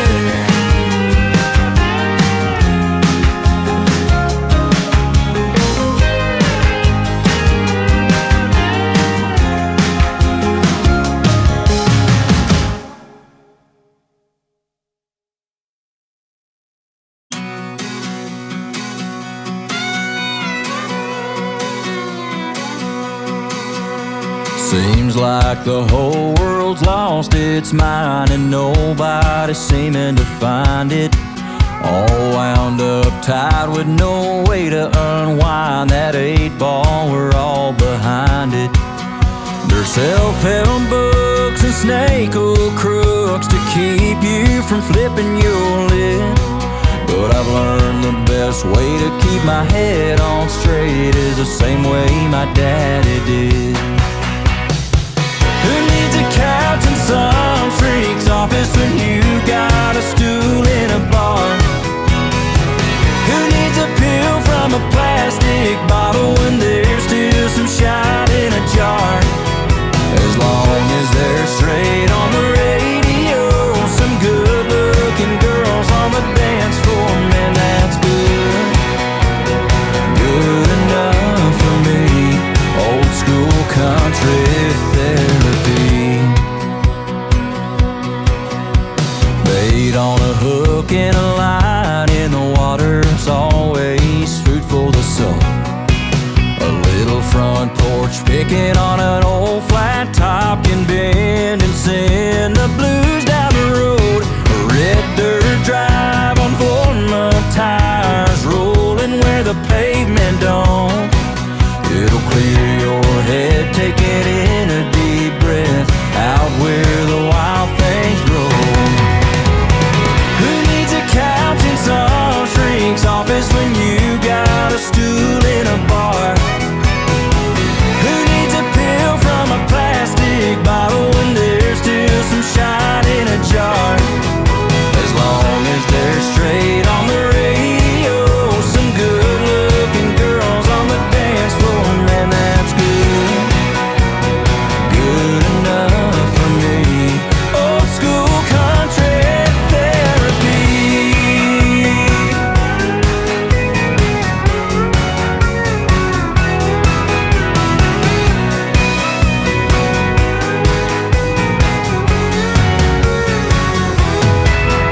As long as they're straight on the radio, some good-looking girls on the dance floor, man, that's good.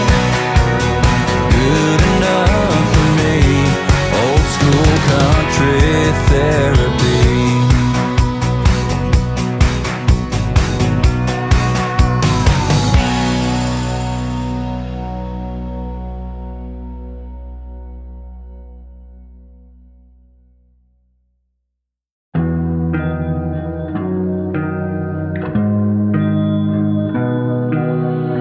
Usually see her with some Sauvignon Blanc in her glass, sipping slow down, she ain't out tipping it back. But if you see her out tonight, she'll be flirting with Jack. Yeah, and I'm the only one to blame. Ain't the 90 proof type, but tonight it'll work. Anything to numb the pain or to drown out the hurt. And try to tell her about my kind, and boy did she learn. I just ain't the type of soul you say, but she tried, and I did what I do best. I took a good thing and I turned it into goodbye. Took the fire in her eyes, put it on nice. Turned that angel's world upside down. Dipped her wings in Tennessee brown. I turned her calling me into calling me a mistake. Turned a heart of gold into a heartbreak. If I was her, I'd damn sure hate me. I turned her love into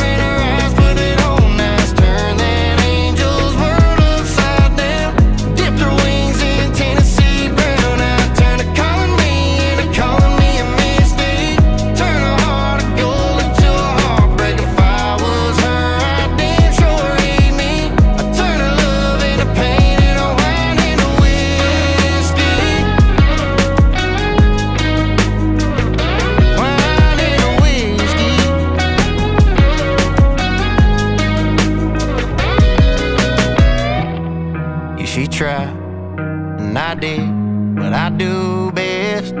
I took a good thing and I turned it into goodbye. Took the fire in her eyes, put it on nice. Turned that angel's world upside down. Dipped her wings in Tennessee brown. I turned her calling me into calling me a misty. Turn a heart of gold into a heartbreak. If I was her, I'd damn sure hate me. I turned her love into pain and her wine into whiskey.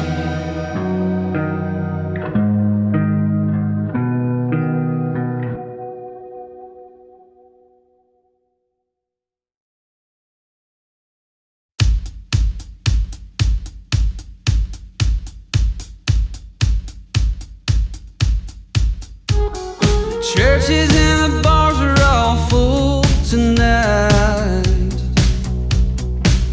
Yeah, the poets and the preachers say the end's in sight. Everybody's trying to figure out what to do. Oh, I just wanna spend what's left with you. When this world ends, they say it's coming. I heard it, I read it, I saw it somewhere. When this world ends and the sky starts falling, it's gonna get lonely out there. I'll love you till the end, I swear.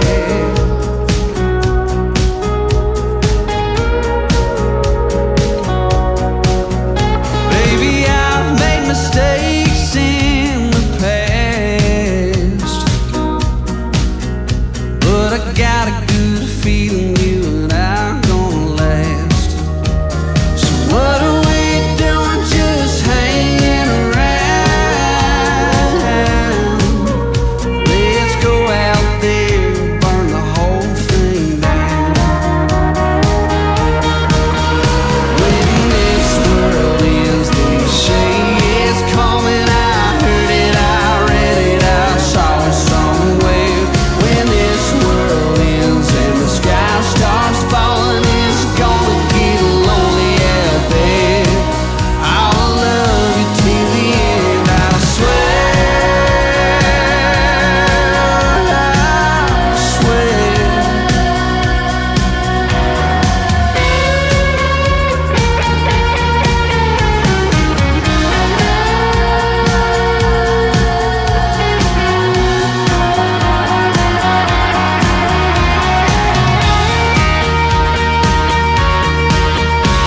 When this world ends, they say it's coming. I heard it, I read it, I saw it somewhere.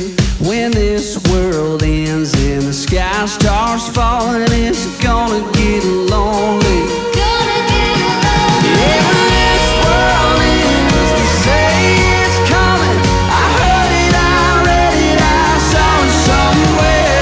When this world ends and the sky starts falling, it's gonna get lonely out there. I'll love you till the end, I swear. I swear.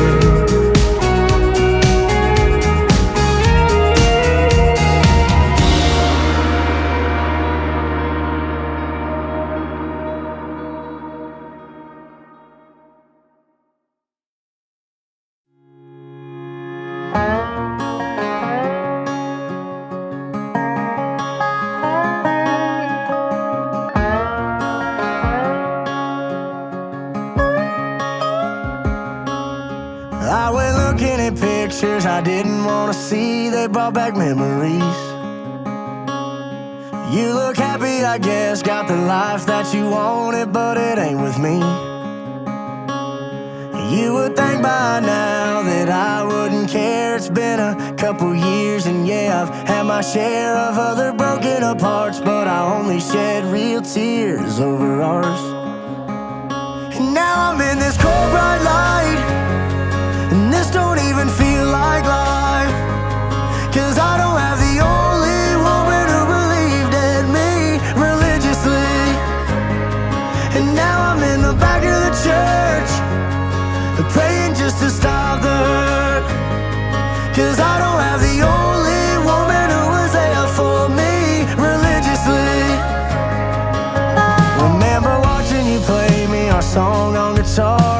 I marry you. Act like I'm happier now, but all of my friends know that ain't the truth. And lately life's been good to me. Mama's healthy and I'm helping out the whole family. A lot of people know my name, I made a little change, but that don't mean nothing. 'Cause now I'm in this cold bright light, and this don't even feel like life. 'Cause I don't have the only woman who believed in me religiously. And now I'm in the back of the church, praying hard just to stop her. 'Cause I don't have the only woman who was there for me religiously. You brought me to God and I put you through hell. You were all about us, I was all about myself. What kind of man would lose a woman like that? If my soul could be forgiven, I would give it all back. Now I'm in this cold bright light, and this don't even feel like life. 'Cause I don't have the only woman who believed in me religiously. And now I'm in the back of the church, begging God just to stop the hurt. 'Cause I don't have the only woman who believed in me religiously.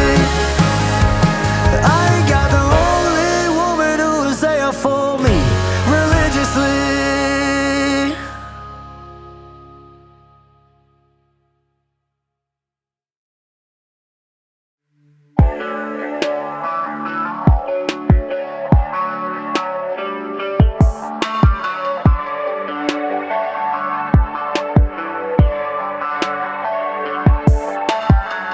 When it comes to hitching the boat up, back in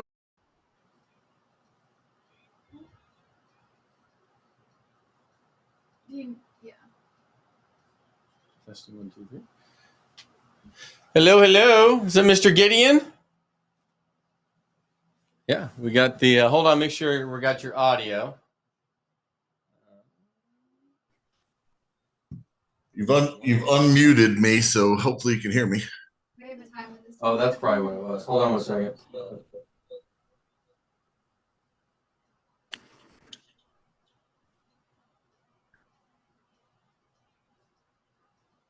There we go. Can you hear me now? I can. Thank you. All right, my man. Hey, well, congratulations. You know, for taking that leap. You and so we got about 7 or 8 other folks that have, taken the leap with you so far. So you'll be kind of coming into that initial little cohort, which is great.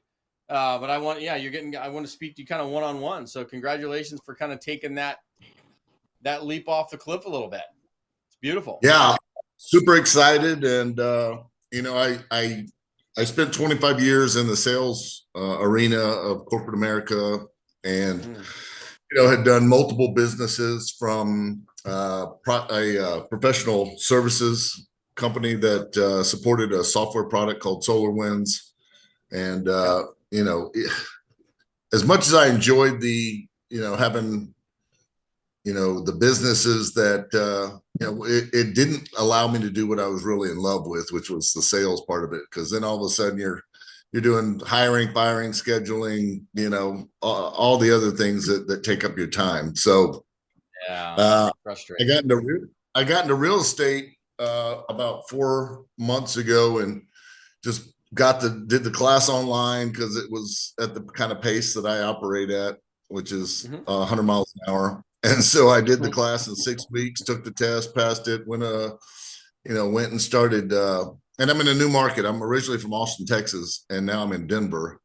And so, no sphere of influence and all the other, real estate terms that you utilize. Yeah. And so I was like, man, it really sucks trying to get clients to convince them, that you are the guy to sell them a house or sell their house or whatever. And so I was like, I'd rather be the client. And so this just, it appealed to all the things that were, limitless in revenue generation, paid for the amount of effort that you put in. And then also, it didn't, what you should probably do to position yourself, right? Because you have a real estate agent's license, right? Your real estate is a broker or just sales agent? So in Colorado, they make you do broker, and then you have an employing broker, and after 2 years, you can go out and hang your shingle and do, be on your own. Gotcha.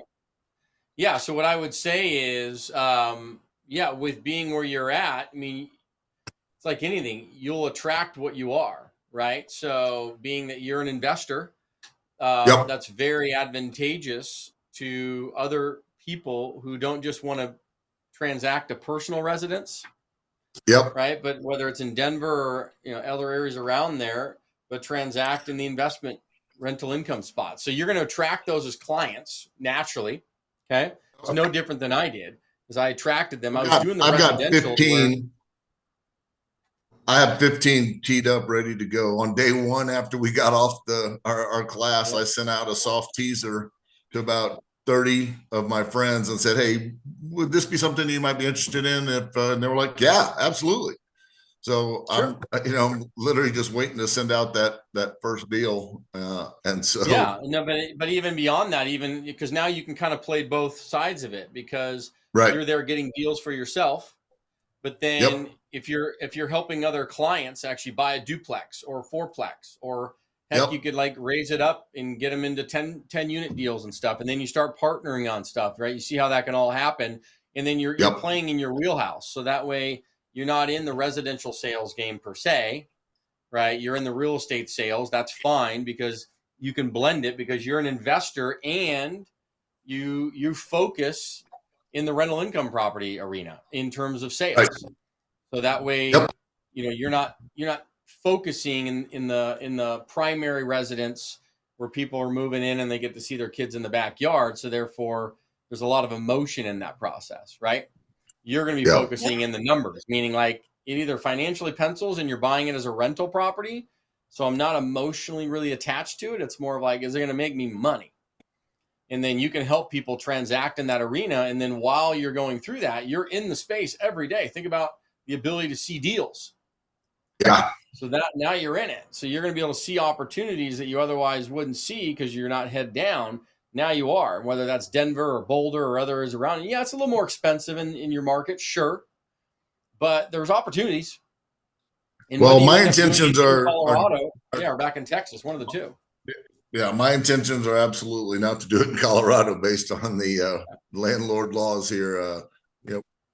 At Texas, Oklahoma, Ohio, Missouri, Indiana, and that's just kind of wanting to keep it within a geographical area that allows us to travel to. Yeah, and from it's an easy direct flight, right out of Denver into Missouri, into Texas, into Oklahoma. So those would be three great markets to kind of start looking at when we kind of bring you in here. And then you'll tee off on one. And my gut instincts tell me that Texas and Oklahoma will be your best ones to find the best value for your dollar right now. Because there is stress in Texas temporarily right now. It's a great opportunity in the next 12 months to lock and load. And then Oklahoma, for your price, your dollar going far, Oklahoma, there's some great opportunities. You just want to make sure you're located pretty good little location, whether it's Tulsa or Oklahoma City. Oklahoma City, I think, is what we were looking at. Yeah, but both of those will be great. And that is kind of how we'll help kind of start you off. So, the first things first, we'll make sure you get your onboarding call set up if you haven't done that just yet. It would have triggered you with some automations and stuff for that, but I'll double check when we get off here and make sure that gets set up with Zach, right? He'll be probably your accountability coach along with me in getting that set up. Yep. Yeah. I spoke with someone yesterday when we, signed up and so that would have been Justin. Yeah. It's Justin with the team to get you in. But then in terms of the onboarding and all that to get you in and get you set up, that'll be Zach.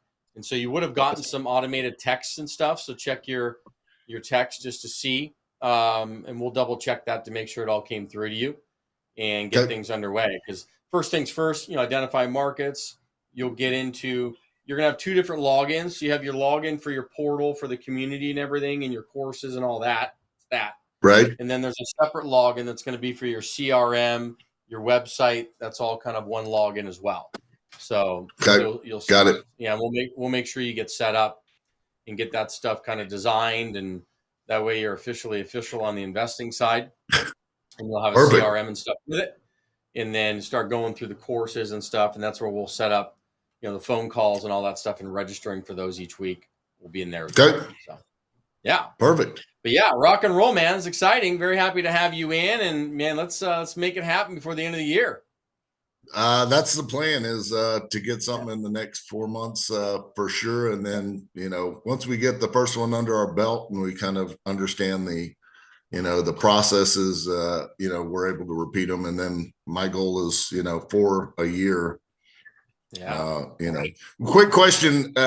When you do the refi and/or sale in 3 to 5 years, I noticed, it sounded like you keep all yours. You don't sell them, or rarely sell them. Yeah, so correct. So, and it depends on where you're at in the market. So right now, when you do refinancing, because of the higher interest rate environment, you're not really able to pull enough out to pay off all your investors. Okay. So you'll pay them some, but then they're still in it, but you're paying them back, right? You're paying them back, but they're still in the deal. So it benefits you to do that. And then, yeah, you'll hold it for another several years, but you're going to get the best benefit for holding them for 5 years or more, right? Yep. If you're going to sell it after 5 years, mainly for this whole cost segregation game, because if you hold it for 5 years or more, you don't have as much recapture on that depreciation issue. Appreciation. Okay. It's not going to be what's called recaptured. So if you take 800 grand in depreciation, that can get recaptured back, right? Not all of it. Once again, it's like a step down. So every year that goes down, right? But you want to limit that so that way you don't have to recapture much, if any at all, and you're good to go. Okay. Makes sense. So, yeah, but that's how that'll go down. So okay. Beautiful. All right, my man. Well, yeah, I just want to jump on here personally with you real quick, welcome you in, and obviously we'll see you on the other side here, but we'll get everything going for you. Outstanding. Looking forward to it. Thanks. Cool. Thanks, Gideon. Bye, Justin. Wrote the book, yeah, I wrote the book. If you wanna learn to throw a curve right, catch a clean up, looking on a third strike, talk a little smack while he's walking back. Yeah, I wrote the book, but there's one that lays by the lamp on the nightstand, one that says don't cuss and don't fight, or let the bottle turn you into a different man. But damn if I don't do it every Friday night. Those get you into heaven, letters in red, and getting red enough to keep me on the straight line. I'm a jack of all trades, but man, I gotta say that's one book I didn't write.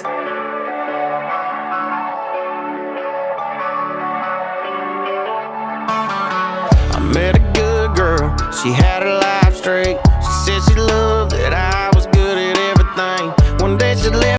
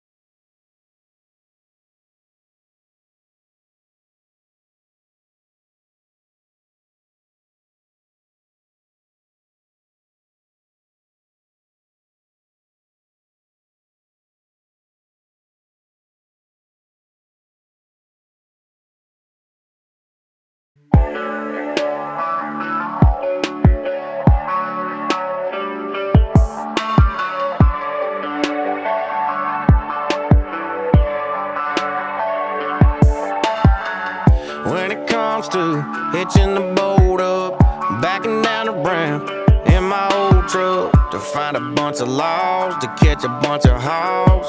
Yeah, I wrote the book, yeah, I wrote the book. If you wanna learn to throw a curve right, catch a clean up, looking on a third strike, talk a little smack while he's walking back.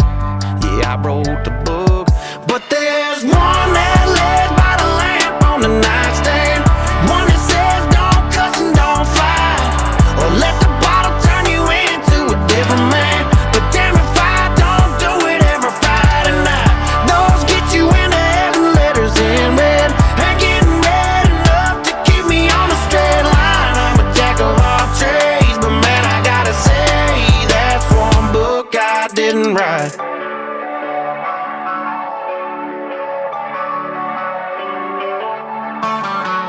Met a good girl, she had her life straight. She said she loved that I was good at everything. One day she left me in a cloud of dust, cause I never was too good at picking up. The one that lays by the lamp on the nightstand, one that says don't cuss and don't fight, or let the bottle turn you into a different man. But damn if I don't do it every Friday night. Those get you into heaven, letters in red,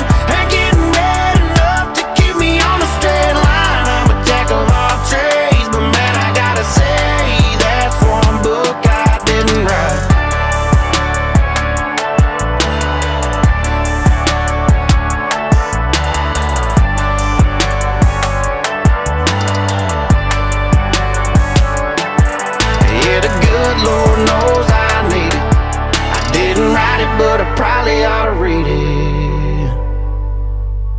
The one that lays by the lamp on the nightstand, one that says don't cuss and don't fight, or let the bottle turn you into a different man. But damn if I don't do it every Friday night.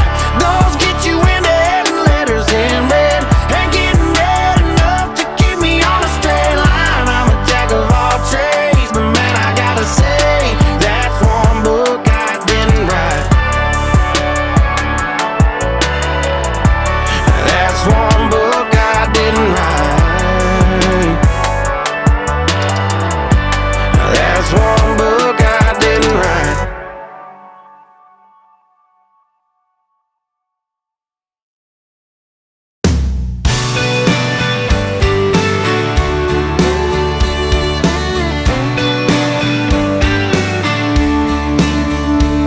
It's been a wreck me week, 60 plus from dawn to dusk in the red dirt heat, busting it up for a couple of bucks. But it ain't no thing, just another day till I'm on my way to them cool, cool sheets. And you and me working on the night shift, baby, dying for your touch like crazy, racking up the overtime hours, loving how we're working on the night shift, baby. Gonna rock it right, no need to talk, I know what you want and what you like, cause I do too, yeah, I love how you leave on the lights. Not a thing between you and me, and it feels so nice when you and I are working on the night shift, baby, dying for your touch like crazy, racking up the overtime hours, loving how we're working on the night shift, baby.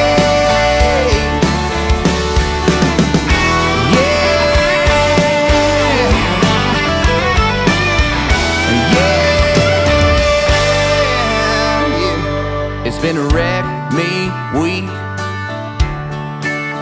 Oh, but who needs sleep when you're working on the night shift, baby, dying for your touch like crazy, racking up the overtime hours, loving how we're working on the night shift, baby. Loving how we're working on the night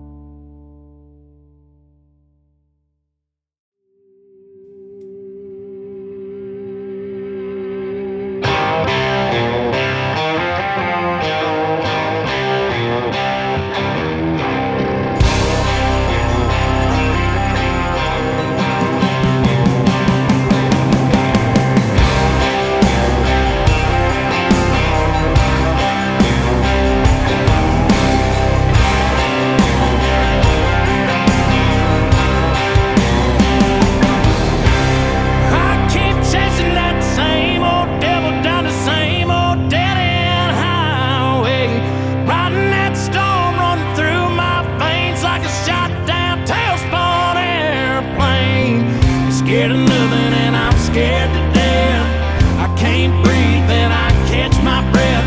But I keep chasing that same old devil down the same old dead-end highway. Ain't no love in Oklahoma, just the whistle of a long black train. You'll know when it's coming for you, riding in on a wind and rain.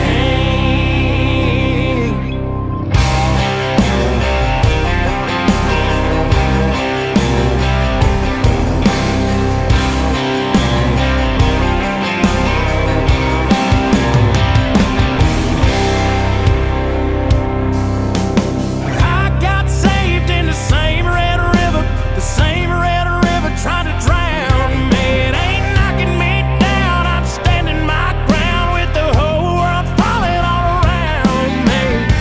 I keep running, but I'm standing still. Pray for peace, but I need the thrill. So I keep chasing that same old devil down the same old dead-end highway. Ain't no love in Oklahoma, just the whistle of a long black train. You'll know when it's coming for you, riding in on the wind and ain't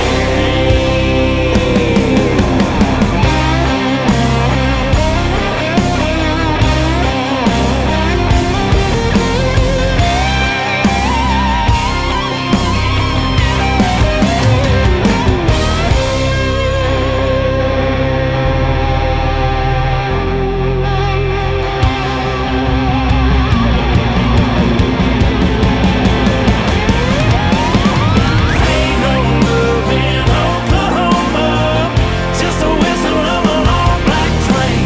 You'll know when it's coming for you, riding in on the wind and rain.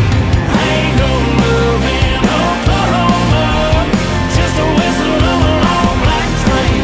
You'll know when it's coming for you, riding in on the wind and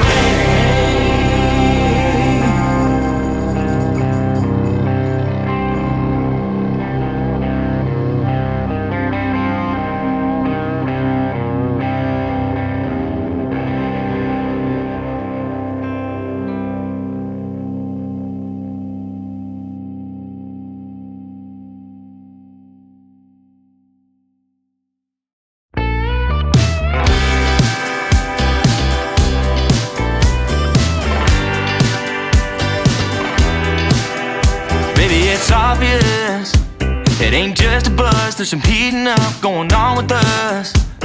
We's about to melt the ice floating in your glass. Then you stole a kiss right off my lips there in the back. And you hit me with that smile. You said, are you thinking what I'm thinking? I said, girl, you read my mind. I said, ain't saying we should leave yet. You said, should we call us a ride? I said, baby, I don't see why not. What you say we get lost? Leave these beers I bought on the bar. Baby, how's about you and me hit my place? Get midnight MIA. Nightcap this Friday with some Cabernet on the couch. Arms around you. Close the door and twist the lock. Girl, me and you probably shouldn't, but on second thought, baby, I don't see why not.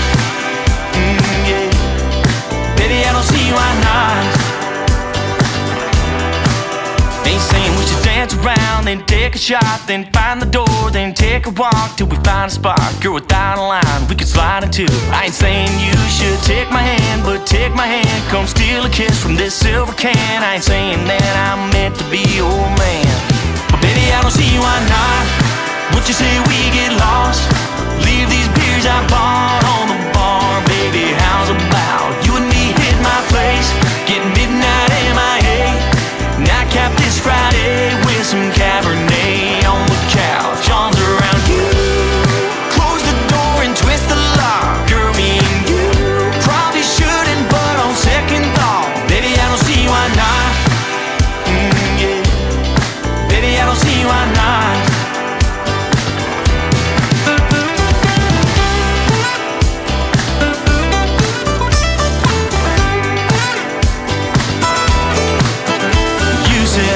Are you thinking what I'm thinking?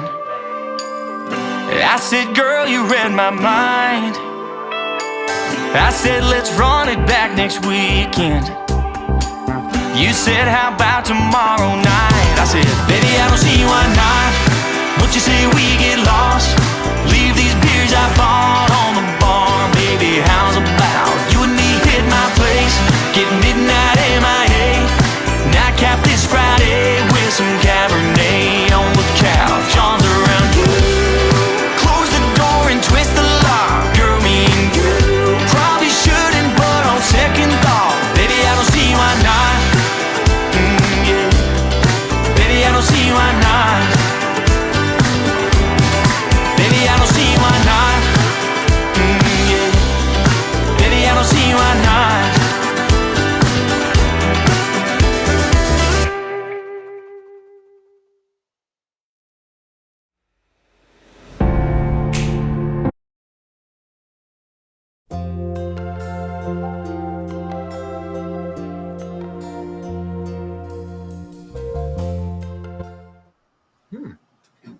What's up? Are we live? I think we're live. There we go. Coming on back for the final session. And maybe one of the most important ones too. Maybe the most important one on the management side.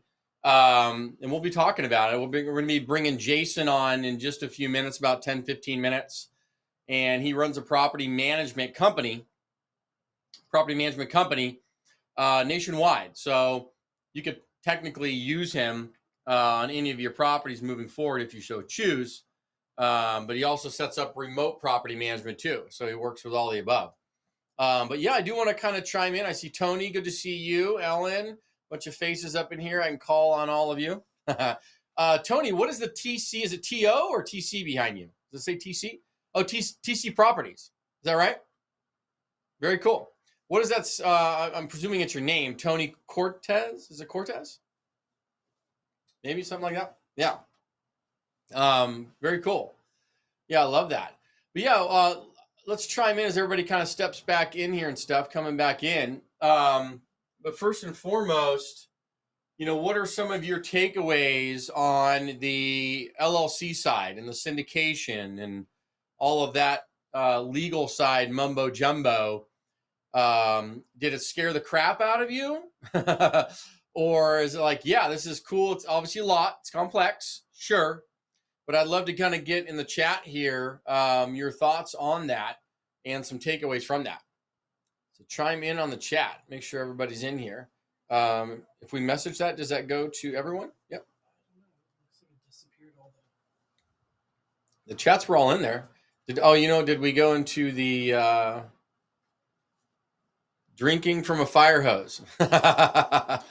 Yes, it's great info. Appreciate it. All that. Yes, for that. And what's that? Yeah, we're good now.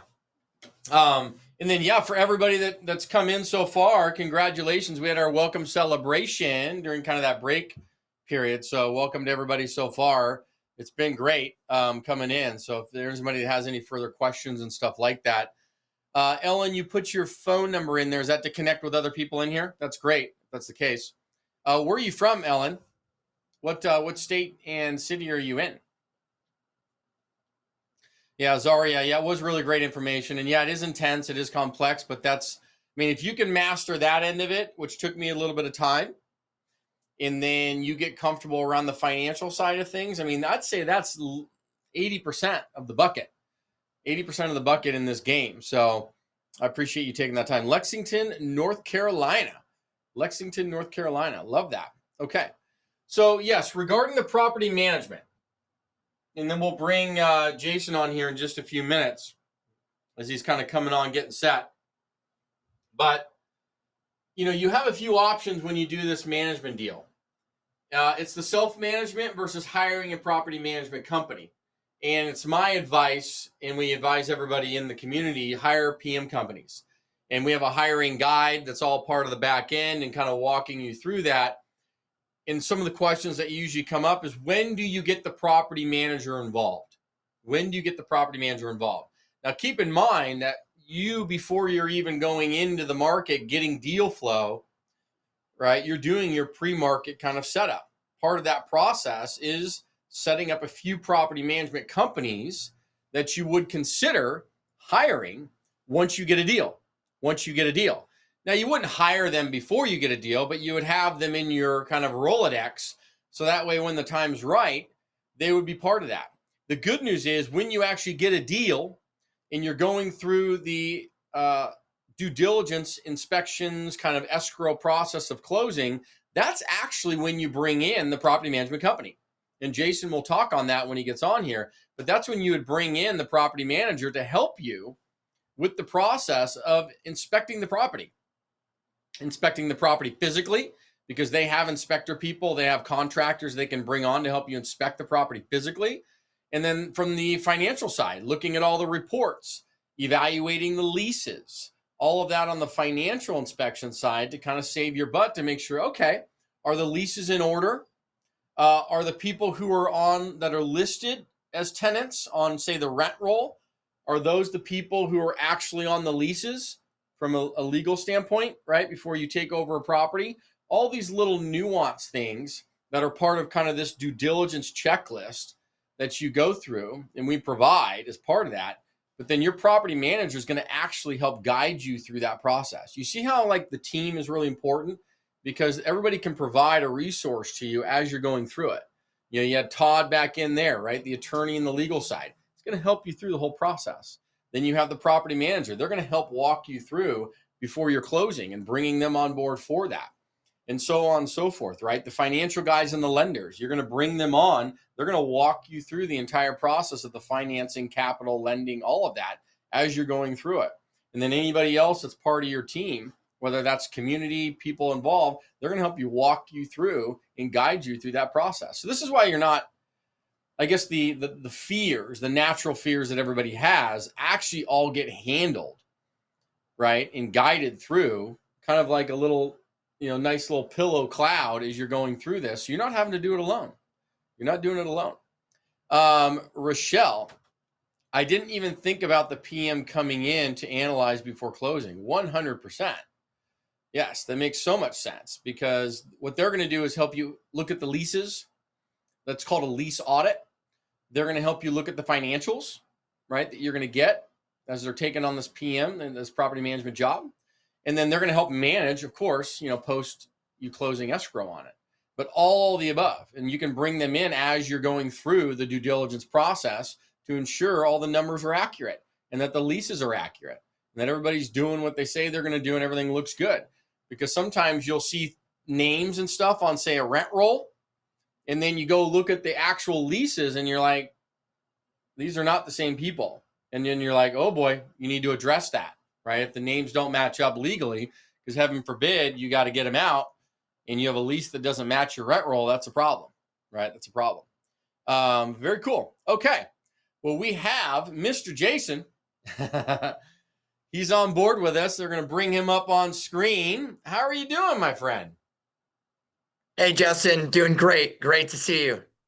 Yeah, good to see you on here and coming on board into the, our third day of this 3-day multifamily workshop event. But I always tell people it's one of the most important, and that is the management side. Because without a good property manager, you don't get this freedom, right? This passive income freedom time that you think you're going to get when you're getting into multifamily cash flowing assets, because then you're just going to basically be buying a day-to-day toilets and tenants job. And that's not what you're buying, right? That's not the goal, is to like buy a bigger problem. So the property management side is critically important for that.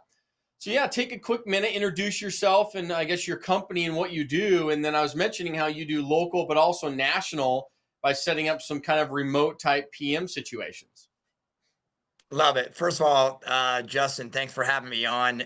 Love to be a part of this. Anytime I can help educate investors, especially multifamily owners, I'm honored, because I've been through a lot of war stories over the last 21 years of doing property management.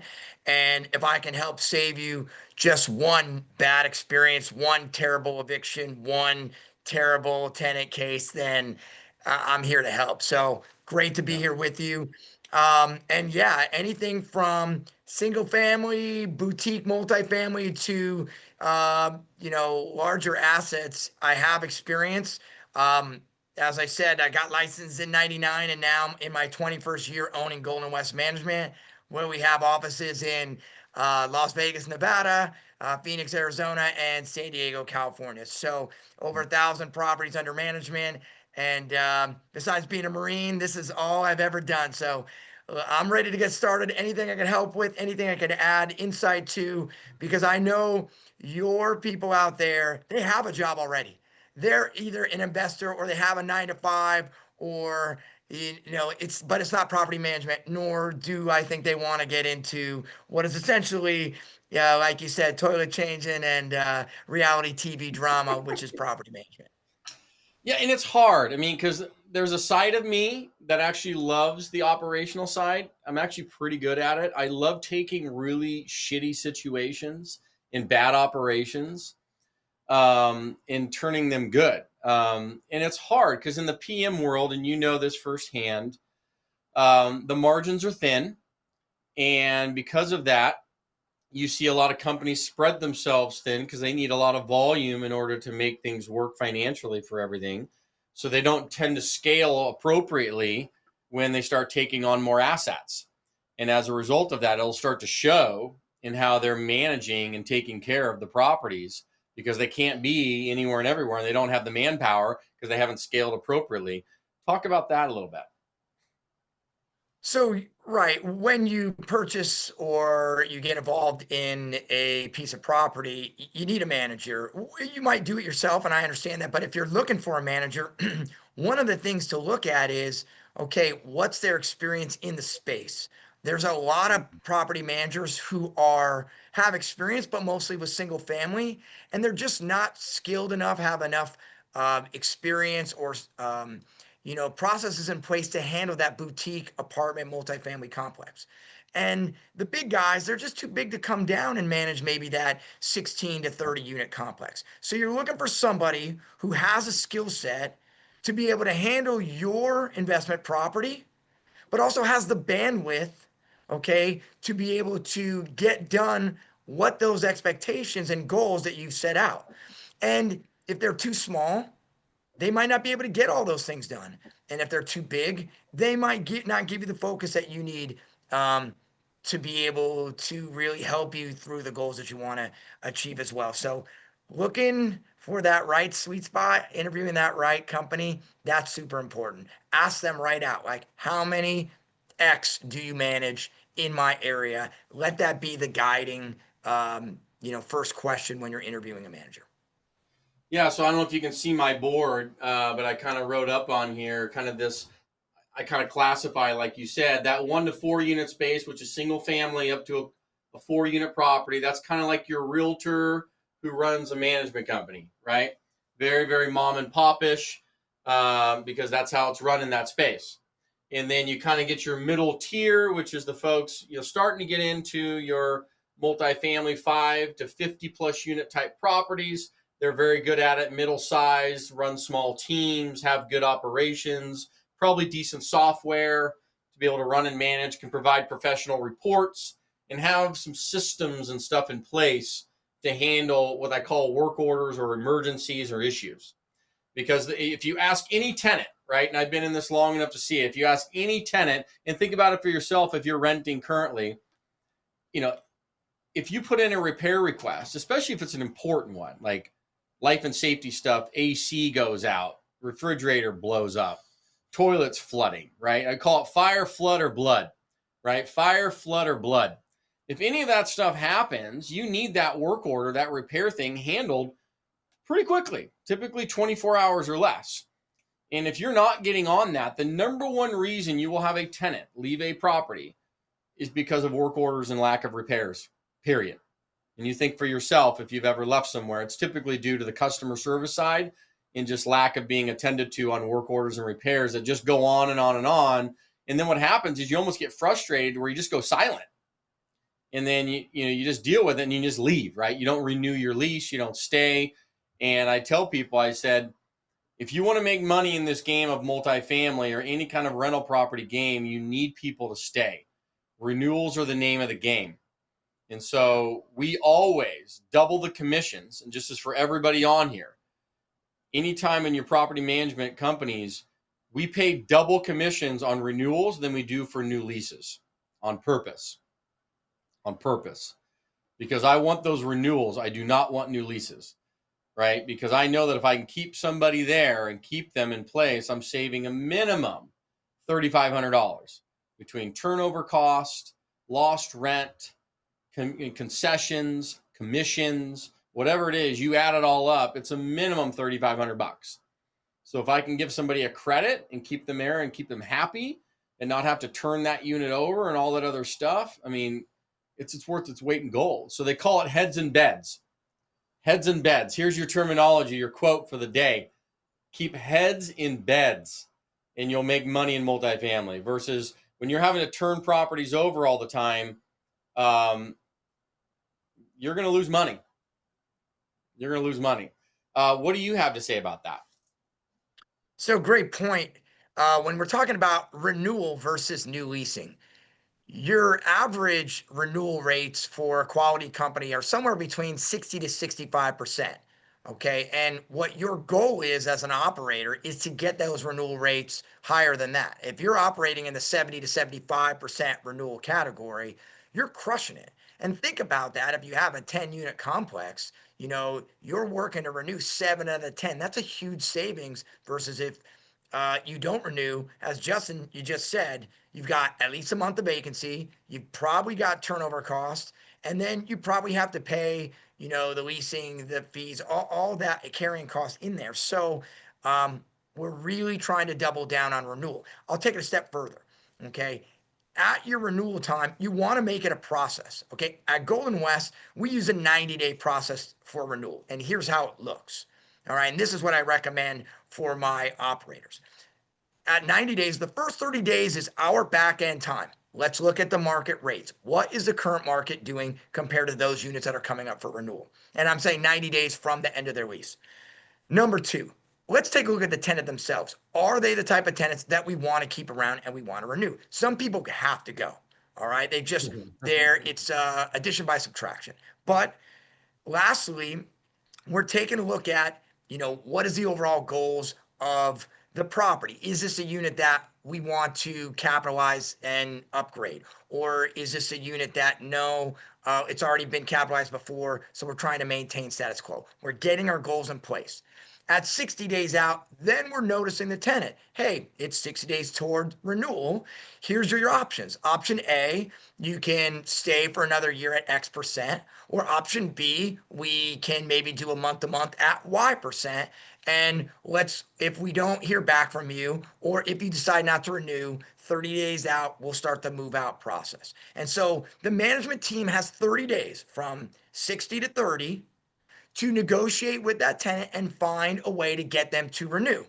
Now, if by 30 days out from expiration, you don't get a signed lease renewal, we're giving them notice about, hey, we're sorry that you're not going to stay. Here's our turnover expectations. Now, it doesn't mean we're not still trying to get them to sign on the bottom line, but we are preparing our metrics, our reports, and our team to be ready to do what we need to do to get that unit turned and burned and released as quickly as we can. So again, it's a process. And I'll add one more caveat. Notice I was raising the rents in this scenario. Look, if the market rent that you're doing your due diligence on is more, you should raise it. I'm not a fan of not increasing the rent at all, leaving it at zero, unless the unit itself is well over market.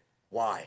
Because Zillow's 2022 survey said that most people are not leaving because you raise the rent. The number one reason they're leaving is because of life-changing circumstances. They no longer need a 1-bedroom, they need a 2-bedroom. Or they change jobs, so they're no longer 5 minutes away, they're now 50 minutes away. It isn't that you raise the rent a reasonable amount. So that's what I got to say about that. Justin, what do you think?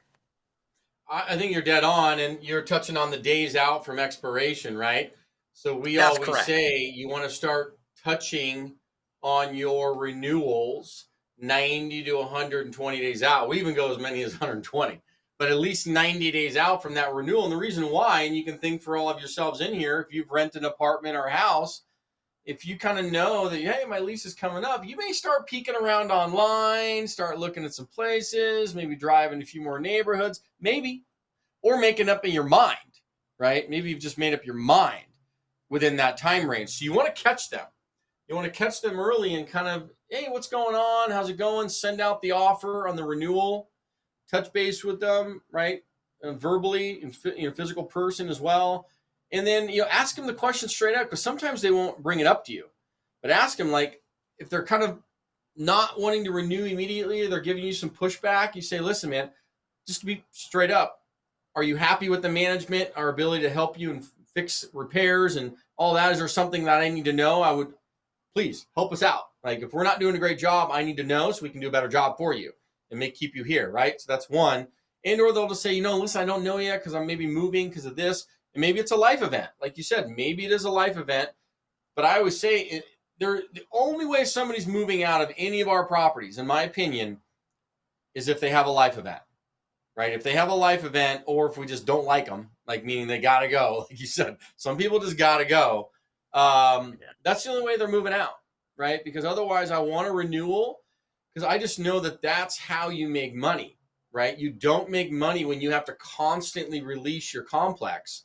And I see it full throttle. I mean, out of all of our complexes, the only one that continues to struggle is the one that we have to, I'd say we're probably at a 50% right now on a renewal rate. So it hurts. The turnover cost is a lot. And then you combine that with the market being soft. So now you have concessions.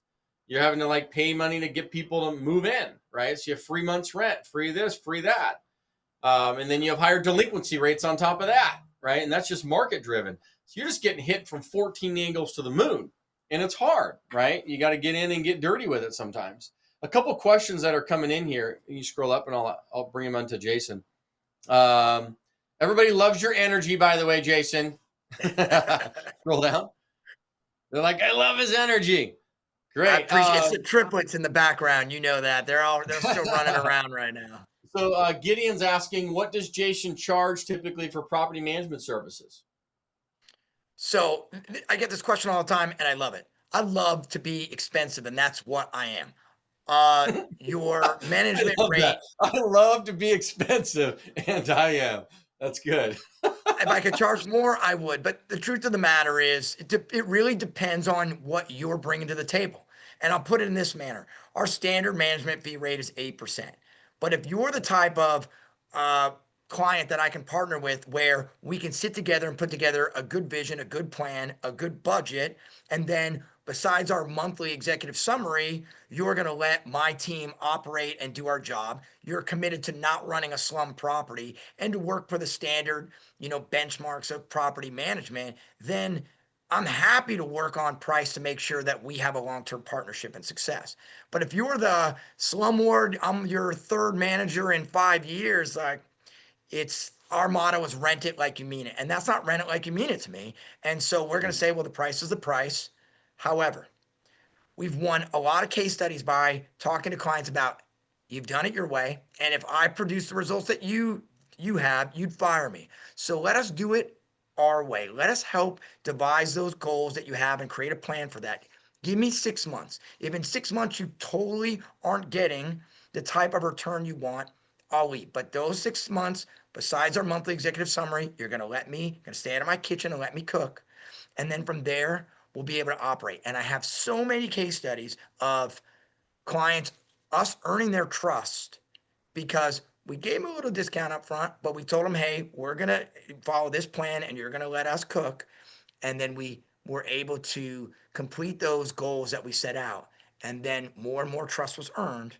More and more money was made on the bottom line. And then long term, the client now, or those are the clients that are like, hey, well, I trust them, whatever they need to set out. So the long story of your pricing is your management fee is, it's based on your situation, what you're bringing to me. Our standard is 8%. But if you have a 65 unit complex where I've got somebody on site, it's A tier, perfect, and you're like, just show me the budget and let's walk it every 6 months. Hey, we might be talking about a 4% type monthly management fee. Will that does not include commissions and stuff? Is that just fee? Yeah. No, that's just monthly management fee. And let's tackle that. a lot of times people will quote you the monthly management fee, but that's not the net effective rate. And the reality is what goes into the overall cost of managing your property and what are you putting on your pro forma when you're thinking about buying? You've got leasing fees, you've got renewal fees, you've got maintenance markups, you've got inspection fees, you called to talk to me for 10-minute fee. You have a lot of fees that might go into that. Now, the bigger your asset, the more those fees might change. But the smaller your asset, when you're in that 4 to 20 unit, like, no on-site team to help, it's just managed from a property manager's office. It's very labor intensive. And so you're going to see a net effective rate of somewhere between 8 to 10%. And if you're putting in less than 8 to 10% on your pro forma, that's a toughie. Even if someone quotes you 4%, the net effective rate is always 2 to 2.5% more than the monthly management fee. No, and I always, as we're reviewing deals for all the community members, and they'll hear 3, 4, 6%. They'll put in 6% as a baseline, and that's fine. But then I say, listen, we need to account for some leasing, so we'll always counter back with let's do 8%. And then you'll see all the brokers and stuff on their marketing packages. They'll have like a 5% vacancy fee or 5% vacancy accountability for 5% vacancy. And I'm like, dude, maybe in like a super tight market like Southern California, that works. Okay. But anywhere outside those markets, you're going to run it at 10% or so. And I would even argue 10 to 15%. So I always say put in 10% because that's going to account, just so everybody understands this. This is what's called economic loss. Economic loss. Okay. So when you get into property management, this is what it is. So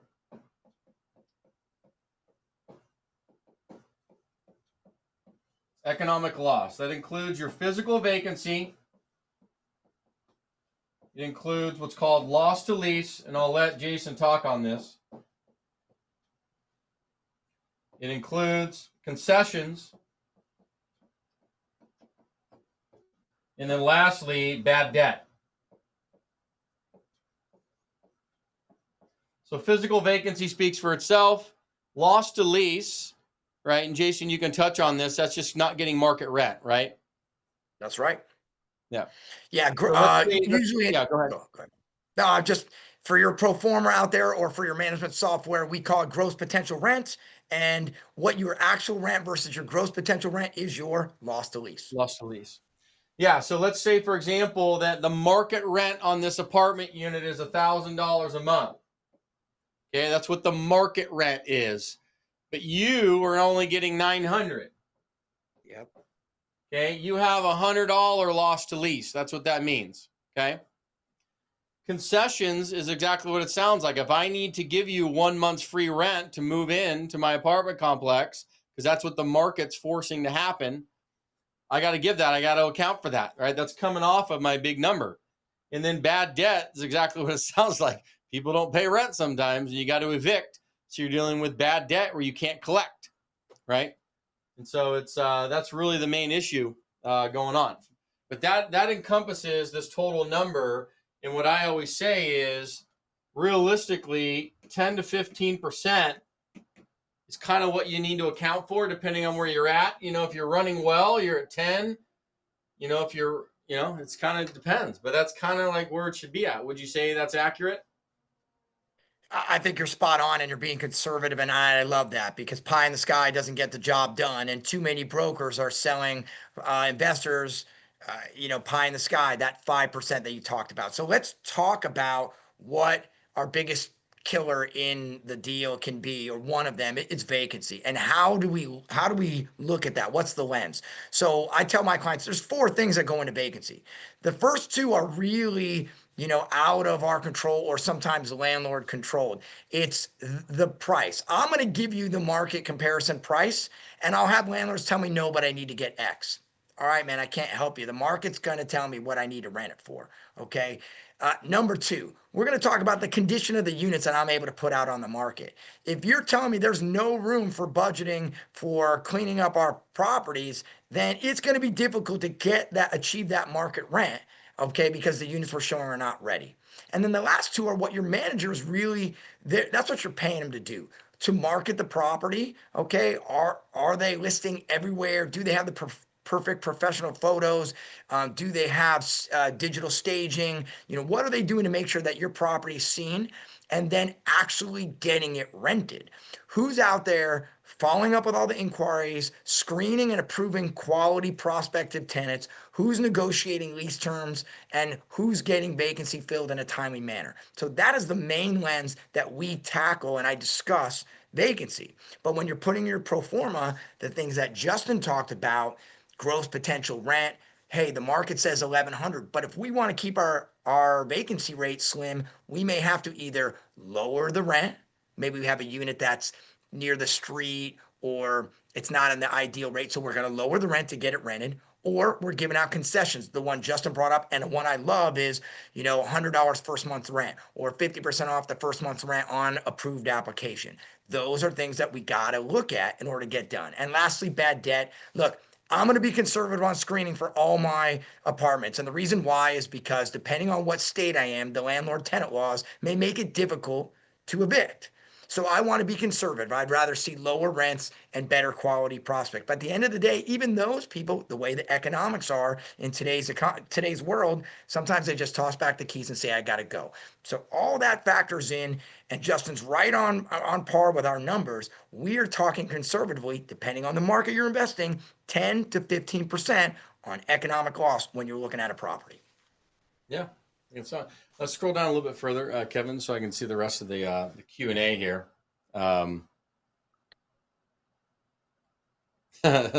Juan's laughing.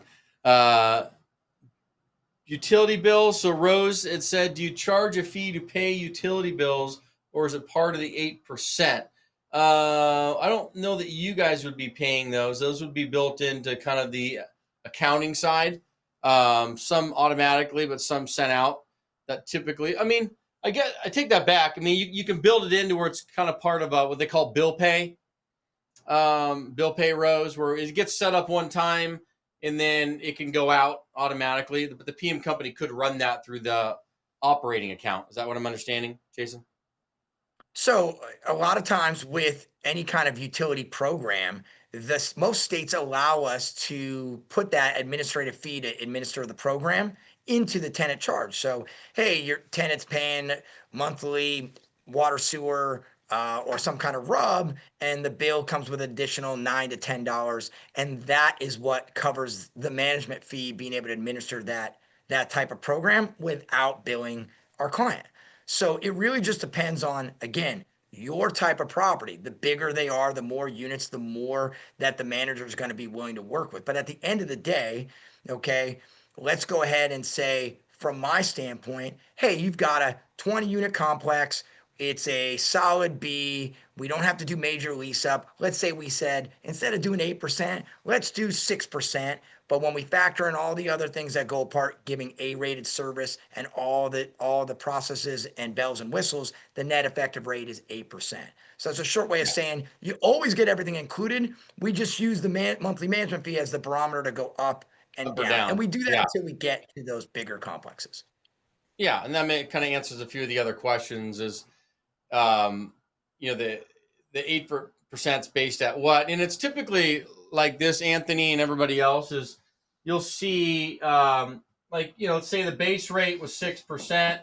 In his case, it's 8%, but somewhere in there, right? For these smaller complexes, anything probably under 50 units, right? Where you don't necessarily have on-site management as often and stuff like that. When you start to get to larger complexes where you may have an on-site team, then you're going to have a payroll line item, right? So what ends up happening is this fee typically will drop to 4% or 3%, somewhere in there, right? But then now you're going to have a payroll line item as well. So it's accounting for this. When any of the complexes that you guys are going to be working on when you get started in that 10 to 30 unit space, you're going to be somewhere in here when you put in your property management fee, okay? And this should include commissions. So here it's really 8% is typically what I say when you include commissions. For him, because he's so expensive. Just kidding. But I always say this, and this is a good point to make. And I had somebody tell me this the other day, because when I was in real estate and I got into residential sales, I started at a 50-50 split, right? 50-50 split with my broker. And you're like, dude, I'm getting clobbered, like 50-50 on my broker commissions. I'm giving 50% of the house before I even pay taxes or anything. I can't even live off of that. But what he said to me, which was very smart, he says, listen, Justin, what is 100% of zero? And I'm like, 0. He's like, great. So if you're not making any money, whether you get an 80% split, 50% split, or 100% split, you're still making no money. So 100, it's 0, dude. So I said, you're going to come in, you're going to learn, we're going to invest an enormous amount of time in you to make sure you can get to where you want to go, and you'll graduate up progressively in your splits, and then you can argue about money, right? When you're out there producing, the money's irrelevant, because if the numbers back it up, right, and you're producing great results, whether you're paying 6, 8, or 10%, as long as the results are there, pay for great service. And that's what I've always said. Like, because people are good people that work hard and give effort are hard to find. They're very hard to find. And so that goes across the board with anything and everything, but especially in the property management field, because it's not attracting the greatest per se. And I'll speak lightly on that. It's hard to find like on the ground talent, right? Whether it's your manager on site or people around it, maintenance staff that are like, are going to give you the highest effort. And I'm sure you deal with that all the time, Jason, owning the company, is finding good quality people that'll give effort, right? Well, let's just dive in real quick. 2 things that you said are super important, and I always talk about with my savvy clients. All right, number 1, okay, property management or landlord tenant law is not common sense. It just isn't. And so a huge part of what goes into the day to day is making sure that you're set up for success and protected. And unfortunately, unless you're a total owner operator doing it on your own, which is costly in itself, you still may not have the experience to like, oh, haven't stepped on that landmine. So that's the number 1 thing that a quality property manager is going to do. Number 2, the best people in this industry tend to own their property management company. I'm blessed because I've got a couple key members, been around for a while. My director Bob's been with me for 10 years. And so we're able to provide that extra layer. But our goal is to work your bottom line to increase. And so a lot of times I understand in investing, you're looking at ways to trim your overall expense rate. And as a property manager, we're the easy one to cut. But once you see the value, and that's on us to paint that picture based on what your goals are, how we're going to get there, and then deliver. Once we're able to give you that value, as Justin said before, then you're like, okay, my time is better used somewhere else. Okay, my cash flow, my bottom line is meeting the goals and expectations I want. If Jason charges 6 or 26%, if I'm getting the goals and the outcomes that I want, I'm a happy camper. Yeah. Yeah. And so to answer Renee's question, yes, commissions and leasing fees are on top of the management, but when you add it in to your pro forma, you just blend it in. So when it comes to the management fee, rather than if the actual fee's 6, make it 8. If the actual fee's 8, make it 10. And this will account for all of your leasing and commissions and everything. Okay. That's what he's saying. So that'll answer a handful of those questions right there. And then Juliana had asked, is the 8% management fee based on a per door empty or full, or does it really matter? The answer is no. Because, it naturally will. Think about it. It's based on revenue. So, and I should say net revenue collected, like actual money collected. So if you're not producing, their fee goes down by nature, right? Just because it's a percentage of what's collected. So is that right? Yeah, that's 100% correct. And more importantly, you can look at NARPM, National Association of Residential Property Managers. They give a benchmark of what, a professional property manager is looking to make per door. So if you do the math and you got a 10-unit complex renting for $2,000 a month, and you've got your manager whittled down to 5%, well, they're not making a lot. And if they're making, $150 a door, and the national average for your area is $250 a door, well, what's their incentive to do well? Is it because they're not performing? Or is it, and do they have the ability to perform for you? Because look at what you're paying. It's well below the average of what a professional manager should pay. So use the NARPM's revenue per door to help find what they should be making in your area. That'll help when you're vetting a property manager if you think the number's a little bit crazy that they're quoting you. Okay, good. And then do you manage nationally? So right now, I'm able to consult nationally, but brick and mortar, we are in Arizona, Nevada, and Southern California. So, yeah, if you're outside of those areas, please, I'm happy to. I love all day long. I usually charge an arm and a leg or a Google review to just sit there and help set you up for success, walk you through some of your basic situation experiences you're going through and how I might be able to add in, like, hey, try this, or have you thought about that? Okay, gotcha. So how do we get you to go national? I think everybody wants you national now. Well, my like kids would probably strangle me. But the truth of the matter is that, you know, as I was saying before, besides being a Marine infantry officer, this is all I've ever done. And what I get the most satisfaction now is to be able to, like I said, see operators win. Because once they get a couple of these under their belt, they technically, if they set aside the time, they could make the decision to self-manage. Once you get enough doors under your belt, you could self-manage, and I can help you set that roadmap. Or you can do what a lot of our clients do and say, like, look, I got a day job. I'm going to pay a manager to do that. But I'm not going to Arkansas anytime soon. Just on with Henry Washington on Bigger Pockets. He was talking about how great Arkansas is. I'm like, I love it. I'm happy to visit you, but I'm not going. yeah, and just to give people a heads up, so once again, in terms of finding a PM company, this goes back to as you're getting started now, coming in, and you do the community side of it. The first thing you're doing is setting up your market.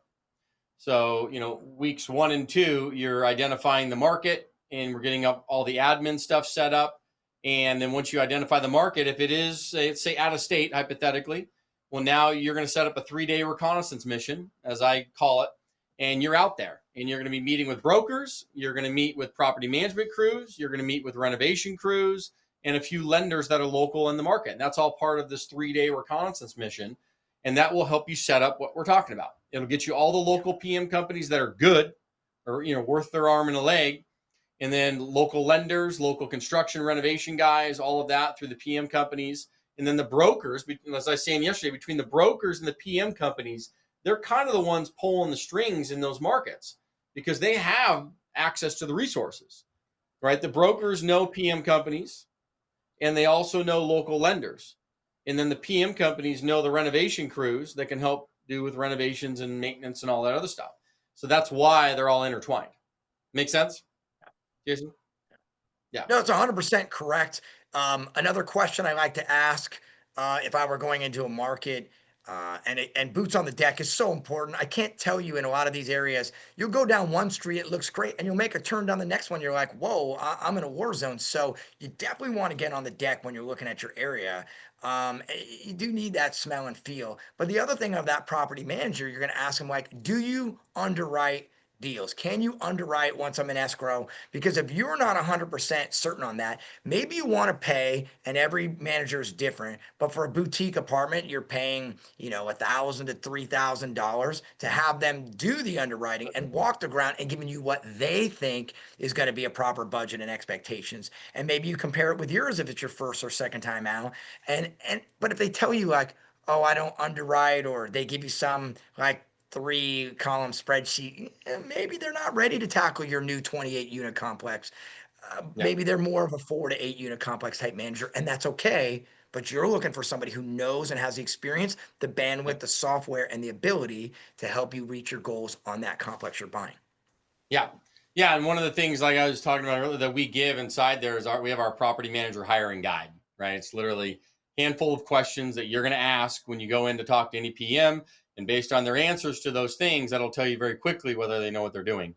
And so all those stuff you just touched on. And I'll answer a few of these that are in the chat. It says, would you ever put maintenance person on site? William, you do when the property size allows it, right? So you typically have to get, you know, and that depends on your market. But let's presume it's in outside of the coastal zones of the U.S., you're going to be probably 100 units or more where you're going to start putting a PM on, or a full on-site team, you know, that can handle the payroll typically. You know, in my experience, if you're doing it below 60 units, you're doing that tweener, like part-time on-site, part-time maintenance. But if you're asking me like, who do I do first?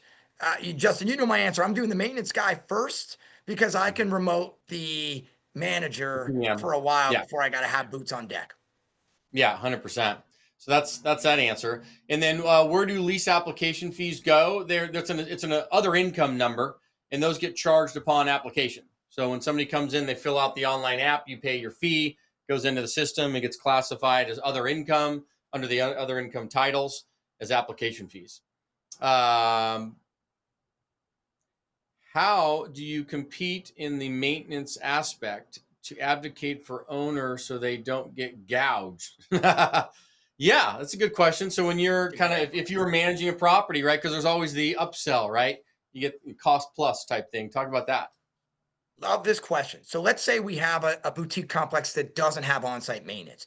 Number one thing we hear, and across the board for managers, one of our biggest attrition issues is if maintenance is bad, you're leaving my company. Like if you feel like that those numbers don't make sense, if we can't justify them, then you're going to leave us. So the manager has to have a vested interest in making sure maintenance is good. So what do?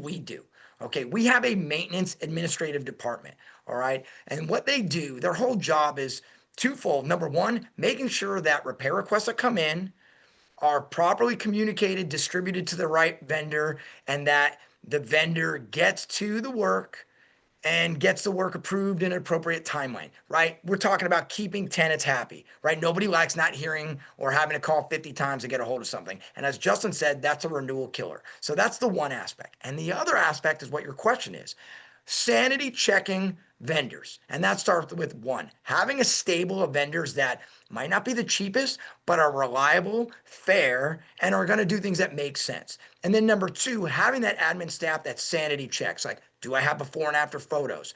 Does the price point they're giving me match up with what would be market based? For example, are they sending the right vendor? Sending a plumber for a garbage disposal is going to get you a super expensive garbage disposal turn.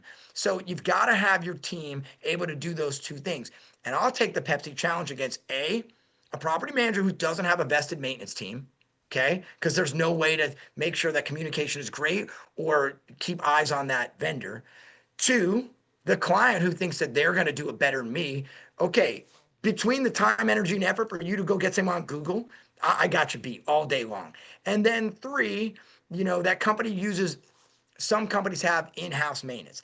I don't like it because there's a conflict of interest. So that's the way I go ahead and handle maintenance at Golden West. And I recommend when looking for a company, they've got a dedicated department. And because if you can't afford or you're not big enough to have someone on site, you need somebody totally focused. And that's where that upcharge goes. Gotcha. Yeah, and that kind of led to this question. I'll answer it too, and you can lead into it. Are management companies held accountable for operational costs and revenues? For example, what if management company hires the most expensive repairman who charges most expensive AC units because they don't own the property, et cetera, et cetera? So, Julianne, two parts to this. Number one, in your management agreement, there's going to be a threshold put in there for anything over X dollars they need to report to you. This is where the asset management level comes in, to where you're managing the managers to ensure that they're doing their job. And they're going to report to you every week on certain metrics. But they'll also, if there's an expense like an AC or something over a certain cost, they're going to have to legally bring that to your attention. And then you'll have to approve it or disapprove it on that level. Okay. So there's kind of thresholds for that stuff. Let me add maybe you can allude on that. Yeah, Jason. This is super important. It's hot season. So in Vegas and in Phoenix, where we have 800 plus doors. Okay, I know already how many calls based on our budgeting we're gonna get, how many HVAC repairs we're gonna do, and I know whether the HVAC's on the roof or it's a condenser system. I know the ballpark, and so does my maintenance team. So when we have HVAC come up, you should already know, as a part of your budget, if you have a multifamily, a budget is out there, you should know how many to expect, because we know how many doors you have, how many HVAC units you have, and what their age is. And so it shouldn't be a surprise if this summer we budgeted 3 to 4, 3 to 5 HVACs going down, that you get calls from May to September when HVACs go down. And number two, and this is the biggest thing you have to understand, if if you're managing the property day to day with your property manager, if you're calling every day, like that's not a relationship that's going to last. You're going to get tired of them and they're going to get tired of you. So the best way to find that common ground outside of what Justin talked about, of like when you have major habitability, they should be communicating every month. They should be giving you an executive summary that you can look at the trends and have an hour meeting with a dedicated manager going over, did we do better or worse? What are the trends? And that way we can dig into like, look, maintenance was up 30%. Why? That's not capital. That's what were you spending here and there? And that's how you hold them accountable.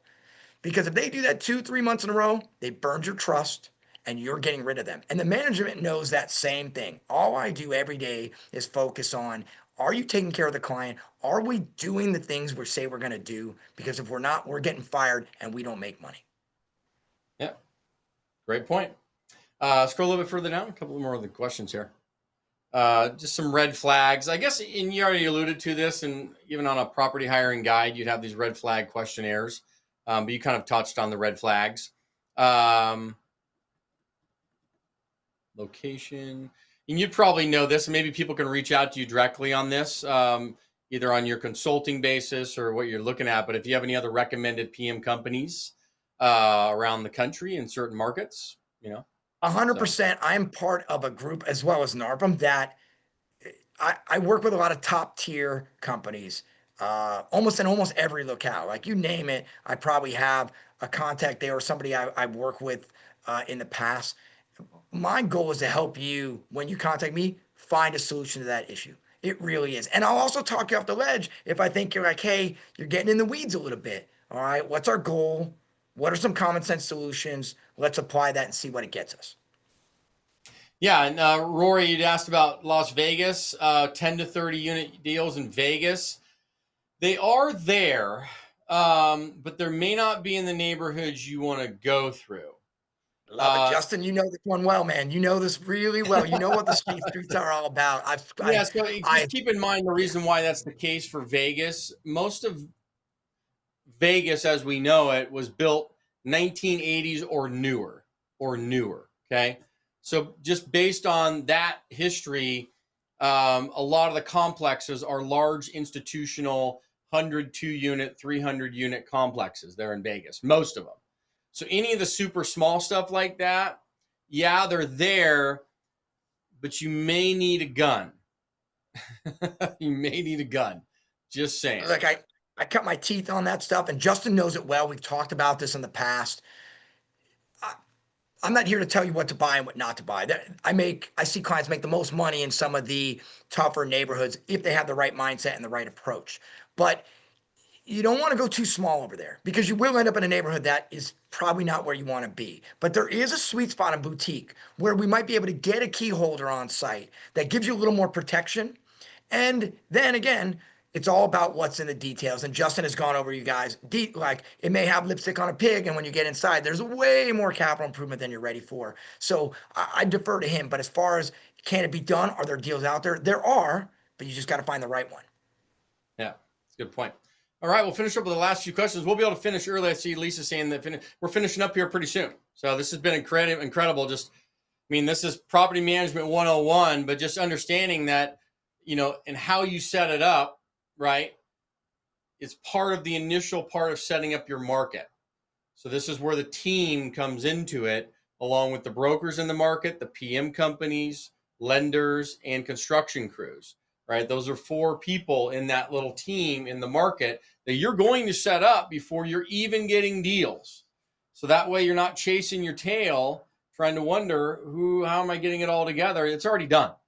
And that way deal flow can come. And then, as we'd mentioned earlier, that PM, the property manager, can be a part of your due diligence as you're going in to buy that property. They can help look at the financials with you, look at the leases, look at the property, establish budgets, and really get an understanding of what that property is going to take, right?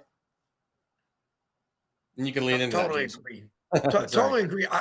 Look, knowing what I know now, if I'm stepping into a new market, okay, my focus on a PM is it's got to be someone, A, I need effective communication. B, I need a problem solver. Those are the 2 things I need. Okay. Now, if they're maybe more expensive than I want, that's okay. Because 6 months to a year down the line, I'm going to look at results. And if they're not performing, at least I have a better familiarity now of my property, of the market itself. And then when I go out and take a look, I know what I like and what I don't like in that market. But I see a lot of companies out there that are going to tell you 4% or 5%, and they promise the world, and they just don't have the bandwidth or the experiences to back it up. And that's where you're new. So it's not like you can pivot as easy. And when you have 2, 3, 4 months that are really bad, not only do you lose trust for the next managers that come along, but your bottom line takes a hit. So go with Old Faithful when you get into a new market. Look at those more seasoned professionals. And from there, then you can pivot later on if you really feel like you need to shave a couple nickels off that bottom line because it's not performing the way you want it. Yeah. And you hit something there. You said effective communication and a problem solver. So, yeah, I even look at the people that we have on one of our properties now where we've had property management issues and the market's tough. It's a tough market. And most of these PM companies don't know how to really operate in tough markets where you got to get really lean and mean and like figure this thing out.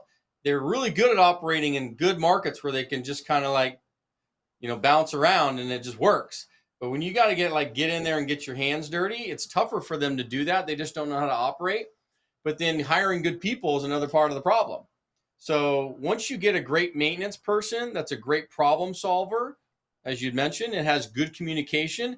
It gives you a peace of mind, dude, that anybody in here that's watching this, I mean, if you're busy with your day job and you're putting money, not yours, but also investors' money into these apartment complexes, and you can give them peace of mind that costs you an extra 2% at the end of the day. I mean, trust me, like you said earlier, we're not jumping over dollars to save pennies or something like that. So yeah, it's everything. I agree 100% with it's why I connect so well with you, Justin, is your approach to these deals and these investments is it's very aligned. And there's a lot of landmines out there, and multifamily is unfortunately loaded with them a lot more than maybe single family is. So yeah, choosing the right management staff, the right team makeup. I know we didn't get into it, but the maintenance person, when you're hiring on-site maintenance, is huge because we can talk about doing a remote team member to be that manager for you when you're kind of doing things on your own. But you can't replace somebody who can both turn a wrench and be a trustworthy source of eyes for you at a property. That's very hard to find. And don't go cheap on those people. Yeah. Yeah, and Thomas, to answer your question on the network of highly recommended PM companies, yes and no, right? The reason, yes, we do, and that happens within the community, the vendors and systems and all that. But because they are so local, right? So local, and they do kind of come and go and change. That's why that first set, your first couple weeks in your first month, you're setting them up. Like that's the whole point of you going into that market. Getting the 4 team members, right? The brokers, the PM companies, the lenders, and the construction renovation guys. Because those 4 pieces of your team, now you're going to have 3 of each, right? You're going to have 3 brokers you're connected with well, 3 PM companies that are options for you, 3 lenders that are options for you, and 3 renovation crews that are options for you. So you have plenty in that little market you're setting up, and that's how you do it. Because it is so local. In that market, because you keep in mind, you're not dealing with national PM companies at this point. You're newer in the space, 10 to 30 units, very local, very local. Cool. Awesome, man. Any last minutes? So if people want to look you up, it's Golden West Management, FYI, Golden West Management. You see your signs behind them. We'll throw up your information in here in the chat. Do we have your email? Maybe you can read it out. We'll have Kevin throw it up in there. For me, just the J and my last name, Yoss, YOSS, at goldenwestmanagement.com. Look, check out my YouTube, okay? YouTube at Golden West Management. The reason why I tell you that is we have a ton of eviction horror stories on there of what happens when you put the wrong people in, and as well as tons of tips and trades for do-it-yourself owner-operators on how to navigate the landlord-tenant laws. But it's why it's so important, because when you step on that landmine in my industry, it hurts a lot and it can destroy a pro forma or a bottom line. So, but yeah, Jason Yoss, Golden West Management. Get me via email. Get me on the web, goldenwestmanagement.com. Follow me on YouTube. Follow us on Instagram. But love to help. Anything I can do. And again, Justin, thanks for having me on. It's so great to talk with somebody who knows the space well and has the right mindset on boutique apartment investment. Amazing, man. Thank you so much. Let's give Jason a round of applause. This was awesome. Thank you for giving us the time that you have here. And yeah, definitely check him out on YouTube. There's his contact information there. I think this was super helpful for everybody. Just to understand the management side, right? There's a lot that goes into it and so forth. But that's a huge piece of it. So namaste. Namaste. Awesome, everybody. Well, look, we are at the end. Here we are. And congratulations, by the way, to everybody that has taken that leap so far. Pretty cool. Going to be a great little cohort coming in here, folks that have jumped off the cliff and making this happen for themselves. So congratulations to that. And we'll get you all set up. Once again, you still have access to it. So if you go straight to your dashboard, right, at any point in time here, and then we'll reach out to you too, right? I mean, sometimes things takes time and you got to think things through. I totally get it. You know, so we're going to keep things available to you. But yeah, if you want to kind of lock in things, you can do that just with the deposit. If you want to speak to one of our team members, right there on the dashboard, you can go to speak to one of the team members or click on there to join and set up that deposit to lock things in. And then, yeah, we'll definitely reach out to you and say hello. Obviously, I'd love to get feedback from everybody too, almost like a survey in a way. I mean, it sounds like from all the comments and everything I'm seeing, I hope we did a great job. I hope I was able to provide value for you for the last 3 days and give you everything you were looking for. The multifamily toolkit, that's a lot of tools and resources and a back end that you get to go into and get a lot of things there, from pitch decks to deal analyzers to all that stuff to get you started. And then all these notes and everything that you guys kind of took over the last 3 days, and giving you a lot of weeds too, not just that kind of high level, but kind of diving in and bringing on some great experts that are in the space every day. This is what we're doing. And this is where we're here to support everything from the finance guys to the broker guys to the property managers, lenders, the whole 9 yards, the legal side through Todd today. I thought that was awesome. And it's a lot, right? That's complex stuff, but man, is it valuable when you have people in your corner. It's big time. It's big time. So let's give a round of applause to everybody. You can put your hands together in the chat. This was fun. You know, a couple people passed out on screen. No, I'm totally kidding. You can see that. Just kidding. Thank you for that. Appreciate that, Kevin, and anybody. So yeah, feel free. Like I said, if you still have questions and stuff, we'll reach out to you. If you're still considering joining the community, would love to have you a part of it. And come on in. We have the links there on your dashboard, and then we will send stuff out to you to get kind of surveys and post-event stuff. So rock and roll. Congratulations, Dante. I just saw that note. You joined. Awesome, man. Rock and roll. Glad to have you in here. Glad to have you in here. So beautiful, everybody. Well, hey, I appreciate it. Enjoy the rest of your Saturday, and we will be in touch soon. We will be in touch soon. Take care.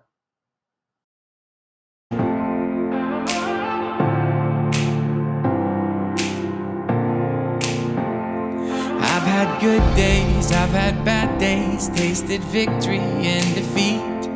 I've had problems big as planets, turn to pebbles when you speak.